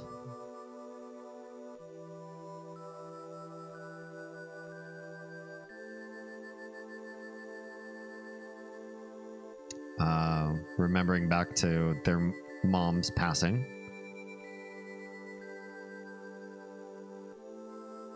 Is this the montage that we get to learn what happened with Lil D all along? Nope, it just skips right to the... And then he had Drago friends and was fighting. That's the backstory of Lil D. You're all caught up. He's been gone for like more than 10 hours of gameplay. Not doing anything in this story. We haven't learned anything about him at all.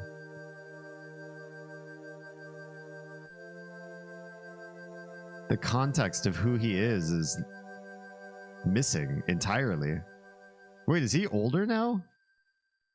Did we just do a time skip? That doesn't look like Lil D anymore. Chapter 4, Club Titibu. Well, that's fun to say. Where's the engine to this train? There are two cabooses rolling down a track together. 3 years later, Tazmily Village. Excuse? I'm sorry. What? Why are we doing a 3-year later time skip? Why does everything look like it moved 100 years into the future? We were in like a peaceful agrarian farming village. And suddenly it's modern times? We moved from 1890 to 1990 in 3 years? The fuck? He definitely looks like an older kid now, right? I got some photos in there for you. Thank you. All those are from the Pedway. All of them are underground. Excellent. I'll take a look when I'm done streaming. When I should be asleep. So, you could take a nap. I literally just woke up. Literally just woke up. I do have stats, right? Wait, what does it say DP for? I can't actually move the cursor over there. But we are level 10 to start. We've got a stick, a charm, and no skills. And no inventory besides the items that we have equipped. Okay. Get some food, some breakfast. Just woke up. I really want to eat. Pancakes and syrup, please. Oh! Are you planning to play in your pajamas? Oh, go change my clothes at the chest of drawers here, perhaps? Or this? Waz's shoes and the scrap of cloth from TG's dress are stored in here with care. So, one missing family member, one dead family member. Where are my clothes? Couldn't really find any of the ultra narrow paths besides the one that's more like a small hallway in a building. They might have expanded the ultra narrow stuff. It might have also just been an unphotographed portion I was exposed to. Maybe. Where do I store my clothes? None of these look like clothing storage.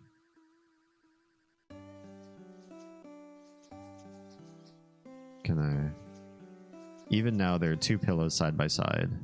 So Waz is still missing. 3 years later, the city has major advances, but they've spent no money in trying to find Waz.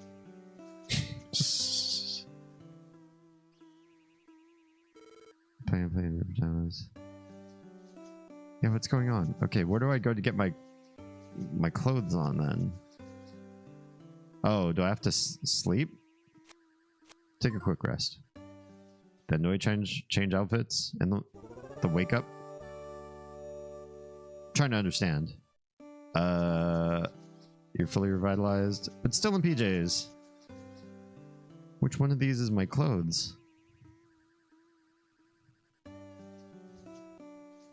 It's not in that show. Huh? Just looked in the mirror. Oh, we're having a memory. Got it. Of the mom. Combing my hair.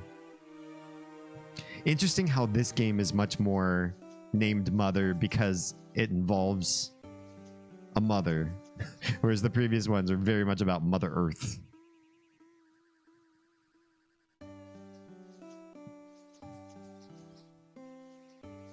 Now I'm wearing my clothes. I just realized. Okay. I just had to look in the mirror. Alright. Is my Doge still here? These guys are... There's my Doge! Wild animals are afraid of lightning, but livestock are actually pretty okay with it. Doge! Woof woof. I can take you for a walk if you'd like, Damien. Yes, please. Hell yeah, got the Doge in the party. Man, lightning is scary. I got charred black. Why are they smiling about it? What the hell? Lightning just came and destroyed the goat pen, I guess? What's going on over here, guys? Okay. Well, there's a pig man, and I don't seem phased by it. So that's weird. I'm super confused what's going on here. But it also looks like our house hasn't had any upgrades. Oh good, a flog. Hey, you there, boy. I realize this might be a bit of a bother, but please come talk to me. I have very important information for you. Sure. Wait, where are you going? Don't just walk away. From this day forth, you'll be rewarded for your hard work. By the frogs? It'll be given in units called DP, Dragon Power. Sure. This game's really confusing. You can use DP in shops and other places in exchange for goods and services. So, not money, but DP will give me... It's basically money. It seems you've already earned 30 DP so far. You can save or withdraw DP anytime by talking to nearby frogs. You are also the bank? Some frogs in special locations can't conduct DP transactions, though. Shall I explain all that again? No. Alright then, let's try it out. Time certainly flies, doesn't it? You would talk about flies, wouldn't you? Yes, I need something. Do you need to save your game? Perhaps time for DP. DP stuff. We'll save.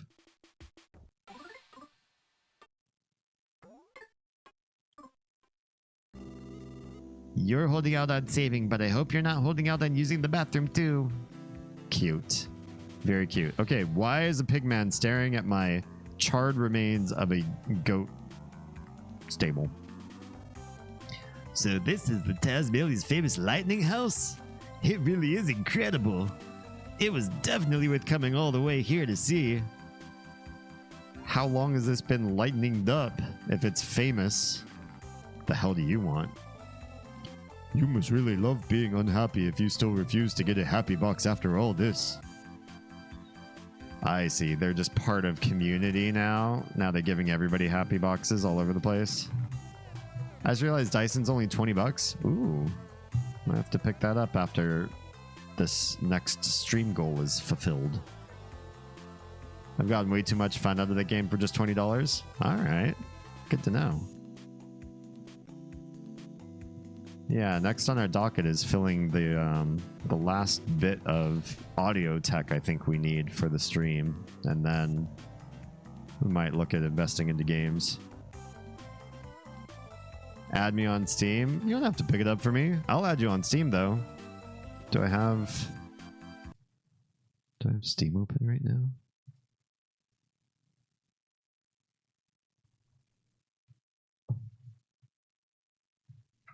If you just search for my first last name, no space between them, you should probably find me.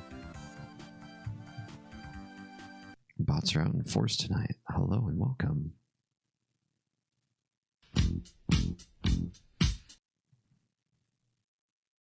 You want to give the game more money? I guess I can't say no to that. Oh, you found me quick.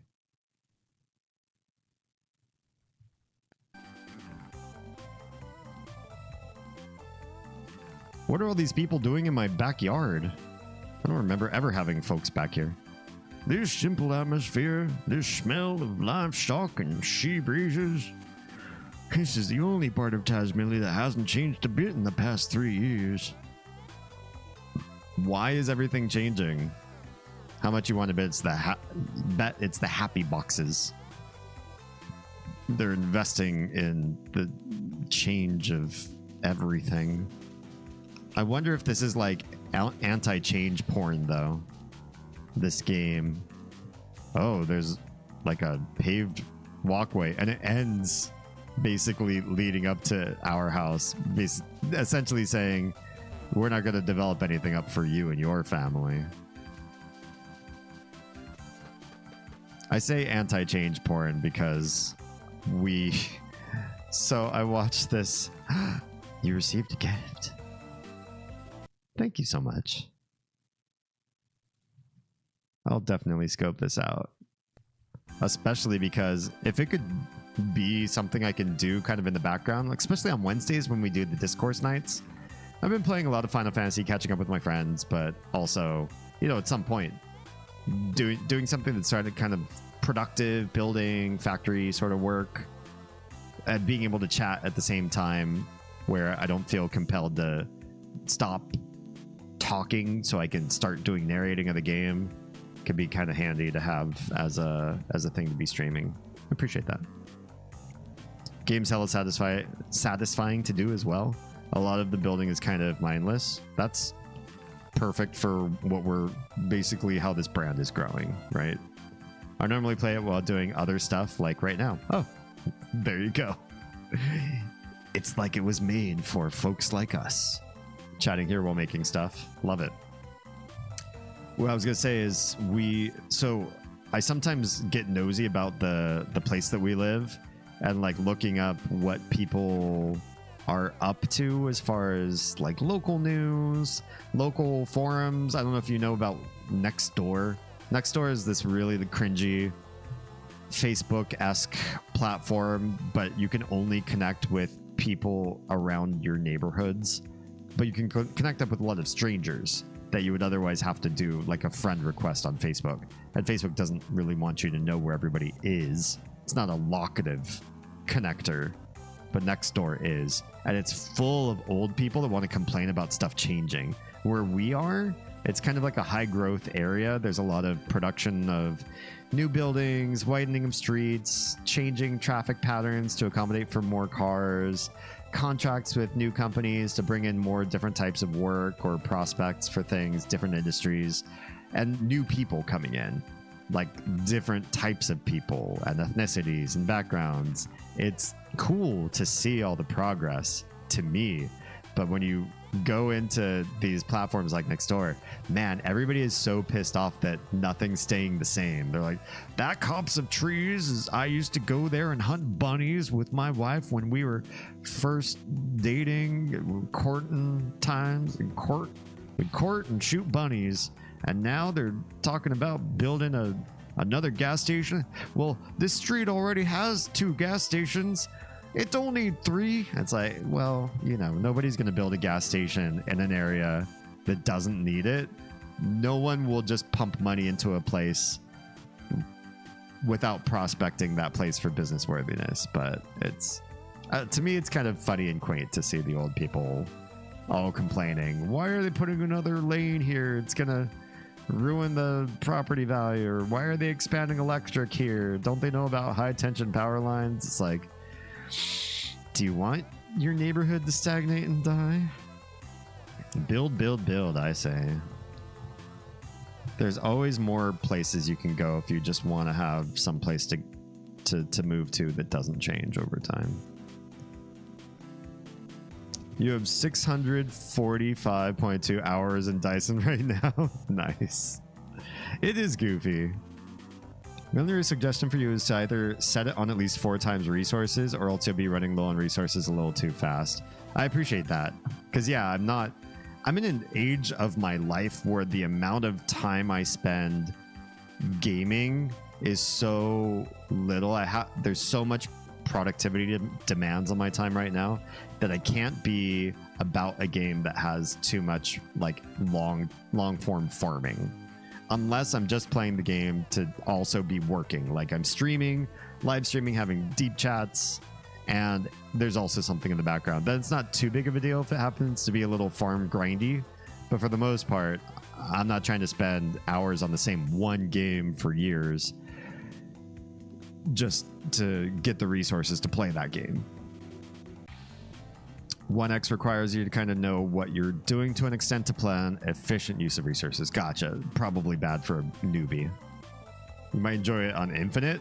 Might be worth checking out, but that also takes away the learning of the management of resources then, right? Set up your mind only to expand when you actually need more to increase speed of production. I see. Well, damn. Yeah, this place is already upgraded. But at the same time, like these paths over here are still footpaths. They're just missing dirt. The light green, I don't know what light green means versus darker green. It should all just be grass, but for some reason, 2 different shades. But it's not a dirt path anymore. But it's also not paved. It's a little confusing. Did you think so much beauty would blossom up in only 3 years? Huh? What? Am I talking about myself? No, of course not. I'm talking about Tazmily. Of course you are. Oh, that was an automatic door. Nice. This place is elevated. My dad is working over at the factory, so he left me in charge of the store. Would you like to buy something? Sure. I got 0 DP though. I guess I'm gonna have to go get monies when I'm not in the middle of ending a stream. There's all sorts of stuff here. This gets rid of confuse. This gets rid of sleepiness. An alarm cicada. Tell you, cicadas, if they're in your room with you, they'll definitely wake you up. An antidote. Sprinting bomb with an extra bang. Pisces bracelet. And then probably stuff that little D is gonna need. Probably before I go and explore the whole city, let's go save at that frog, because this is a great time for me to call it and use this to transition to we'll explore three years in the future Tazmily at the beginning of the next stream. Otherwise I'm going to get caught and then I'll be up for forebs. Yeah, I was definitely going to go back and try to go against the guy's wishes, but now I'm feeling like there wouldn't be the option to. You'll get railroaded quickly. I'll still try it. Maybe I'll try it off stream real quick. If it's entertaining, then I'll do it on stream as well, to go back to the other save slot there. Yeah. Anyway. If you start reaching a decent chunk into Dyson, you'll need to expand to other planets. Oh, neat. And star systems, even just to get the specific resources you don't have on the starting planet. So logistics still end up being a thing you need to plan around. Right now, my main factory is barely doing anything. And I'm still burning 7,000 iron a minute, which is more than capping out my entire starting world. Nice. Good stuff. Yeah, it'll be interesting to take a look, see how that all plans out. All right.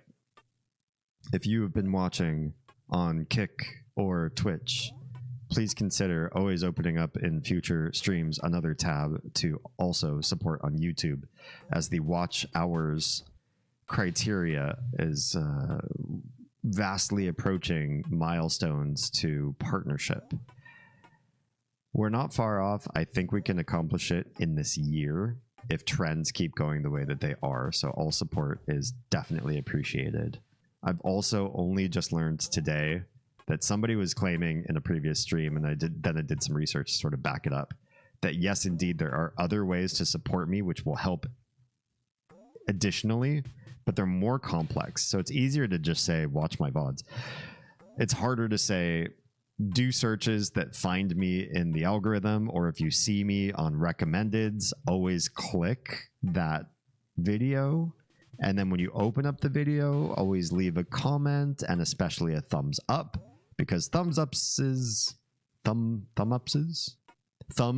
going up, click throughs when you see me through either a search or a recommended, and leaving comments. Those all act as ways that don't contribute to watch hours, which is the one thing I need as partner, but they contribute to my expansion onto other people's devices, so that it's not just me talking to you, literally you, the person that's watching this right now, that has already been supporting me. Thank you for having done so. But for us to find new strange people like us and build the community even larger, I wouldn't be able to support my family without continued growth. And while you all who have found me so far has been excellent, unless one of you has some 500,000 friends that you want to bring onto the channel in the next week, this is probably the next best organic way to do it, is to get all of these factors, the thumbing upping and commenting and all that sort of stuff. I didn't realize how important that was for my placement in Algo and for searching until I started to do some researching on how present I am in the search algorithms myself. And I realized I am probably kind of lacking in this particular game. But I don't like asking quite so much, because it's more complex. It involves a lot more work on your part. Even though it's free work, it's more annoying than watching a video. But if you happen to, that's cool. And then maybe we can expand even faster and finish partnership before the end of the year comes. I think we'll hit it by the end of the year, but it would be cool if we hit it even sooner. The sooner the better, right? YouTube algorithm is so weird. It's really weird. I've learned a lot of negative things that I wish were working differently on the platform. I've learned some positive things. And yeah, I still really want to stick with it. Out of all the platforms I could create for, I think I've really appreciated Twitch so far, and I'm really excited to re-partner with YouTube, because I was there for a few years and it was a great experience, and I'm ready to give it another shot. Yeah. Okay. YouTube and Kick, we're saying goodbye to you and good night now until next Wednesday. Not next Wednesday, until upcoming Wednesday. But Twitch, hang on. We're going to go ahead and find somebody to raid. If you're in the Twitch audience and you have somebody you'd like us to raid out to, start thinking now who that might be. I'll take a look and see who's awake out of my favorite people too. And YouTube and Kick folk, if you are safe, fed, and loved, make sure someone out there is too, please. See you in the next one.